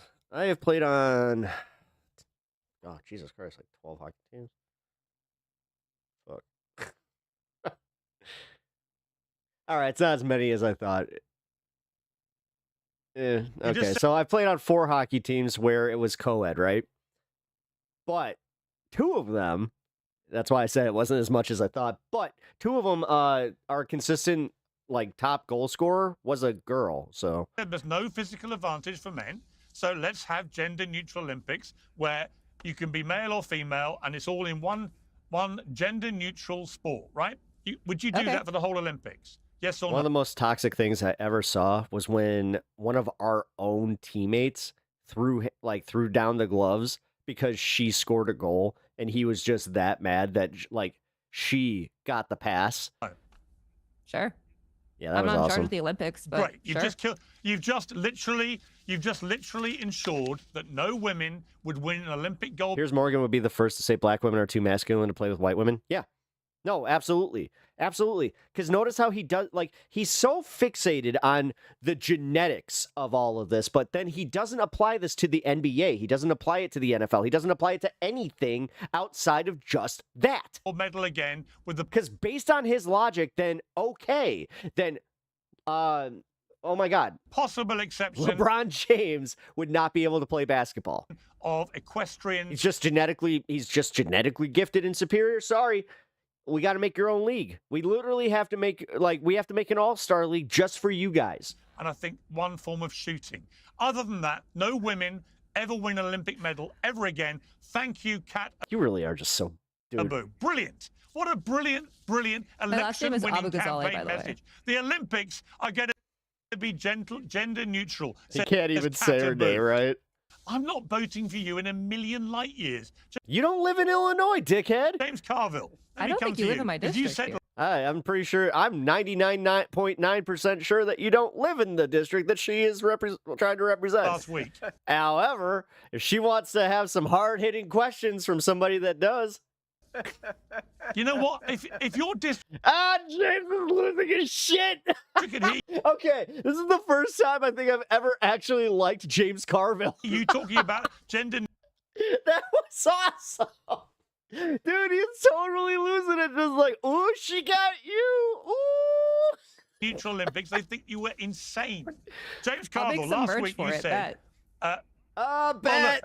Let's go I'm to sorry. old James I'll as you take some ridiculed merch him. for But actually one of the smartest guys in American, one form of shooting. I'm sorry. Other than that, no women ever win an Olympic medal ever again. Thank you, Kat Abu. Brilliant. What a brilliant last name is election-winning Abu Ghazali, by campaign the way. message. The Abu. Olympics are going to be gender neutral, says Kat Abu. I'm not voting for you in a million light years. Oh my God, he's so mad. James Carville. Oh, dude. I mean, it is kind of. Oh man. I don't think you live in my district. You said last week. Mhm. You know what? If your district What did you say about the bangs? could hear you talking about gender neutral Olympics, they think you were insane. James I'll Carville, make some last merch week for you it, said. bet. I'll take some merch for it. Bet. She did totally say that. Dude. Oh, I love somebody that loves some free merch too. I mean, I'm a little bit of a, merch whore myself. Well, look, let's go I'm to sorry. old James as you ridiculed him, but actually, well, let's go to actually one of the smartest guys in American, modern politics the last 40 years. James, you said last week that Democrats have to let this trans stuff go. So listen. Oh, I can't. Oh, she handled this one masterfully. Democrats here, wow, making it clear they. And I was right though. I was right. Look at how they tried to do the thing where they tried to like kind of push her off, and she just didn't let it happen. I mean, she asserted herself right there and was just like, and she just kept talking. He had to back down. I don't think it's a problem. And by the way, we should have gender-neutral Olympics. What is your reaction? My reaction is that's up to athletic governing bodies. I'm just not into the 400-meter dash at the girls' track meet in Minnesota. Okay, that they set Neither is rules he. and He doesn't give a shit. whatever they are. He doesn't give a shit. The thing is, he's been so on this, and he uses his daughters as an example so much that I'm starting to think that his daughters really suck at sports. I do. I think they ought to be men's and that sports. he's just literally doing the thing like, oh! I think they ought to be women's sports. I've come to really love women's basketball. I think it's even a fast-paced game, but I don't think. I think we should keep men and women's basketball. But I really don't spend a lot of time worrying about this. It's not a very big issue in my life. And we had 10,000 sports governing agencies in the United States, and they can figure out the fairest way to compete. But I want to make a point. The people that are going to decide the direction of the Democratic Party are going to be people that vote in the primaries in 2028. And I think that they have a really good record when they're given a choice, which they were not given in 2024, of picking pretty strong candidates. He clenches, dude. Like, he's clenching. Like, he's literally clenching his jaw right now. That, I can only speak for this because I have a little problem with this where, like, I don't know, I've always had, like, a stress management problem, and I did that. Like, I actually broke a tooth that way. So, like, I recognize when he's doing this. So I am... Because I had to train myself not to do that. Not at all that worried, and you're right, if AOC is very talented, she wants to run, she should run. I'm telling everybody, all of you should run. Oh, I thought he said AOC, my bad. And then let's let the voters, not the commentators, not the consultants, not the columnists, Democratic voters are going to decide the direction their party's going to go in. And I'm very, very happy with that conclusion. Let me tell you, I have more chance of becoming the next president of the United States than Alexandra Ocasio-Cortez, and I'm not even American. That's how low her chances are. That's for Democratic voters to decide. There are Republicans watching this. There are Republicans watching this going, great. So the Democrats are going to go for a far-left progressive loon ball. There are Republicans in Idaho that are going to a stadium to listen to AOC's can I just clear hacking stadiums in red states. Yeah, James. Could I just clear something? I said everybody's going to run, and the Democrats go, should. Now, I'll tell you, if you think the party's so bad, I will give you 5 points in the Virginia governor's race and bet you $1,000 right now. I'll bet you $1,000. Well, I'll bet you 1,000. And the Republicans are running on trans stuff. You don't get to do that. He proposed the first bet. You either take him on it or you don't. You don't know betting law? Running on that. I thought this was a gentleman's game. Take the bet. $1,000. Yeah. I'm laying 5 points. I thought this was a gentleman's game. You either shake on it or you fucking dip out, dude. You want it? You can't count. No, that's not how it works. You didn't propose the bet there, Pierce. Come on, man. You know bar law. Or you call it pub law, but whatever. Are you I've got a better bet. You're not on? No. I've got a better bet. No. You don't get to do that. You don't get to do that. No, sorry. No. Either take him on the bet or just say nah. 1,000. Hang on. Let me respond. Let me respond. 1,000 of Virginia governors plus 5. No, he already. He literally said, "Governor plus $5,000." That is a bet. Either take him on the bet, or you do not actually hold any cards here. You know that you're probably going to lose. I will bet you that if they go for a progressive left Nope. candidate to run the Nope, you don't get to do that. Party, then you will get flat. No, because you made this a referendum on the whole Democratic Party. See, you don't get to do that. You don't get to do the thing where you're just like, well, this is actually me talking about the far left, but then also posit it as the Democratic Party. You don't get to do that, you sneaky little fuck. Flatlined in 2028. And I'll bet you 10,000 you get flatlined if it's progressive left. Listen to me. Democratic voters are going to decide that. You just called him Tucker? Hell yeah. The Democrats. He just called him Tucker. He just called him Tucker. Hell yeah. Democrats have never elected. That was a sick ass. Like, I'm not even sure if he meant to do it, but that was well placed. The most left-wing person running for president. So I'm not worried. But you're not going to bet me on Virginia. You're talking about the most unpopular, dead political party that exists in Western political history. I'll say this much. Piers Morgan couldn't play poker for shit. His tells are so bad. And I'm giving you 5 points. And you're not going to sit here and say, okay, no, James, you're on for $1,000. Unless he's a master poker player and he actually does all his tells on TV. Wait. No, because I think what right happens now, in between general elections is... No, I'm not saying... That means he can steer you towards a bad hand. Yeah, because like all he would have to do is just this. And I'd be like, oh, he's got a bad hand. And he'd be like, 4 aces, bitch. I'm not taking that bet, but I will bet you $10,000 that a progressive left candidate can't win the election. I'll tell you, I'll do £1,000 and lunch at Scott's. Okay? Because I'll be over actually, that's quite but tempting. Right now, I'm offering you. Right. I'm offering you the bet. I'm giving you 5 points. All right, you know what? I'll take it. £1,000 at lunch at Scott's. Done. I'll take it, and I get 5 points. I'll take and a Republican +5. Okay, we're on. We got a bet. Okay, but so Joe, let me bring Joe back in. I've been watching what's happening with Mamdani in New York. And it's very interesting to me because he's a pretty dyed-in-the-wool socialist with a track record of saying ridiculous things like defund the police and all the rest of it. And yet he's storming to apparent victory to be mayor of New York City. What does that say about where voters are right now?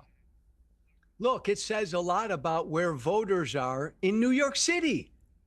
I mean, again, Pierce, I'm a Democrat only 8 weeks. You could call me a conservative Democrat.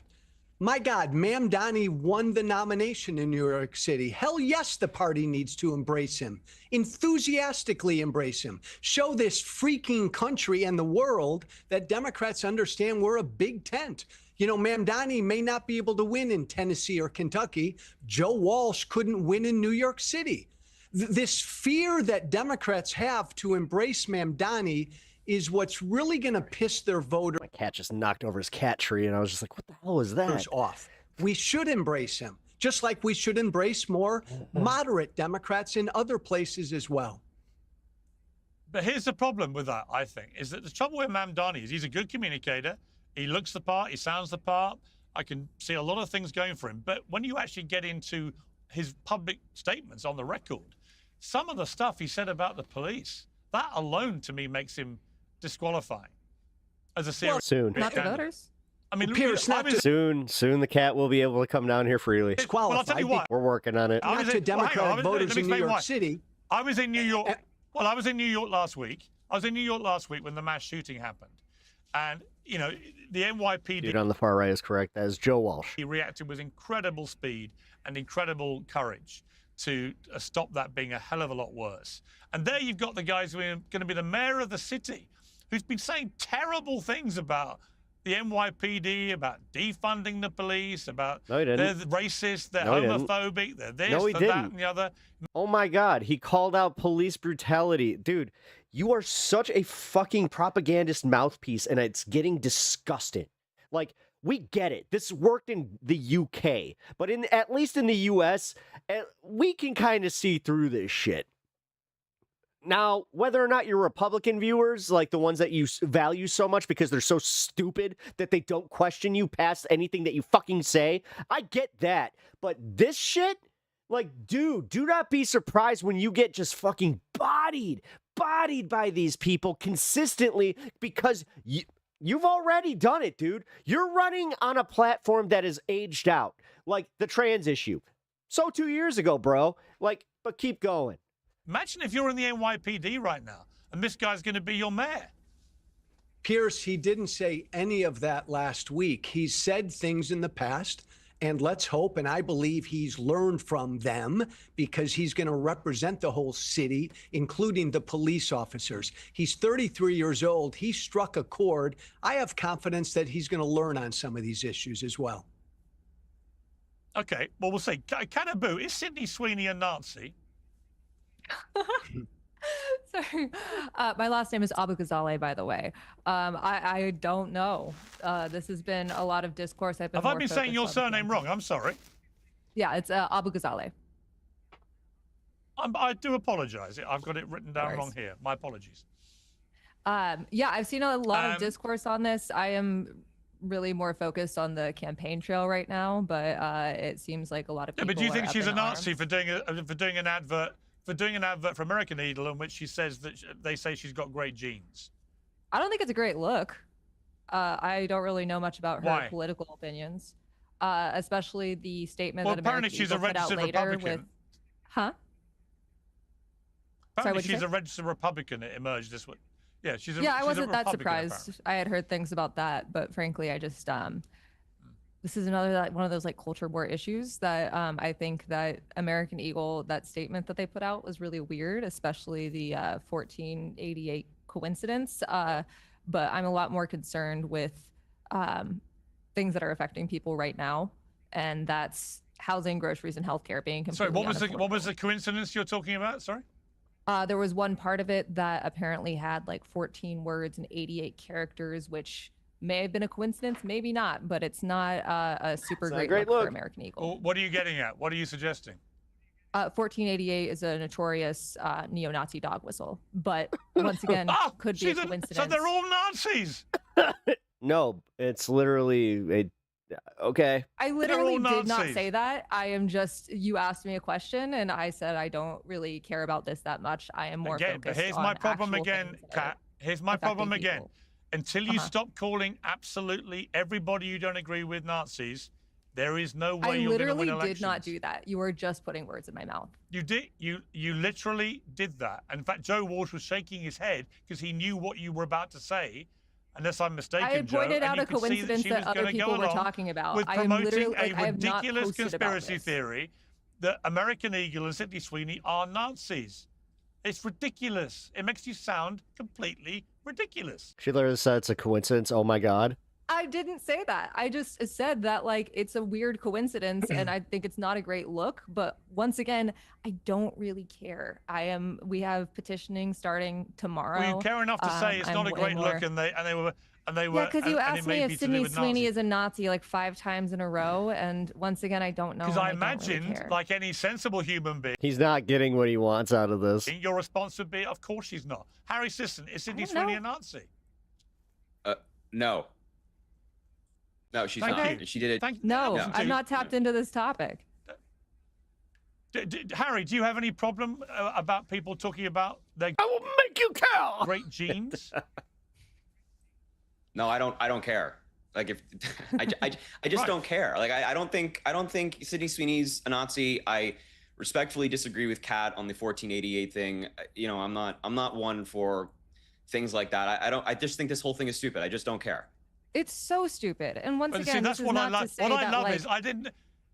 it's on What I purpose. love is I didn't know anything about the 1488 thing until she said that, and she said it because she wants people watching this to think maybe they're all a bunch of Nazis. And Well, I mean, you kind of want to do the same thing with anybody that has an XY chromosome, so it's fair's fair, bitch. that's the problem for the Man, he's got me turned into Jesse Pinkman over here. How many times? I think that I've said it like at least 7 different times. Democrat Party is you see everything through the prism of if you don't agree with somebody, they must be Nazis or white supremacists. Piers, I don't It's think what you're you a do. white Made me revert back to my high school self. How dare you? supremacist or a Nazi. Thank you. You and Thank you. you and I disagree. Well, no, I mean, I'm just saying that as like I don't think that anybody up here that's a Democrat thinks that everybody we disagree with is a Nazi. You and I disagree on plenty of issues, and we have respectful conversations, and they're always very insightful. And that's the case for many people I disagree with. I think you have to stop buying into these small, loud minority groups in the the Democratic Party who happen to be the loudest, and they say, "Oh, this person's a Nazi. This person's a Nazi." Your average Democrat is not thinking that your average Republican's a Nazi. We can respectfully disagree. Yeah, Also, you know, most people Pierce, don't by care the way, about Pierce, this. just Joe. to back up what Harry said, and I used to do some. Anybody just say, excuse me? Just a simple excuse me? Or just let her... Jesus fucking Christ. This always happens on his show, dude. of this. The right is great. Like, I actually feel like he does this to right-wing female guests too, by the way. This here, Pierce, you're right that Democrats often step in the culture war stuff and they don't defend it and they don't fight. But this, oh, by the way, she's not even in the thumbnail. Go figure. Sydney Sweeney thing, really. He made sure to put himself in there, though. There might have been a few folks on the left who got bent out of shape about it, but this was not a defund the police moment. I mean, that really is telling. Think about it. Look at how, oh, Candace. Oh, my bad. Candace was also featured. But they featured Harry and Joe. The right. I hate to say, Joe is the one that I probably wouldn't have put on here because he's the most irrelevant. He's not doing anything. Jumped all over this, and they were actually the ones really kind of pushing that. With all due respect. That the left's making a big deal out of a gorgeous young woman in a pair of jeans. To distract from the Epstein files, might I add. Well, maybe. But if it did, it was successful. James Carville, how are Democrats actually going to win the next election? Give me a blueprint for success. Well, of course we got. First of all, remember the Bud Light controversy? Boy, that cost everybody a lot of votes, didn't it? The Democrats are going to win the next election very simply. At this point, this is the most unpopular administration we've had in maybe American history since polling. We have not lost a... Because American Eagle used the political atmosphere to create a false controversy because, like, Abercrombie used to do this shit. Special since the election. And funny enough, you know what? Maybe we should start focusing on modeling agencies since all this stuff came out about Donald Trump and these modeling agencies. I don't know. Everybody seems to care about Epstein. It seems to be a unilateral thing where we all care about Epstein and what he was doing and thinking it was fucked up. But, like I said, I haven't seen that proven to me. I haven't seen that the culture has exactly, moved towards protecting women. Going to Jesus Christ. Lose 1,000 pounds and you're going to lose a 200-pound lunch at Scott's. That's almost guaranteed. And as opposed to force-feeding Democrats. Harry's the guy that Park Rose was talking about, right? Or the type of guy, the leftist, because I know that he had something like that where he had he was telling multiple girls that he was dating them and shit. A political nominee, Democrats are going to actually pick their own, and we're going to have a really good 2028. We're going to win the House back in 2026. There is a reasonable chance, and when I say reasonable, I mean something over 35%. That we win the Senate. So I am not at all in any kind of a doom and gloom scenario. We'll take American Eagle Nazi propaganda over those weird interpretive dance cap commercials from the late 90s. And I think that the party is healthy. I think there are a lot of different factions. I think they're all... my khakis. Going to present a candidate. Maybe some will have multiple. You remember that one? My khakis.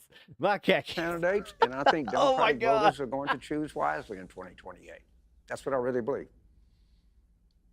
I don't like his smile, really uncanny. Look, I think, Pierce, a lot of this is Trump. Look, in 2026, certainly the issues are going to be the cruelty of grabbing brown and black immigrants in Home Depot parking lots. That's not what America voted for. That cruelty is going to hurt Trump. And we haven't even touched upon the economy. I mean, Trump's wackadoodle tariff bullshit it's beginning to impact people's lives. So there's a great opening here, Pierce, for Democrats. Pierce, you're right. Democrats need to confidently jump into it and go after it. Yeah, I think there are lots of ways the Democrats could be smart about the way they go after Trump. For example, on immigration, if I was a Democrat running for office, I'd be saying, look, I think the president's done a great job on the southern border. Let's just give him credit. I actually think also that most Americans are very comfortable with deporting undocumented people in America who commit crimes. Okay, we can all agree on that. But what they're not comfortable about, and the polling supports this, is grabbing people in Home Depot who've lived here 10 years, who've got children here, who have jobs, who pay taxes, who contribute to the economy. So there are quite straightforward battle lines you can do here. right? But, you know, I also think that I wouldn't underestimate Trump in terms of the next 3.5 years. The tariff No, Geico commercials were. And Geico commercials are the shit. war, it could work. I had a very smart... I'm sorry. Geico has been, like, the caveman commercials from Geico were fucking on point. economist in the Financial Times on saying, you know, the jury's out. It could work. Oh my God. One of the best ones was just like, can Geico save you lots of money? Did the little piggy wee all the way home? The stock market. And then it's just like the fucking pig with the little spinny wheel. Wee! Is higher now than it was before. Dude, I'm not sure if it's just because like I'm a stoner and that's my sense of humor, but god damn, that made me laugh. The so-called Liberation Day. So no one's quite sure how this all plays out. And on the foreign... You guys know the joy, the just unfiltered joy of just smoking on your couch with your roommate and just seeing that commercial or a commercial like that and just laughing hysterically. Foreign state. Like, I don't know. If you guys know, then you know. But if you don't, I feel sorry for you. You are truly, like, you're missing something. Find it quite refreshing that we have an American president who is against war and wants to bring peace everywhere. The most interesting man in the world. I hope he's successful. He is the most interesting man in the world. Refreshing to hear it. I don't always drink beer, but when I do, I prefer Dos Equis. So again, if I was a Democrat, I'd say, I agree with President Trump. We want to bring an end to the war in Gaza, an end to the war in Ukraine, and stay thirsty, my friend. And then to American troops fight. That reminds me of Antonio Banderas, where it's just like he drops the best line, and this comes from The Bonfire, so if you know, you know. But where he's just like, no, not yet. Fighting in foreign wars. I think that would be a very winning thing to do, whilst also picking your fights and criticizing him in all the different ways that are so easy to do. Kat, let me give you one last chance to not sound like a lunatic. How do you think the Democrats can win in 2028? Classic. Action, not just words. I think we need to be meeting people's material needs. That's something I do with my campaign. We use our campaign resources to reach voters and help them right now. The amount of money that is going in to make a liberal Joe Rogan in a lab that could fund so many clinics, it could stock so many food banks. We need to be using our resources to fill the gaps that Trump is creating right now, not only because people need it, but to show that it's not... People have lost faith in politics, and understandably, it feels like there's... All right, now here's the real hot take. Dos Equis or Modelo? So many... Modelo, all day. Promises, none of them are kept, and there is so much that we can do in this moment, currently, like right now. I can't overstate that enough, that we're just not. And paying for consultants that haven't won elections in decades, putting all of our money into ads. Pacifico? I'll go fuck off. That are not being used in the most effective way. We could be doing that to feed people. Pshaw with your Pacifico. And clothe people and make sure that they have homes. You go drink your line in Google. You know the most effective political ad of modern times, according to the New York Times, in terms of the impact it had on neither Guinness voters? Damn, you like some stouts. Kamala Harris is for they, them. I hate to say, I like me some. Trump is for you. So this is like some good old Mexican beers. That you don't think any. As far, all right. Although I hate to say this, but like a good old Yingling, like a Yingling. What he cares about. The New York Times, the liberal a handle of Fireball? No, thank you. Bible determined it was unbelievably The New York effective. Times, the liberal Bible. And I would also say. Well, I would also say in relation to Joe Rogan, rather than otherwise hand me a lighter. Trying to find... Honestly, I'm primarily just a hand me a lighter type of guy. A liberal Joe Rogan. But why don't you just do a bit of history? I don't mind having. And realize he was a liberal. This guy was a Bernie Sanders fan. OG for Loco. The party alienated Joe Rogan and pushed him. I remember when those first came out, dude. Those were a problem. Towards Trump. My favorite part was I wasn't a drinker. Like I literally did not drink at that time. But all these people would show up to parties with Four Logos and they would get fucking trashed. Because the woke left was so insane. They did the same with Bill Maher, nearly. He didn't go as far as Joe Rogan, but he certainly became very critical of the Democrats. And the same with me, right? So you got people who were naturally liberals who just have nothing in common with the woke left ideology. Yeah, bro's delusional. Yeah, exactly. We have disavowed the New York Times a long time ago.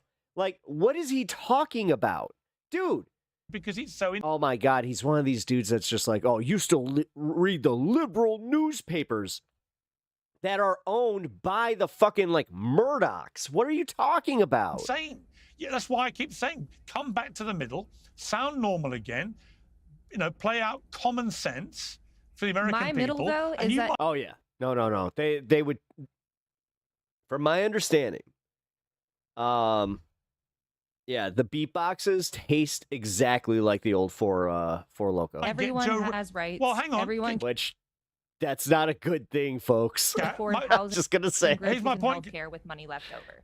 I know it all sounds great. Middle... Give them all free housing, groceries, and so on. I know, you got to pay for it. Unfortunately, that's called socialism, which never works. But you could get Joe Rogan. That's bullshit. That's bullshit. You live in a fucking country that has socialized medicine, you fucking asshole.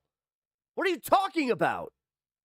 Why is it always the fucking British that do this? And on top of it, I mean, it is kind of funny where, like, this guy made a living off working for a publication that used to show titties to people, like literally just, it was all over. Like back when they had newsstands, they would have titties on like their, what their version of the Bat Boy magazines were. That's what that would be there for everybody to see. Now they have the anti-prawn laws. Now they have the fucking gaming law, which I'm not sure if you guys saw, like, passed in the UK. It is scary, the censorship law that just went through. Back if you're smart. Harry, But, again, going back to the actual substance, you have health care, you ass! Word to you. How are the Sorry, Democrats going to win in 2020? Blood pressure.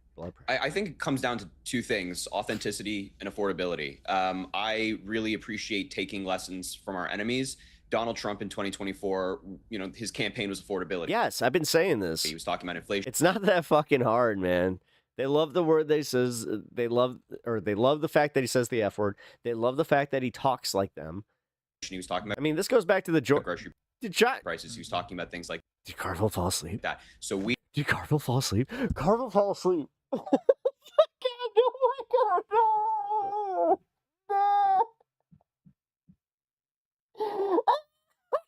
Dude, my man fell asleep on it. We in 2028.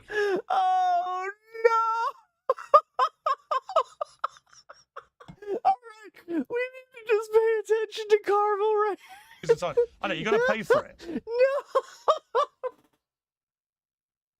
Unfortunately, that's called socialism, which never works. But you could get. No, he did not. Joe Rogan. Oh, he told you. I'm up. Back if you're smart. Harry, last word to you. How are the Democrats going to win in 2020? I think it comes down to two things: authentic. No, he did not just fucking fall asleep on Piers fucking Morgan. No. I earlier brought up how he's aging out. Holy shit. Authenticity and affordability. I really appreciate taking lessons from our enemies. Donald Trump in 2024, or his campaign was affordability. He was talking about inflation. He was talking about grocery prices. He was talking about things like that. So we in 2020. What the fuck?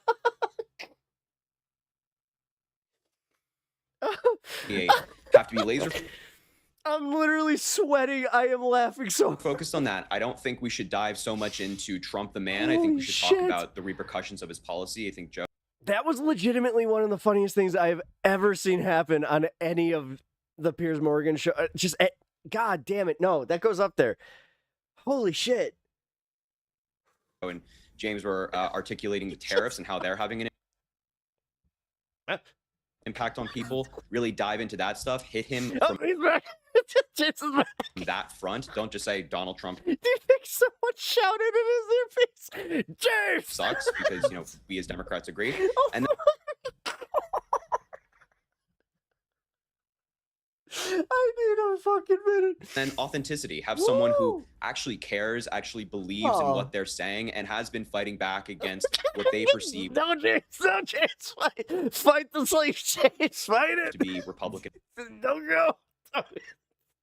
Don't go towards the lynching. attacks in whatever office they happen to hold at that time. James. No, don't do it. And actually, maybe reserve calling people Nazis for when they're actual Nazis. Oh my God. Dude, okay. Legit, that made me cry. That would Yeah, be let's my hold little off on that offering one. as well. That was, Hold off that on was fun. Thank you all to my Okay. panel. It's actually a really interesting Oh, thank you. And James was just like, oh, thank God, it's nappy nap. debate. It's time for nappy naps. for the life and soul I think James knows. and heart of the Democrats. This was... Oh, fuck. I think America needs a good opposition. Oh, God. Needs a strong Democratic Party. I don't like seeing the Democrats in such total disarray. But sometimes you've got to shake it all up. Pierce also makes me sleepy. I just... To shake it all out and find out who the Hey, James, you sleeping? next hero is going to be. It's going to be a Just get a fascinating little- thing to watch. I appreciate you all coming on. Thank you very much. What? Where am I?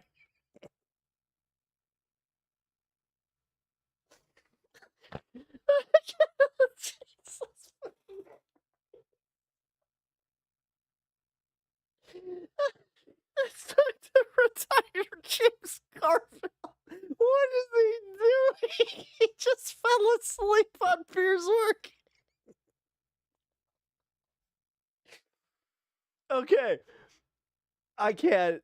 Sorry guys. I'm probably gonna clip that. That was wild. I was not expecting that to be the gem of the evening. Holy shit! Thank you, James. Oh, just he fucking did the thing where it's... Huh? And then he just he fucking dude. Okay, hold on. It's because he was wearing a hat that made this so much. It made so much better to watch him go like this.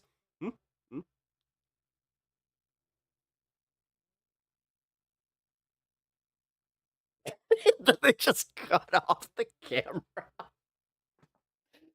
Oh God damn. He kept messing with his hat to try and stay awake. I know, and he kept doing the thing where he kept like, doing the yeah, I mean, oh dude. I'm sorry. I'm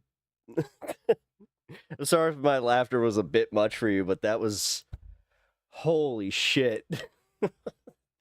I'm actually like, whew, I'm almost out of breath from laughing at that. That was wild. What the fuck? I called it at the beginning of the show, though, where I was just like, why is he even out here? I'm not trying to be ageist. Oh, man. Off topic. Isn't Nazism just therefore every social... No, it's not. No, that's a very, like... It's a simplistic take. I'm not going to be a dick about it. It's just, that's oversimplifying things. Whew. I know, wear a hat and do the same shit. It was great. I mean, that was... Holy shit, dude. That was fucking wild. Like, that was wild. But no, it's totally different, man. And honestly, like, there are people, listen, there are people out there that can explain this a lot better than me. I really don't know how to explain this properly. Outside of, it is a totally different type of socialism, and I know that the Nazis, like, use that for a purpose. Again. Don't get mad at me for not knowing, guys. This is where I defer to my smarter chat. If you guys want to, teach the young man something, then please be my guest. Whew. I'm laugh high right now. I hope you guys understand, like, laughing that hard hit me, and, like, that 420 was just extended by a good like 20 minutes. That was hilarious. Holy shit. My ribs actually hurt from laughing, man. Woo. Okay. I got nothing else. I can't beat that. There's nothing else I could do right now to like top what we just watched. That was insane. And I got to give Kat a lot of credit. So unfortunately, I'm not going to say she got like dog walked on like the CNN interview, but she got buried where like they just didn't let her talk. So that was unfortunate. But in this setting, also I kind of get it. I'm a lot better when I'm not in person than like if you put me here. This is my element, man. Like, so that's probably her element, which is fine. We're gonna have to get used to, you know, this new wave of politics where you got a lot of communicators that started here. But no, dude, when she said that she's putting the money into like programs and stuff like that, like that's awesome. Like I have to say, and like the whole, you know, money that they're putting into funding the leftist Joe Rogan again, like stoner leftist comedian that just happens to ask a lot of questions. I don't know. I mean,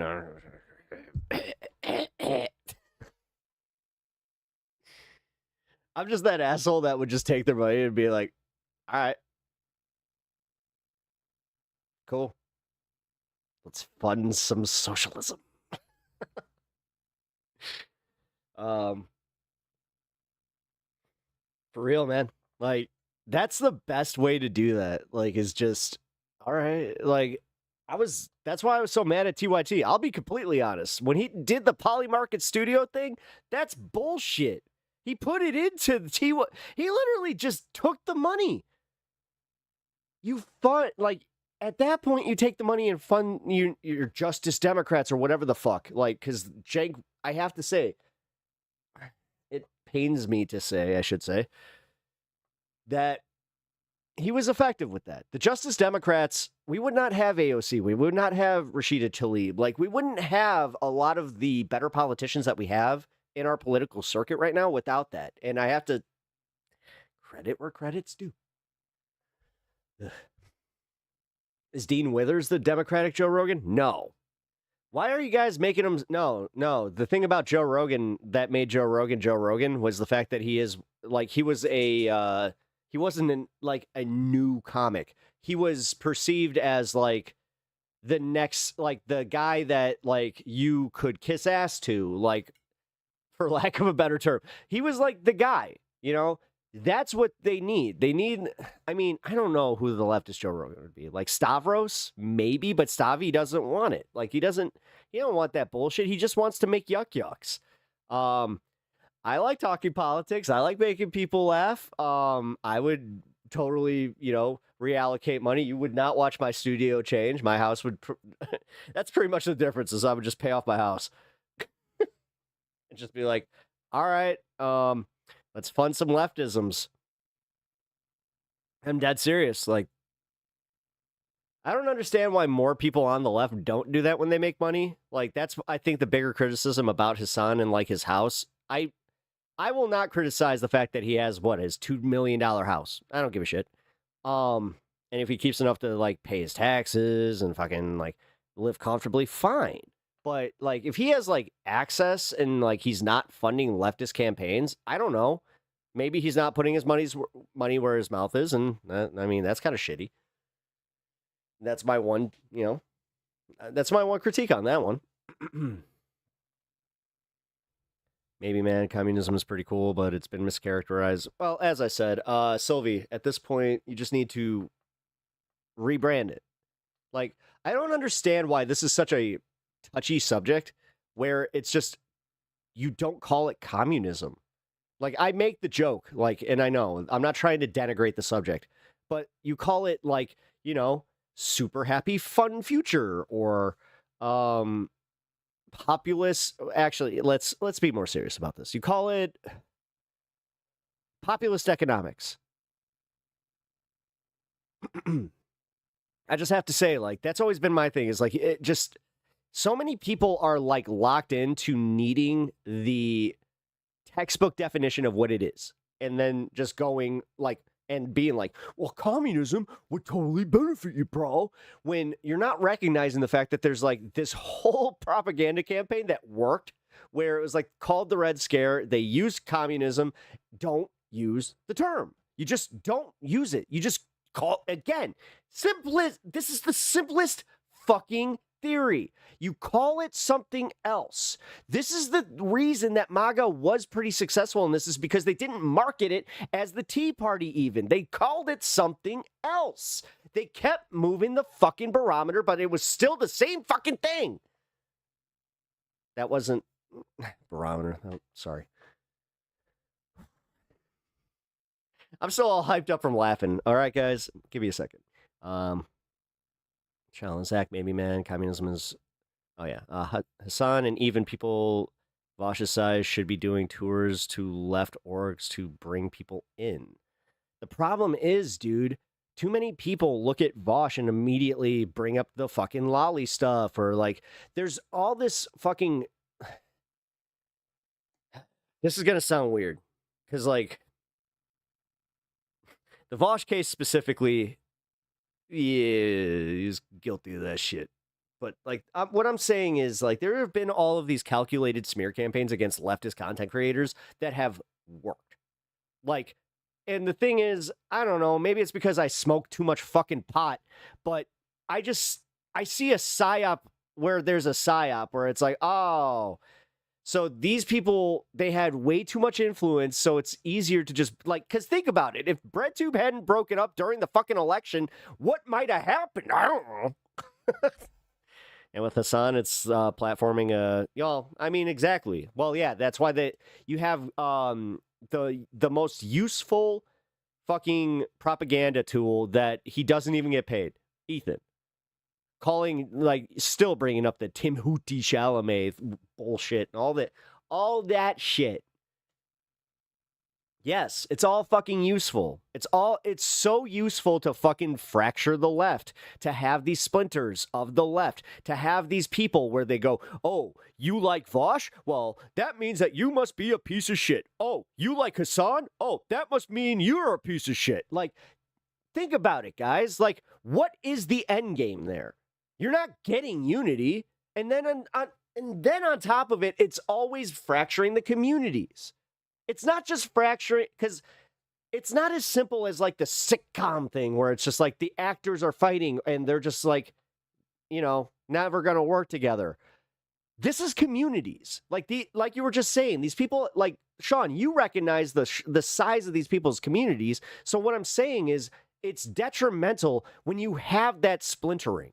Like, I already saw it with Destiny, except again, like, that's when I was just getting into even fucking paying attention to this shit. But I don't know, man. This is why I like this space. This is why, like, if any of that stuff, like, starts happening, I'm going to call it out right away and just be like, we're not doing this. We're not going to play the high school game. You know, we're working together. Like, we're here to bolster each other, you know, be on each other's shows. If we have a disagreement, like, that's my big thing, is if there's disagreements, it cannot turn into fucking, like, the ultimate smear campaigns because there was one hot take and then no discourse to fucking try and, like, understand it. That happens way too much. And I have to say, I understand a lot of it because I've experienced it here, and you guys know I don't play bullshit. I don't let my audience dictate what I'm going to fucking do or say. I'm sorry. Like, I don't give a shit. I really don't. I mean, I'm glad that I'm a small enough YouTuber to where I don't have to, but I think that even if I had the numbers, I wouldn't give a shit. Like, I'm willing to correct where I need to correct, but, like, for real, I've had too many people in my audience already in the small time that I've been on YouTube try to fucking manipulate my content and, like, try to tell me, like, oh, I thought you were going to do this. I thought I was watching this. It's like, well, okay, go find it somewhere else. Like, and I honestly have absolutely no remorse about that. I don't give a... I appreciate every single one of you that watches my content, that engages, But if you're going to like do this thing where you're just like, well, I'm going to withhold my sub. I'm going to do this. I'm going to like, then just go. Like, dude, I don't even want to fucking waste. I don't want to waste your time. I don't want to waste my time. Like, that shit is ridiculous. And again, the narcissism that's behind that is insane. Like, I just have to say, like, people that do that to content creators, I have to just say on another level, that's fucking nuts. Pep is the only political streamer I've been in that hasn't banned me within the first 30 minutes. You know, the pressure is on you to not fucking like, the thing is, if I'm ever on this space, I'll say this much. Like, this is a good example. If I'm ever on this space and you guys do something that could, you know, be a detriment to that, yeah, then I'm sorry. You will be catching bans because that's a disrespect to me as the streamer, as the talent. Like, so if you guys actually respect me and you guys enjoy being here, behave yourselves. Hey, Groovy Hot Rods here. Dude, that was so funny. That the one thing you said actually stuck with me where you were just like, yeah, I'm changing my name to fit my cool rad attitude. I was like, that's pretty funny. Anyway, pot would easily fall under a category of sin. You're still on that, huh? I don't care what people say. Platforming a kid in a country being bombed isn't that bad. What makes him... No, what... Sylvie, objectively, what made that one bad was the whole, like, trying to do... he was just on a ship. Dude, like... Come on. Like, come on. I understand. Trust me, I understand. And I understand the broader geopolitical takes on it. But if you couldn't see how that was going to be used against the broader left, I don't know, man. I don't know. But I gotta pee real quick. Excuse me. I think I kind of want to hang for a little bit. Oh boy, here we go. Zach J, what up, dude? Here we go with what? Uh-oh. What'd I do? Meanwhile, actual war criminals responsible for thousands and thousands of deaths are getting positive publicity every day. Yep. And we say, that's fine. I usually get banned for my extreme views. Oh, Zach. I just realized you just swap platforms. All right, I gotta pee. I'll be right back.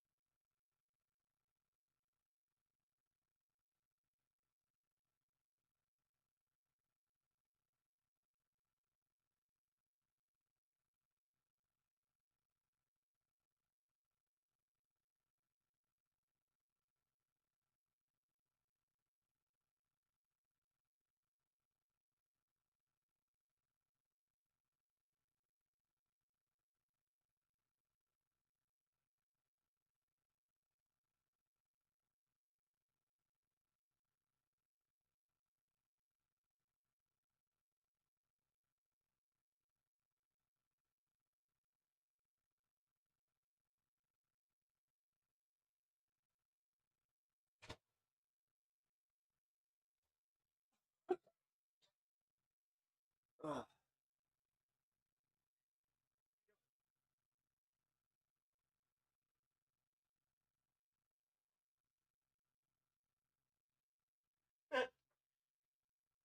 He's sitting in he's buried in blankets. I was just like, what are you doing? And he's just like, what's up? What do you need?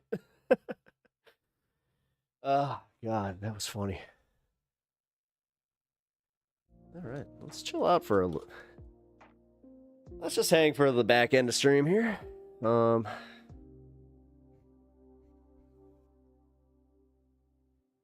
quite conservative. That's the bigger issue. I won't bring up religion because I feel like Pep might ban me. Why? Saying Holy Kool-Aid has a... Wait, Jack, you know I'm not a Christian, right? Wait. Like, because you've been here for a long time. Do you not know? Wait, I'm an atheist. Like, what? Why would I? And also, Holy Kool-Aid is like, yeah, that's a channel that I watch. Actually, here, yeah, we can watch that. No, Holy Kool-Aid's great. I feel like they were, because they were Jehovah's Witness, I think, right? I feel like they were something a little bit different than what I was. Again, my sect was all fundy end times, you know, but... So, how about RFK canceling 500 mil in vaccines? I'm not banning anybody for their religion. Dude, I'm not that type of atheist. Like, I don't get, like... As long as you're not one of these people that's using the Bible to justify your hatred, I mean, I will smack you down there, because literally, the new covenant doesn't just cover you.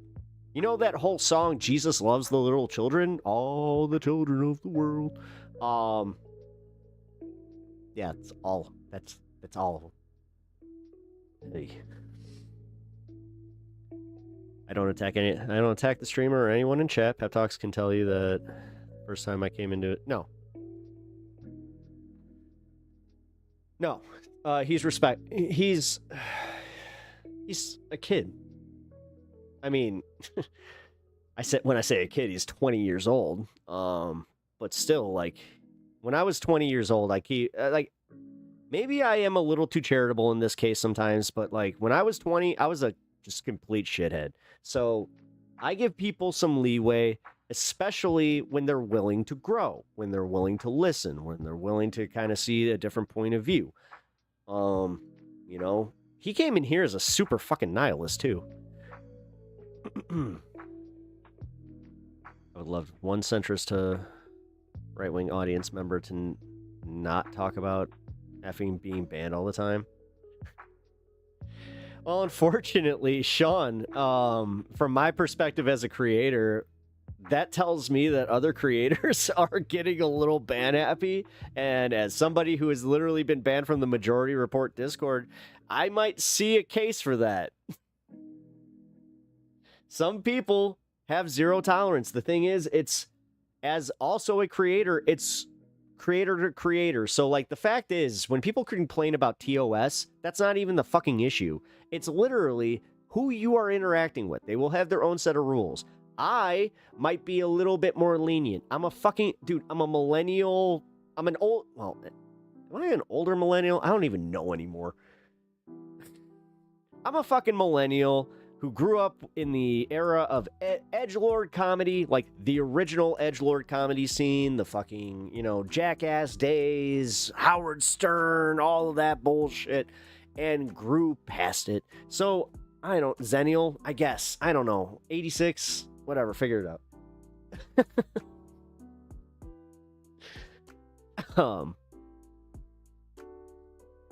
But yeah. Now, Zach he's a good kid. He is. He's got a good head on his shoulders. He's ambitious. I don't know, from my perspective, it seems like he wants to create a future for himself and actually, like, make some, if he wants to make some money for himself, fine. But he also seems to have this other weird communist-y thing where he wants to just, live his life in the woods, or just, I don't know. What nihilism? You were pretty nihilistic when you came here. You were just, or like, maybe nihilistic's not the word, but you were just very more, like, you were super selfish and just like isolationist in your approach to life. I've never been banned from anywhere other than right-wing spaces when they heard a single leftist thing from me. But that's the way they Sylvie, so you understand that's the way that they perceive it from, like, coming to our spaces and, like, just getting banned for saying, like, I watched this happen. When Kirk said, I'm a conservative, he got banned, and I had to literally say, unban him. Because that's not fucking cool. Like, just because somebody... And that's reactionary as fuck. I have to say, like, for somebody to just be like, I am the opposite thought process of you, and you're just like, well, I can't have that. Not cool.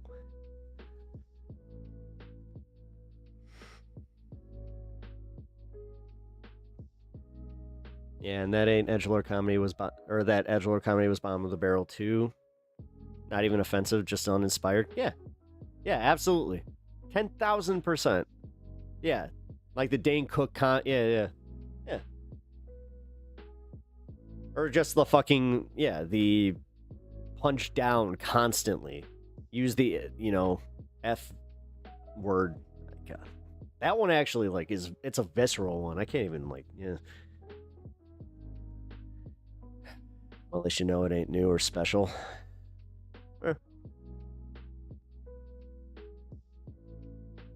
Well, I mean, that might explain it, that you were in a manic episode and you kept talking about how you want to, like, go move to a log cabin or whatever.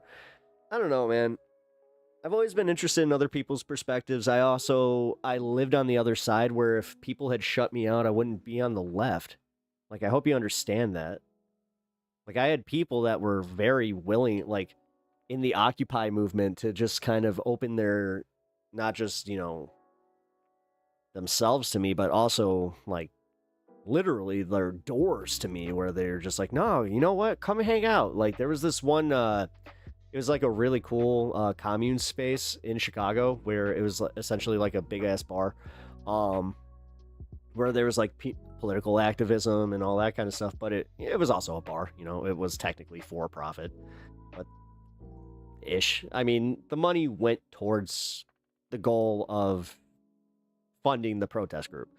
It was cool as hell, man. Like, I met lifelong friends. It literally put me on my course to where I am today. But also, if I had the terminally online interactions that I've had just within the last few years, but even before I did this, I probably wouldn't have come to the same conclusions, though, because I would have been constantly talked down and constantly reminded, just like, oh, one of the fucking sickest things I had ever heard from somebody was that I couldn't be an ally. Somebody, like, I had a trans person tell me that I cannot classify myself as an ally. I can be a supporter, but not an ally, because I'm a cis white man.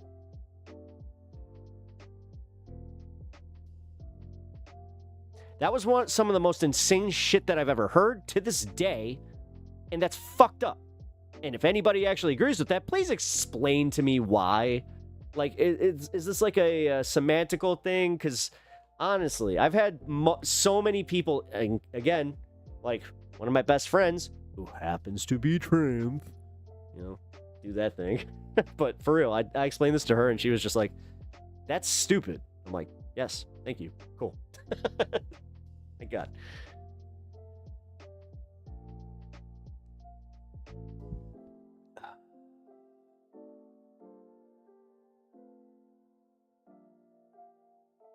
You're an ally when you're referred to as an ally?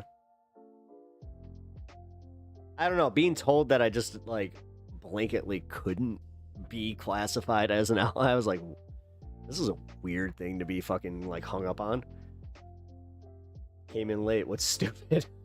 Everything. Oh.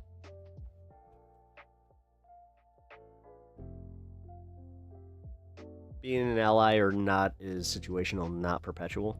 Well, I understand that. I'm just talking about, like, even in that moment, they were just like, yeah, you can't, like, whatever. Even this is kind of silly. It's like, all right. But fine. Whatever, man. Ugh. Supporter, ally. Ugh.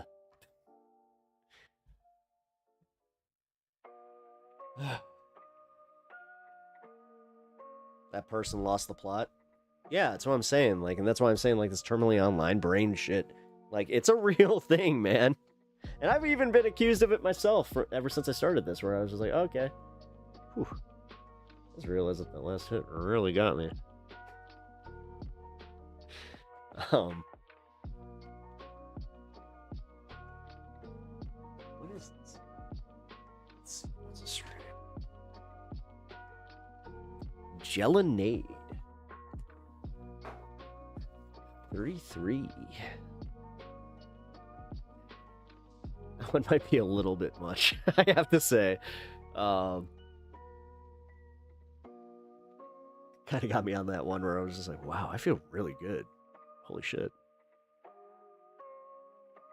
I still have no effing clue what you're talking about. Oh, I had somebody in this community tell me that I could not classify myself as a trans ally because I myself am just a white cis dude, and I kind of went, huh? Brought this up to, again, multiple people, and they were just like, no, that person is insane, and that person is not a good, like, and they even said, they're like, that's a bad representative of the community. I was just like, oh, got it. If you put everything on black on a roulette table, someone should bail you out and pay you back if you don't have... What?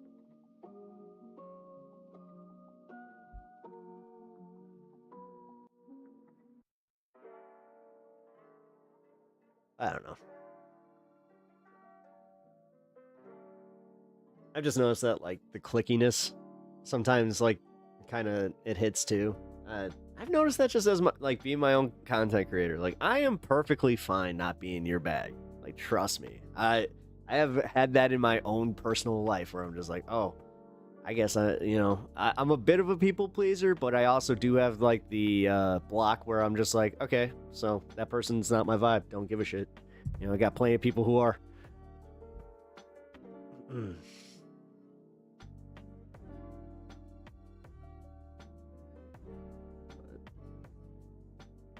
Politically,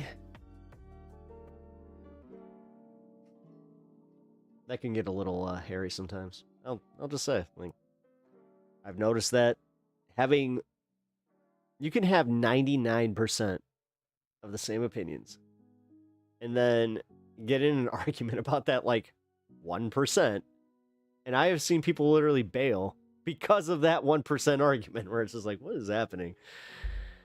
One could say you can't call yourself an ally. Only someone else can tag you out. See, now, that had they put it that way, that's fine. Like, if we're arguing about me calling myself an ally, but they were literally saying how I cannot be an ally. They're like, no. Like, because their argument was that I, again, am just white, cis, man, will never be able to understand, can't even classify me. It's just like, I guess you could support us, but you can never be an ally. I'm like, and I'll just say, this is why I'm talking about it now. Because it came off to me as like, that's stupid. Why? What does that give you? What does that give you to tell me that, like, do you feel better now that you made me go like, oh yeah, you know what, I'll check my white cisness? Go fuck yourself. The two things that I was born with, go fuck yourself. No, like, that's the one that, like, a lot of Republican dudes, that's what they just want to say, and I'll just say that, where it's just like, dude, as much as you, like, I was born this way too, literally. I was born with white skin, and I was born just, I don't know, just, whatever. I like women. I don't know what to tell you. You know, I look at guys, I've always said that I have, like, that, like, if we had to do the scale thing, like, dude, I watch professional wrestling. Like, there's definitely a scale, and I'm like, I can admit when it's like, oh, that guy's got a nice physique. All right, well, all right. But sexually, it just doesn't do it for me. Sorry. Like, fuck. I've explained this so many times to people. That's why I explain it the way I do, where I'm just like, I am not ashamed of who I am. And the fact that so many people have gone out of their way to kind of do that thing where they're just like, well, you should be. It's like, and you wonder why people don't react well to this? The fuck? That's pretty much just saying you hate white straight males. Yes, that's how I took that.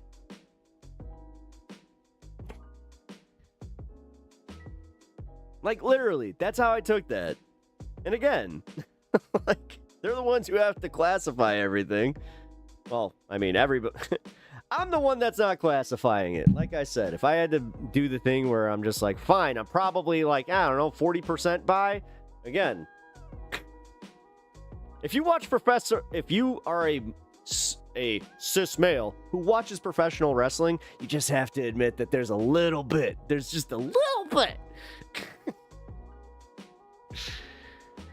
Oh, God.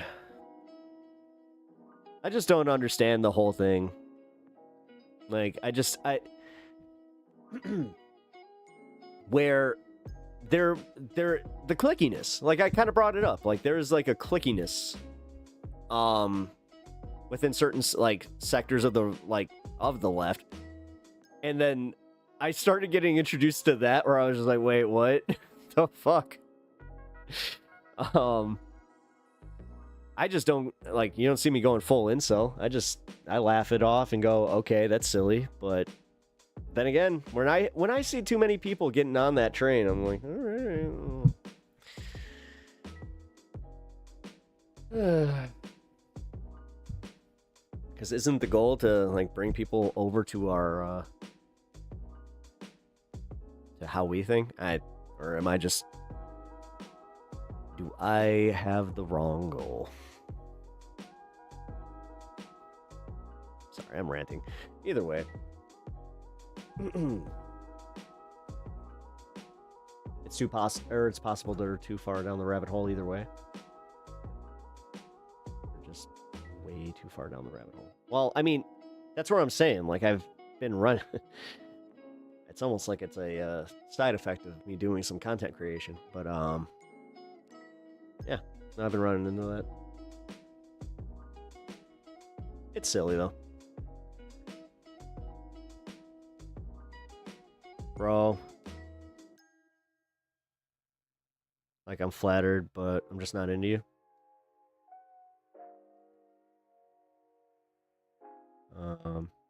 It should be no different than if a racist said no blacks allowed, they suck. The end. No need for a bunch of pontificating on a bigot who happened to be coded left. Yeah. There's a huge difference between saying that guy's got a nice physique and that guy's got a nice physique. I want to rub one out. There you go. You know what, Jeffrey? You got it.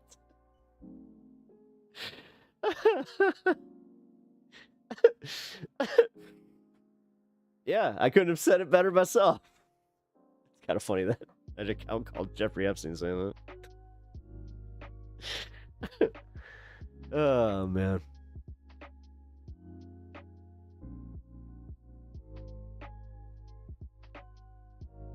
Well, like the whole coded left thing, too. I don't know. Like,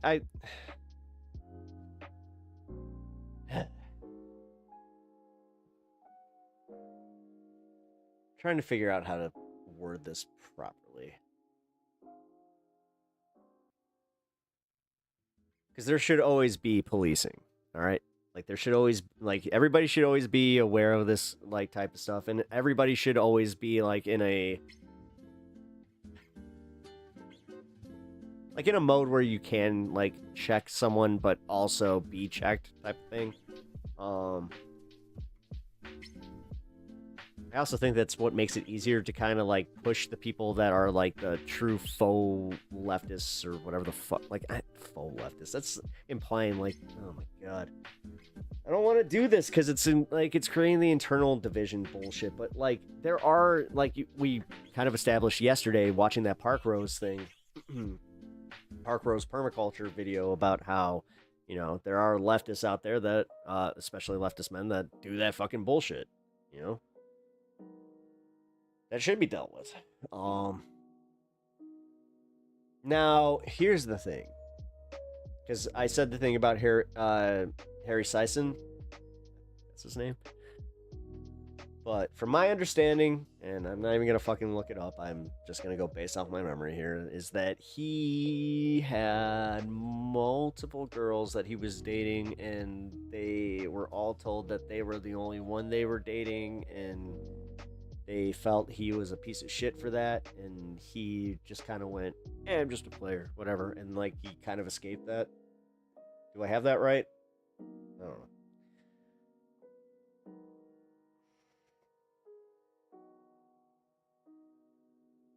And when I say player, I'm not insinuating like the good way, where it's just like, he's a player. Oh man, he's a player. Like, no, he's a piece of shit. He's a piece of shit that has some emotional problems that he should probably work on. Where it's just like, oh, I don't know, man. Seems like you have intimacy issues, but also I'm not a therapist. I'm just somebody that, you know, just I look at certain situations and then can apply it to some other people in my life. The big thing is you have to just live by leftist ideals. Saying you're on the left isn't enough. You have to show it. I understand that. But like the big thing online is like that there's this big like, so for instance, you could live your entire life as a leftist, make one mistake, and then automatically you're defined by that. And that's where people are cautious here. I hope you understand that. Like, be too far left is giving a hint, right? I mean, doesn't that come off as a little just like, oh, like, I know better. Man, the amount of women I've told.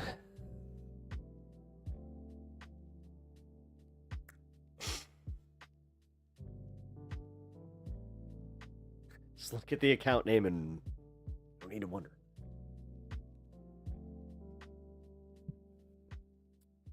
That's kind of fucked up. All right, I guess I can smoke with y'all. Yeah, screw it. I'll do it.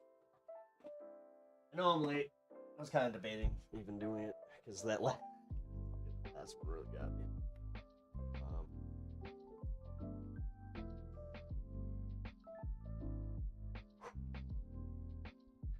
Time to go back to like a 22%. Like, this is. Oh, you finally up? Welcome back, dude. There he is. Coming in? There he is. What are you here? What are you here? Okay, we go nap.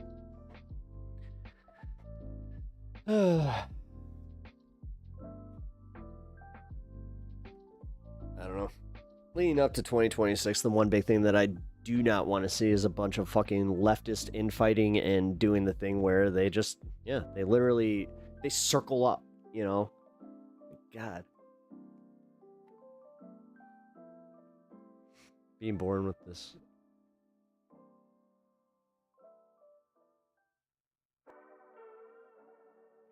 Is that your... No, I'm not that gullible. Stop it. I checked myself. I'm like, there's no way. All right.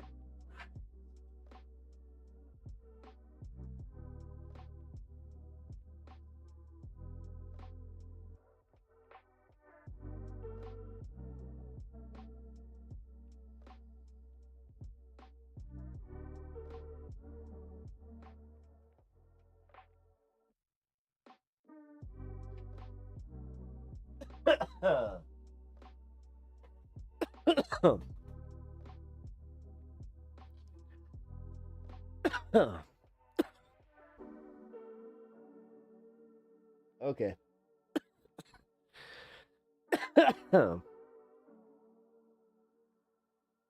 Wow.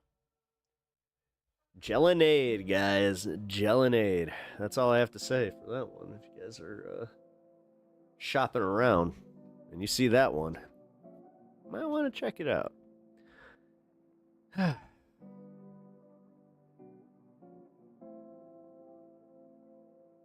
I've been thinking about this.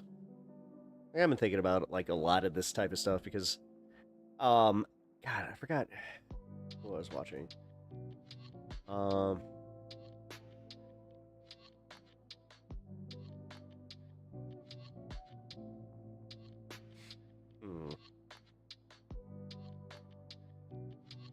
Please tell me you play guitar. Not well. I can play like Beatles.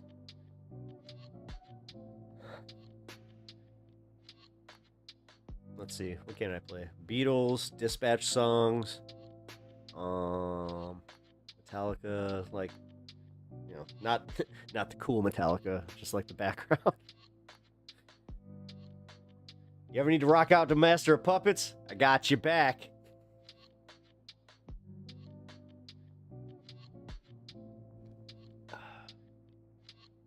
Somebody said that to me at a gas station recently. Like, they just randomly were like, "Are you in a band?" I was like, "What?" And they're like, are you in a band?" I was like, "Oh, no." And like, the disappointment on their face, I'm like, "Oh, I should have lied." I should just be like, yeah, I'm on the Snickle Fritzes. Yeah, play bass. You know? Gonna be down at Foxhole Bar and Grill. You know?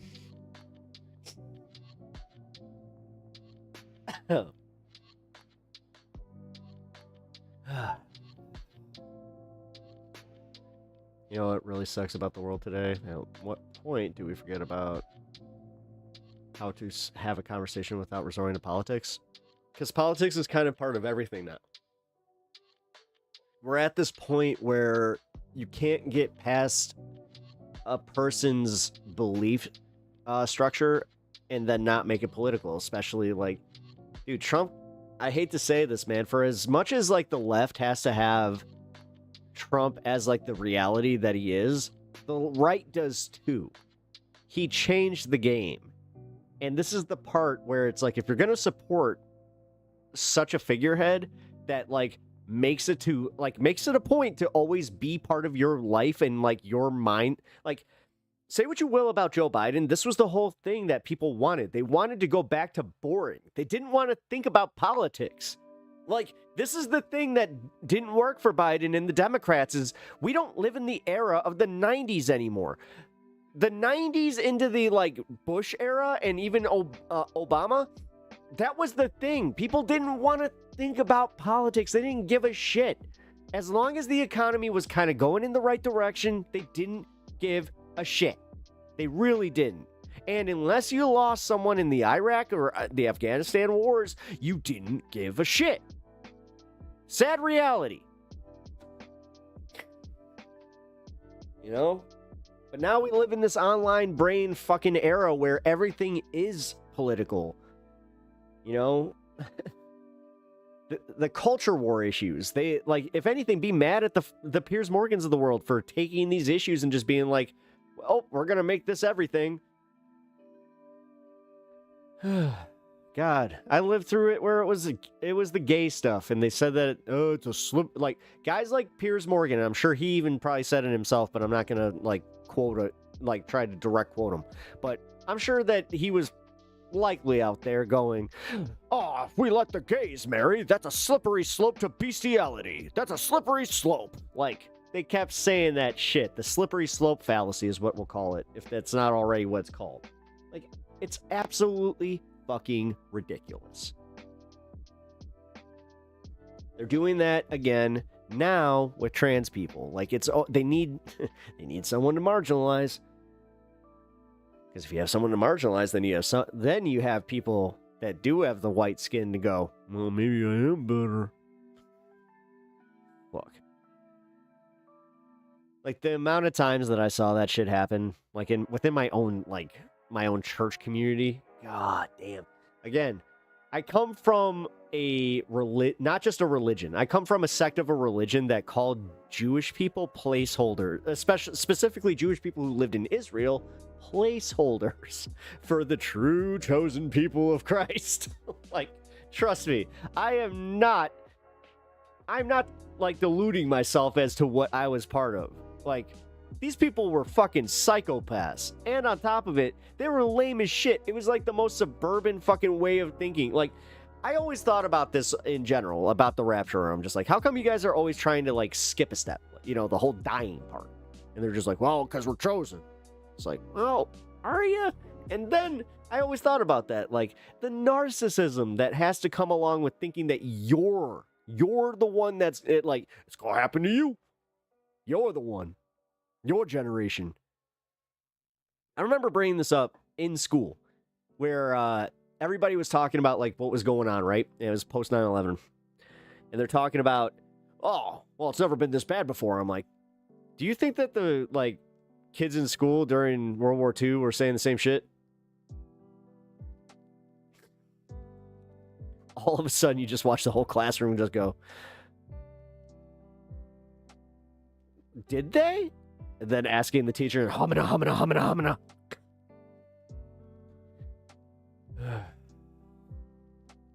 Everything is politics and society. People are either more aware of that dynamic now. Yeah. People mistake the status quo as not politics. Exactly.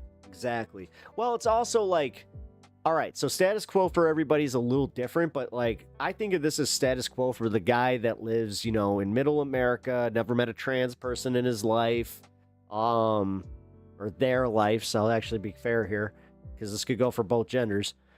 And then, you know, all of a sudden, you know, their kid goes to college, comes back, and that's, they're forced to reckon with this whole thing. Like, and then this is the sickest part, is they convince themselves that somehow they failed their child. Like, oh, somehow, you know, they're living their true self. I failed them as a parent. What the? That's gotta be wild, dude. Like, actually think that way? That's insane. That's insane. But I'm not a parent. Don't want to be. Because people like that kind of made it to where I'm like, And I'll be real. It's just, I've never seen the appeal of having kids. I'm just one of those guys. Don't see it. Doesn't mean I don't like kids, by the way. Like, that's, I know some people like that where they don't want kids and they're just like, they're already curmudgeons. They're like, I hate kids. It's like, what? Okay. I couldn't imagine being that old. Like, before I'm actually that old. Although I'll probably be, you know, if I make it that long, in my 70s, playing some Tony Hawk. It'll be fun. Just ripping a bunch of joints, just... I'm still here. Alright, let's go. On my vintage PS5, by the way. Or maybe PS6. Like, let's see. Where would I stop? I think it'd probably be PS6. So I'm already, or I'm kind of at that point where I'm just like, I use it for, you know, Final Fantasy and like Tony Hawk and watching stuff. Yeah, the status quo is not politics. Well, that's unfortunately that's too many people. You know, you could argue the majority of the American populace.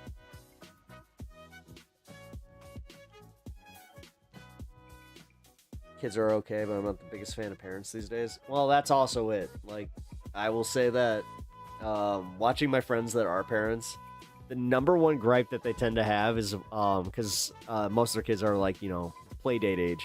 So they're just like, you know, Actually, I have a perfect example. My buddy, he calls me on a Saturday, right? And he never calls me on a Saturday. And he's just like, man, you got a minute? I'm like, yeah, sure. He's just like, I gotta go to this thing. It's like a carnival. He's like, it's with my daughters, and there's gonna be these parents there that they were, I guess, parents at their old school. And he's like, I don't get along with a single one of them. I'm just like, ooh. And I'm like, and I'm assuming that your kids are like over the moon about theirs. They're like, oh yeah. I'm like, yeah, you gotta suck it up, man. So he calls me that Sunday. He's like, dude, like, that was miserable.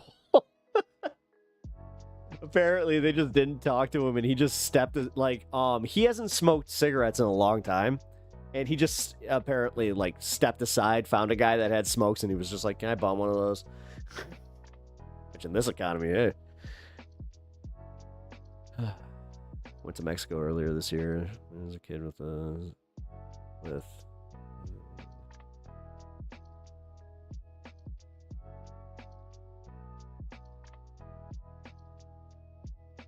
I have no idea what you're talking about. Do I need to ban you? I don't know. Is this bad? Yeah, I'm literally like, what?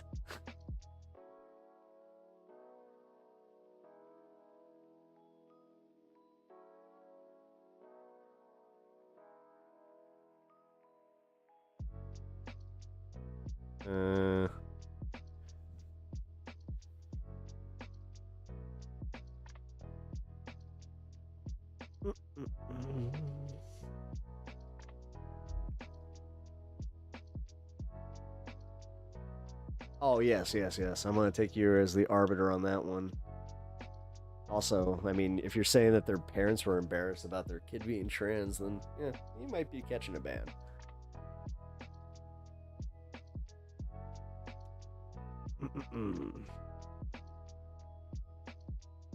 What does it mean? Please explain.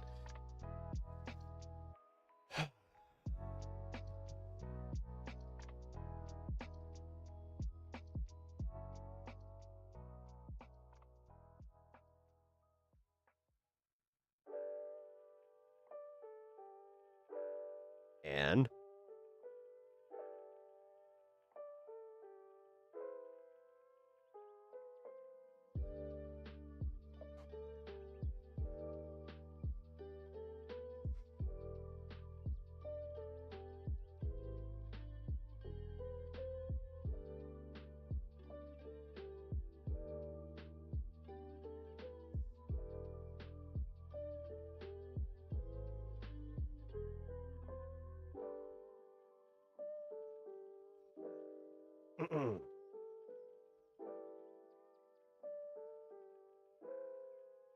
yeah.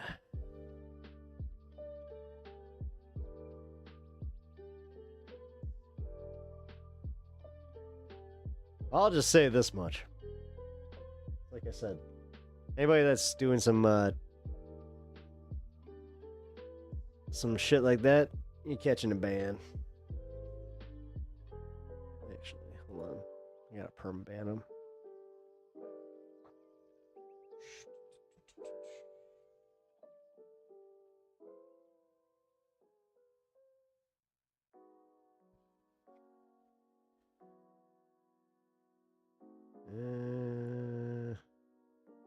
Hold on. Yeah. That's perma. Bye.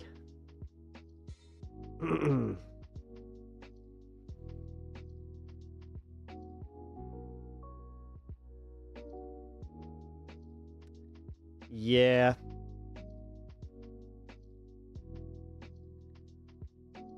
The thing is, I've always been, like, suspicious of that account. Obviously. Why wouldn't I be? I don't know. Is there a mod in chat?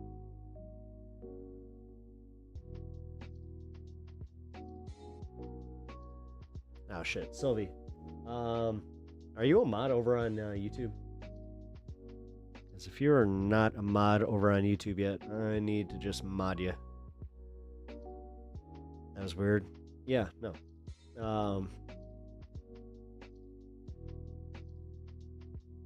I'm a little embarrassed because I allowed that for a little too long. Dude, I should have banned that account right from the get-go. I don't know. I think that I finally hit this point. I don't need these accounts coming in here. You know, as a smaller content creator, like you kind of play this game of, oh, I need interaction, you know, getting a little bit of you know, having somebody come in and start some shit like that and maybe cause something. Like, trust me, there's a lot of content creators that like YouTube pushes you towards that. They're just like, oh, you know, there was a confrontation. Like they don't trust me. They do not go after like, oh, you had a confrontation in your chat. They love that shit. But I'm not playing that game, and also like, dude, like, no, I finally hit that point where I'm like, all right, because there wasn't anything that was overtly like bannable before. Plus, I did think it was like a Kirk alt account, but that just proves that's definitely not a Kirk alt account. Which maybe I need to have a little talk about shenanigans in the chat now, because honestly, I am getting to that point where like people who spam chat to get attention, I'm thinking just hard bans. People that, you know, play these games of not even trying to interact, like in good faith, in the slightest. They come in here with their right-wing bullshit. Like, I don't want to be one of those channels that just like bans because they do that. But it's like if they do the Trump 2020 fucking aid or whatever the fuck, yeah, I'm thinking hard bans just all around, man.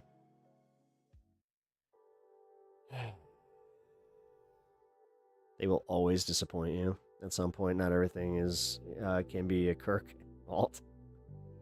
Wow, rude.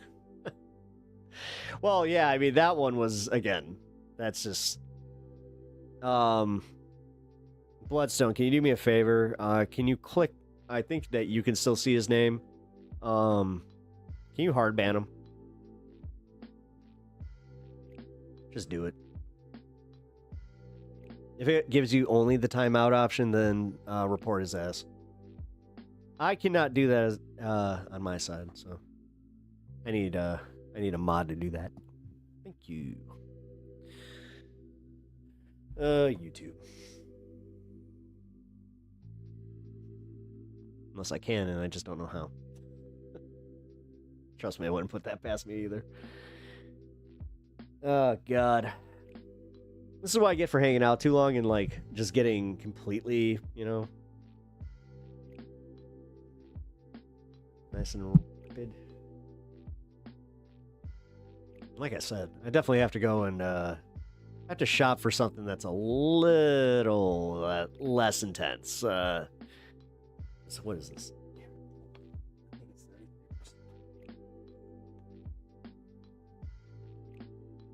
Shit. Yeah. Wonder.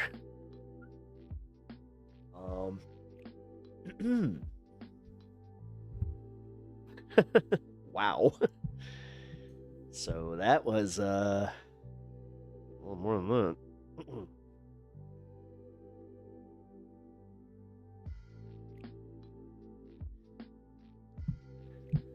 that.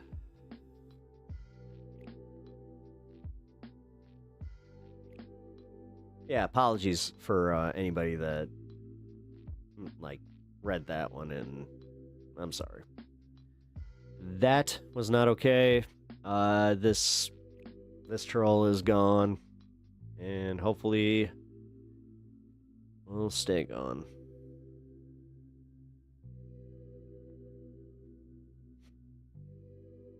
You know, I have to say, for as long, like, well, there's a double-edged sword here. For as little time as I've been doing this, and for as much time as I've been doing this, I really haven't had that, like, you know, knock on wood. I haven't had that many people like that. You can't ban? Wait, what the fuck is going on with that? That's new.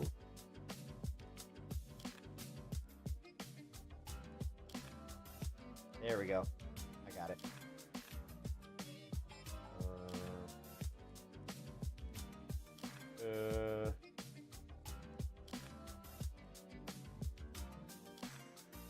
This literally is.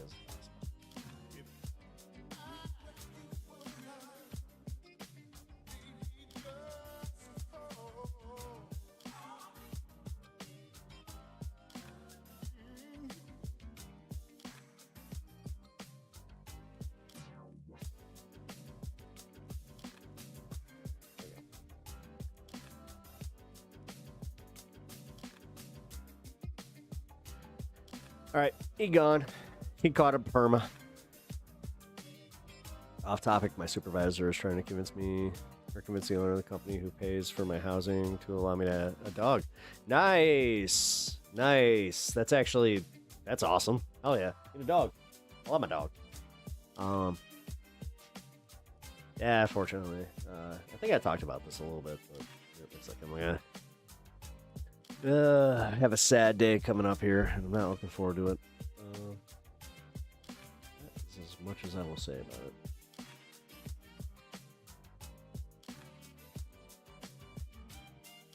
Oh, by the way, let's see. I want to watch the Jubilee videos, so what I'm thinking is Thursday. I actually have a rare day where I should be able to stream a little earlier. I think I'm gonna hop on Twitch and just do the Jubilee videos. If you guys want to join that, that'd be fun.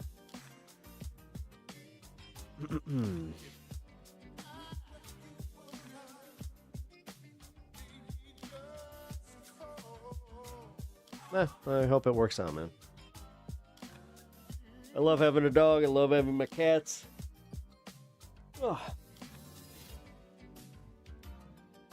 I don't know. Having animals just really is that much, and it adds the flavor to life, man.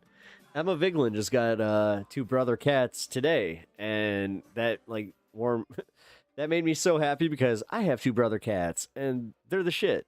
Although they both came from the cat distribution service, known as finding them in a parking lot.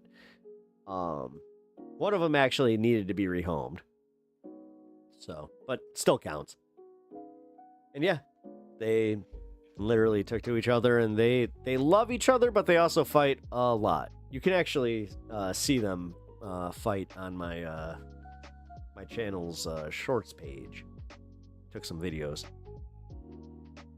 Actually, that little shit. One of my cats has some of the most views I have on my channel, where it's just him.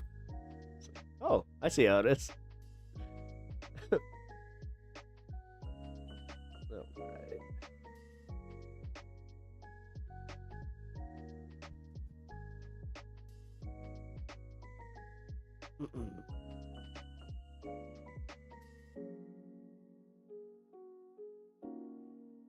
Whoa. Where did I get this huge bump? Dude.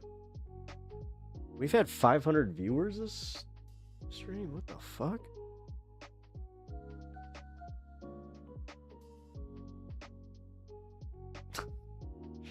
Okay. I wasn't paying attention until now. That's cool. Cool. Neat.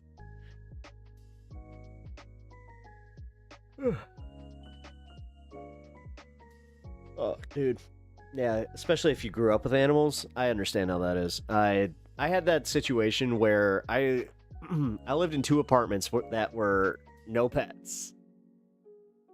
But I explained to my roommate, I'm like, dude, I've had cats my whole life. I need a cat. He's like, what? I'm like, I need a cat.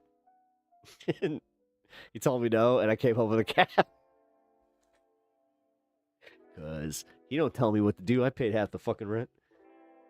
They told me, he's like, you're paying, it was like $40 more. I was just like, fine. He's just like, well, I mean, it's how much he's going to use, right? Like, is that how you equate space? Okay.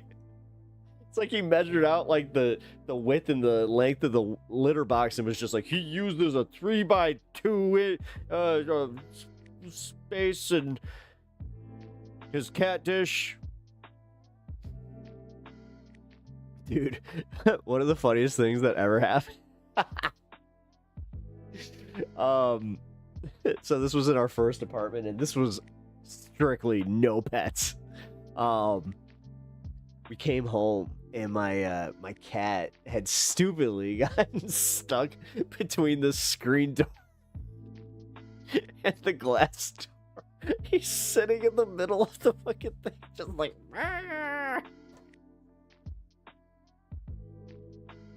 I got a call from the landlord the next day. That sucked. I had to just be like, oh no, dude, I'm just watching my sister's cat for a day. I'm sorry, man. Like, that's why. Like, I'm not used to cats. And he was just like, oh, okay.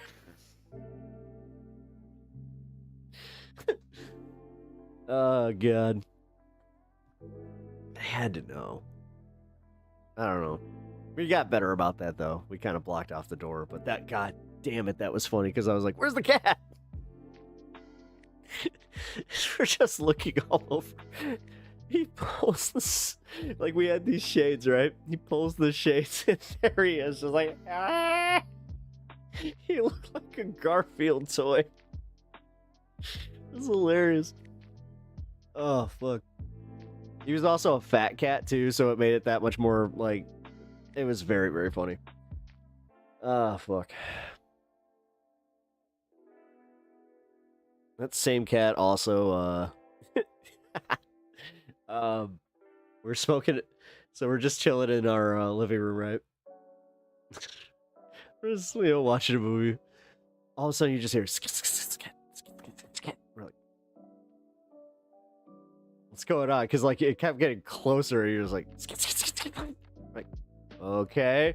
And then all of a sudden, you just hear this, and, like, we had one of our, so we had like an entertainment center. It had like a glass door, and we had the PS2 out. He came at it full speed, just bong. Dude, the door just like it was hilarious. That poor cat, man. I think back to it, I'm like, cat was kind of special, you know. Like he was definitely one crayon short of a full box. But if I didn't love that cat, like, oh man, he was such a good cat. Not sure if you guys have had, like, I mean, I'm sure anybody that's ever had, like, multiple animals, especially, like, if you've gone through, multiple generations of animals in your life, you've all had the ones where you're just like, okay, like, you kind of have, like, you love them just as much. But you just have to kind of go, they're just not that bright. Like, and they talk about you. No. Hey, what is that? Oh, god damn, is that tick?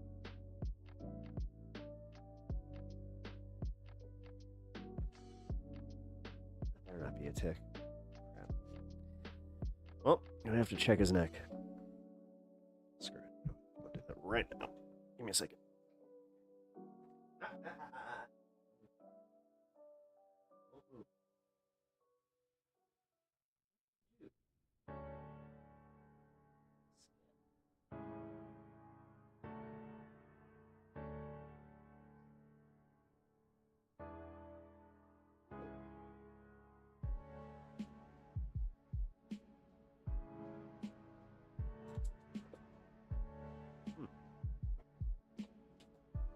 Yo, what the fuck?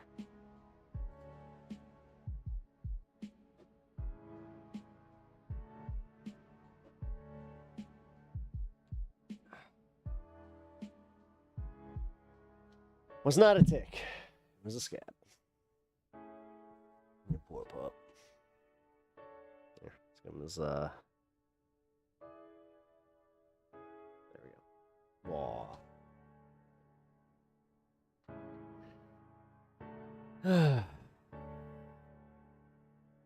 You say I can get a cat, but like I can't get another yet. It's too soon. Well, get a cat for sure. I mean, cats are less maintenance. I mean, I love having dogs, and I never really plan on not having dogs. I'm just saying, like, if I had to be honest about, like, if you were trying to kind of take it slow, yeah, get a cat. They're less maintenance, and you don't really, yeah. Dogs, yeah, that's especially, yeah.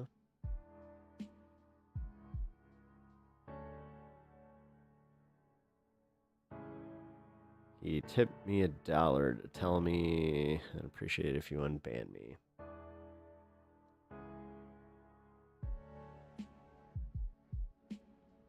All right.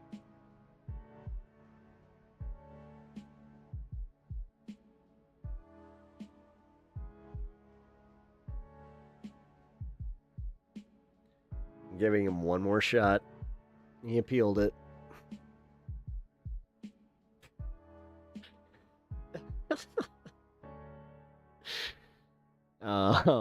The way he did it is kind of funny. I just have to say. Legend of Sean. Oh, Jeffrey was just like, "Hey man, can you unban me?"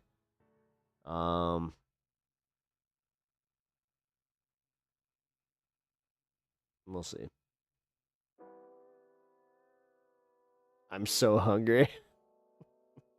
I mean, if he gets out of pocket, he gets banned. Like, I don't know. That's how that goes. I'll allow, like, he's never been banned before. I have always said that I have a strike system here. Now, whether or not I, like, stick to the 2-strike, 3-strike, every once in a while. That's why I don't want another cat. I feel like I'm going to replace my best friend. Aw, it's all right. I understand that, but at the same time, it's a totally different relationship. I actually thought that about him, where like I got Stan, you know, I think a year before my other dog passed. It was like a year or two. I didn't know my other dog was gonna pass, but it was one of those things where, like, after he did, I had like a weird thing where I was just like, oh, but I don't want, like, you're not like a replacement, but you were always here. But like, it was like a weird thing I had to get over. Like, I'll admit it. It was almost like a therapy thing where I just had to recognize, I'm like, no, it's a different relationship, like with this dog than it was my other dog, you know. Not trying to like wax too deep on this, but for real, like sometimes realistically, it's kind of what happens, you know. Every once in a while, you do just have that other, like, I'll admit that, man. Like, my first dog that I had, that was my dog, he lasted 15 years, and it was, like, yeah, for the majority of that time, it was just him. And he was a traveler dog, so, like, we went everywhere together. So, yeah, that's why it was, like, a little different. Whereas he has a little bit of neurosis, and he doesn't like to leave his house. So, he's a good boy, though. He really, like, god damn it. I couldn't have asked for, you know, a more chill dog. Especially for a hound, man. Like, he gets a little, you know, intense when somebody walks past the house, but when he's with me, he's so chill. You can also save a rescue, think of it that way. Oh, yeah. No, I always go rescue. I guess you can say the dog that I have upstairs was technically a designer dog, because it was my parents' dog that I just kind of ended up with. So, I don't know. She's a good girl. she's just 15 and a half years old. Well, God, I think she's almost 16. Holy shit. Man. But yeah, she is a yellow lab, and she is, she's hanging in there. She's a good girl. Like I said, I'm more than likely gonna be saying goodbye soon, so it sucks. It sucks when you're a dog owner and you get to this point where you're just like,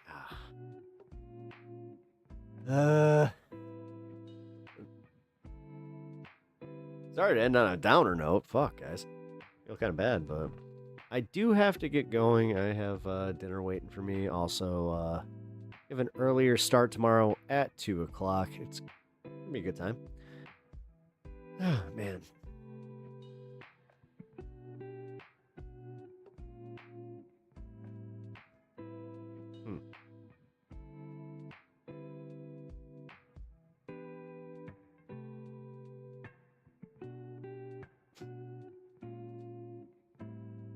I feel like I just got a passive aggressive fucking like reply something where I was just like,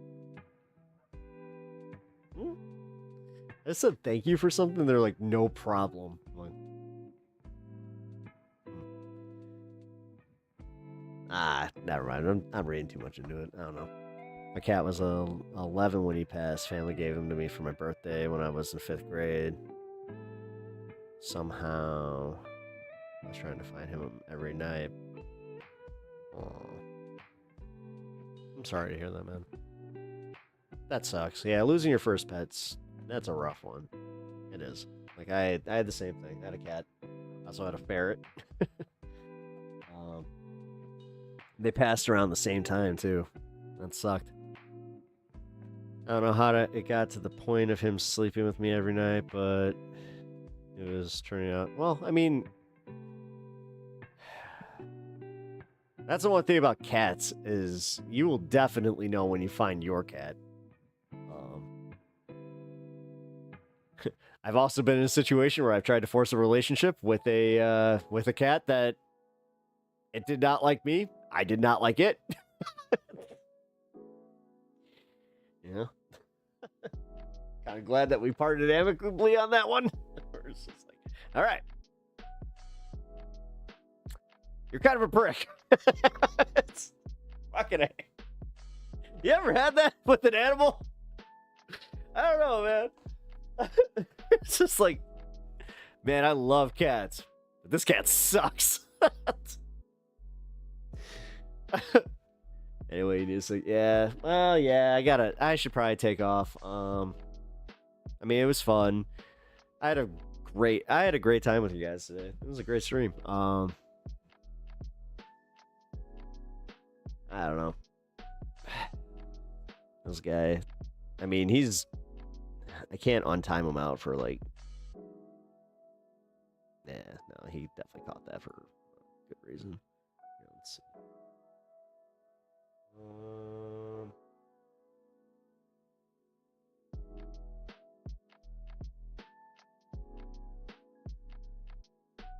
Yeah, I think he's on for at least the 24 hours. I appreciate that he says that he likes the content, and that he couldn't explain himself before he caught the ban, but you know, I've been pretty lenient with stuff. So, like I said, I'm glad he enjoys the content, and if he behaves, then he can stay. But it's also, dude, like, how am I supposed to not be sus of that name and just be like,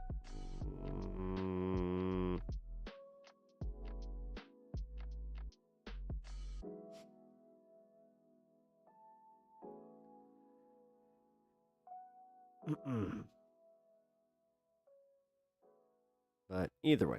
All right. I got some food upstairs waiting for me. So, like I said, tomorrow, earlier stream.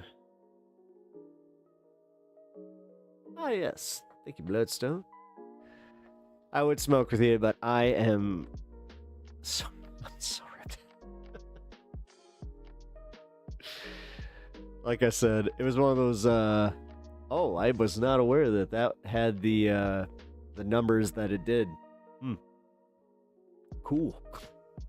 Not necessarily a bad thing, but yeah, I'm definitely going upstairs. I'm gonna, oh, dude, I think I have a burrito bowl upstairs. Yeah. Go eat some food. That'll be nice. All right, guys. Let's get the outro.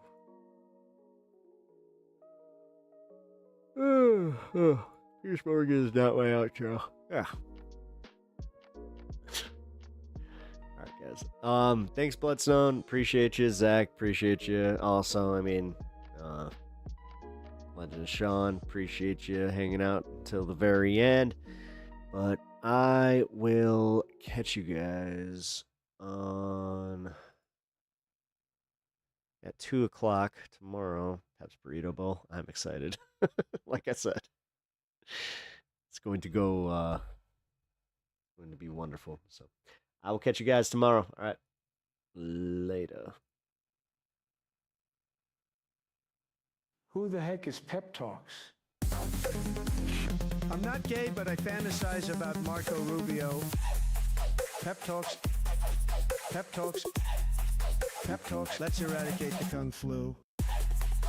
I'm literally coming. Pep Talks. Pep Talks. Who the heck is Pep Talk? They want our women. They want our children. Pep Talk. Sometimes no means yes. Grab them by the Pep Talk. Grab them by the Marco Rubio. Obama is a racist. Pep Talk. I'm literally coming. I'm Pep literally coming. Pep Talks. We found weapons of mass destruction. My fellow Americans, it has been confirmed today from Pep Talks that we are indeed all high on politics.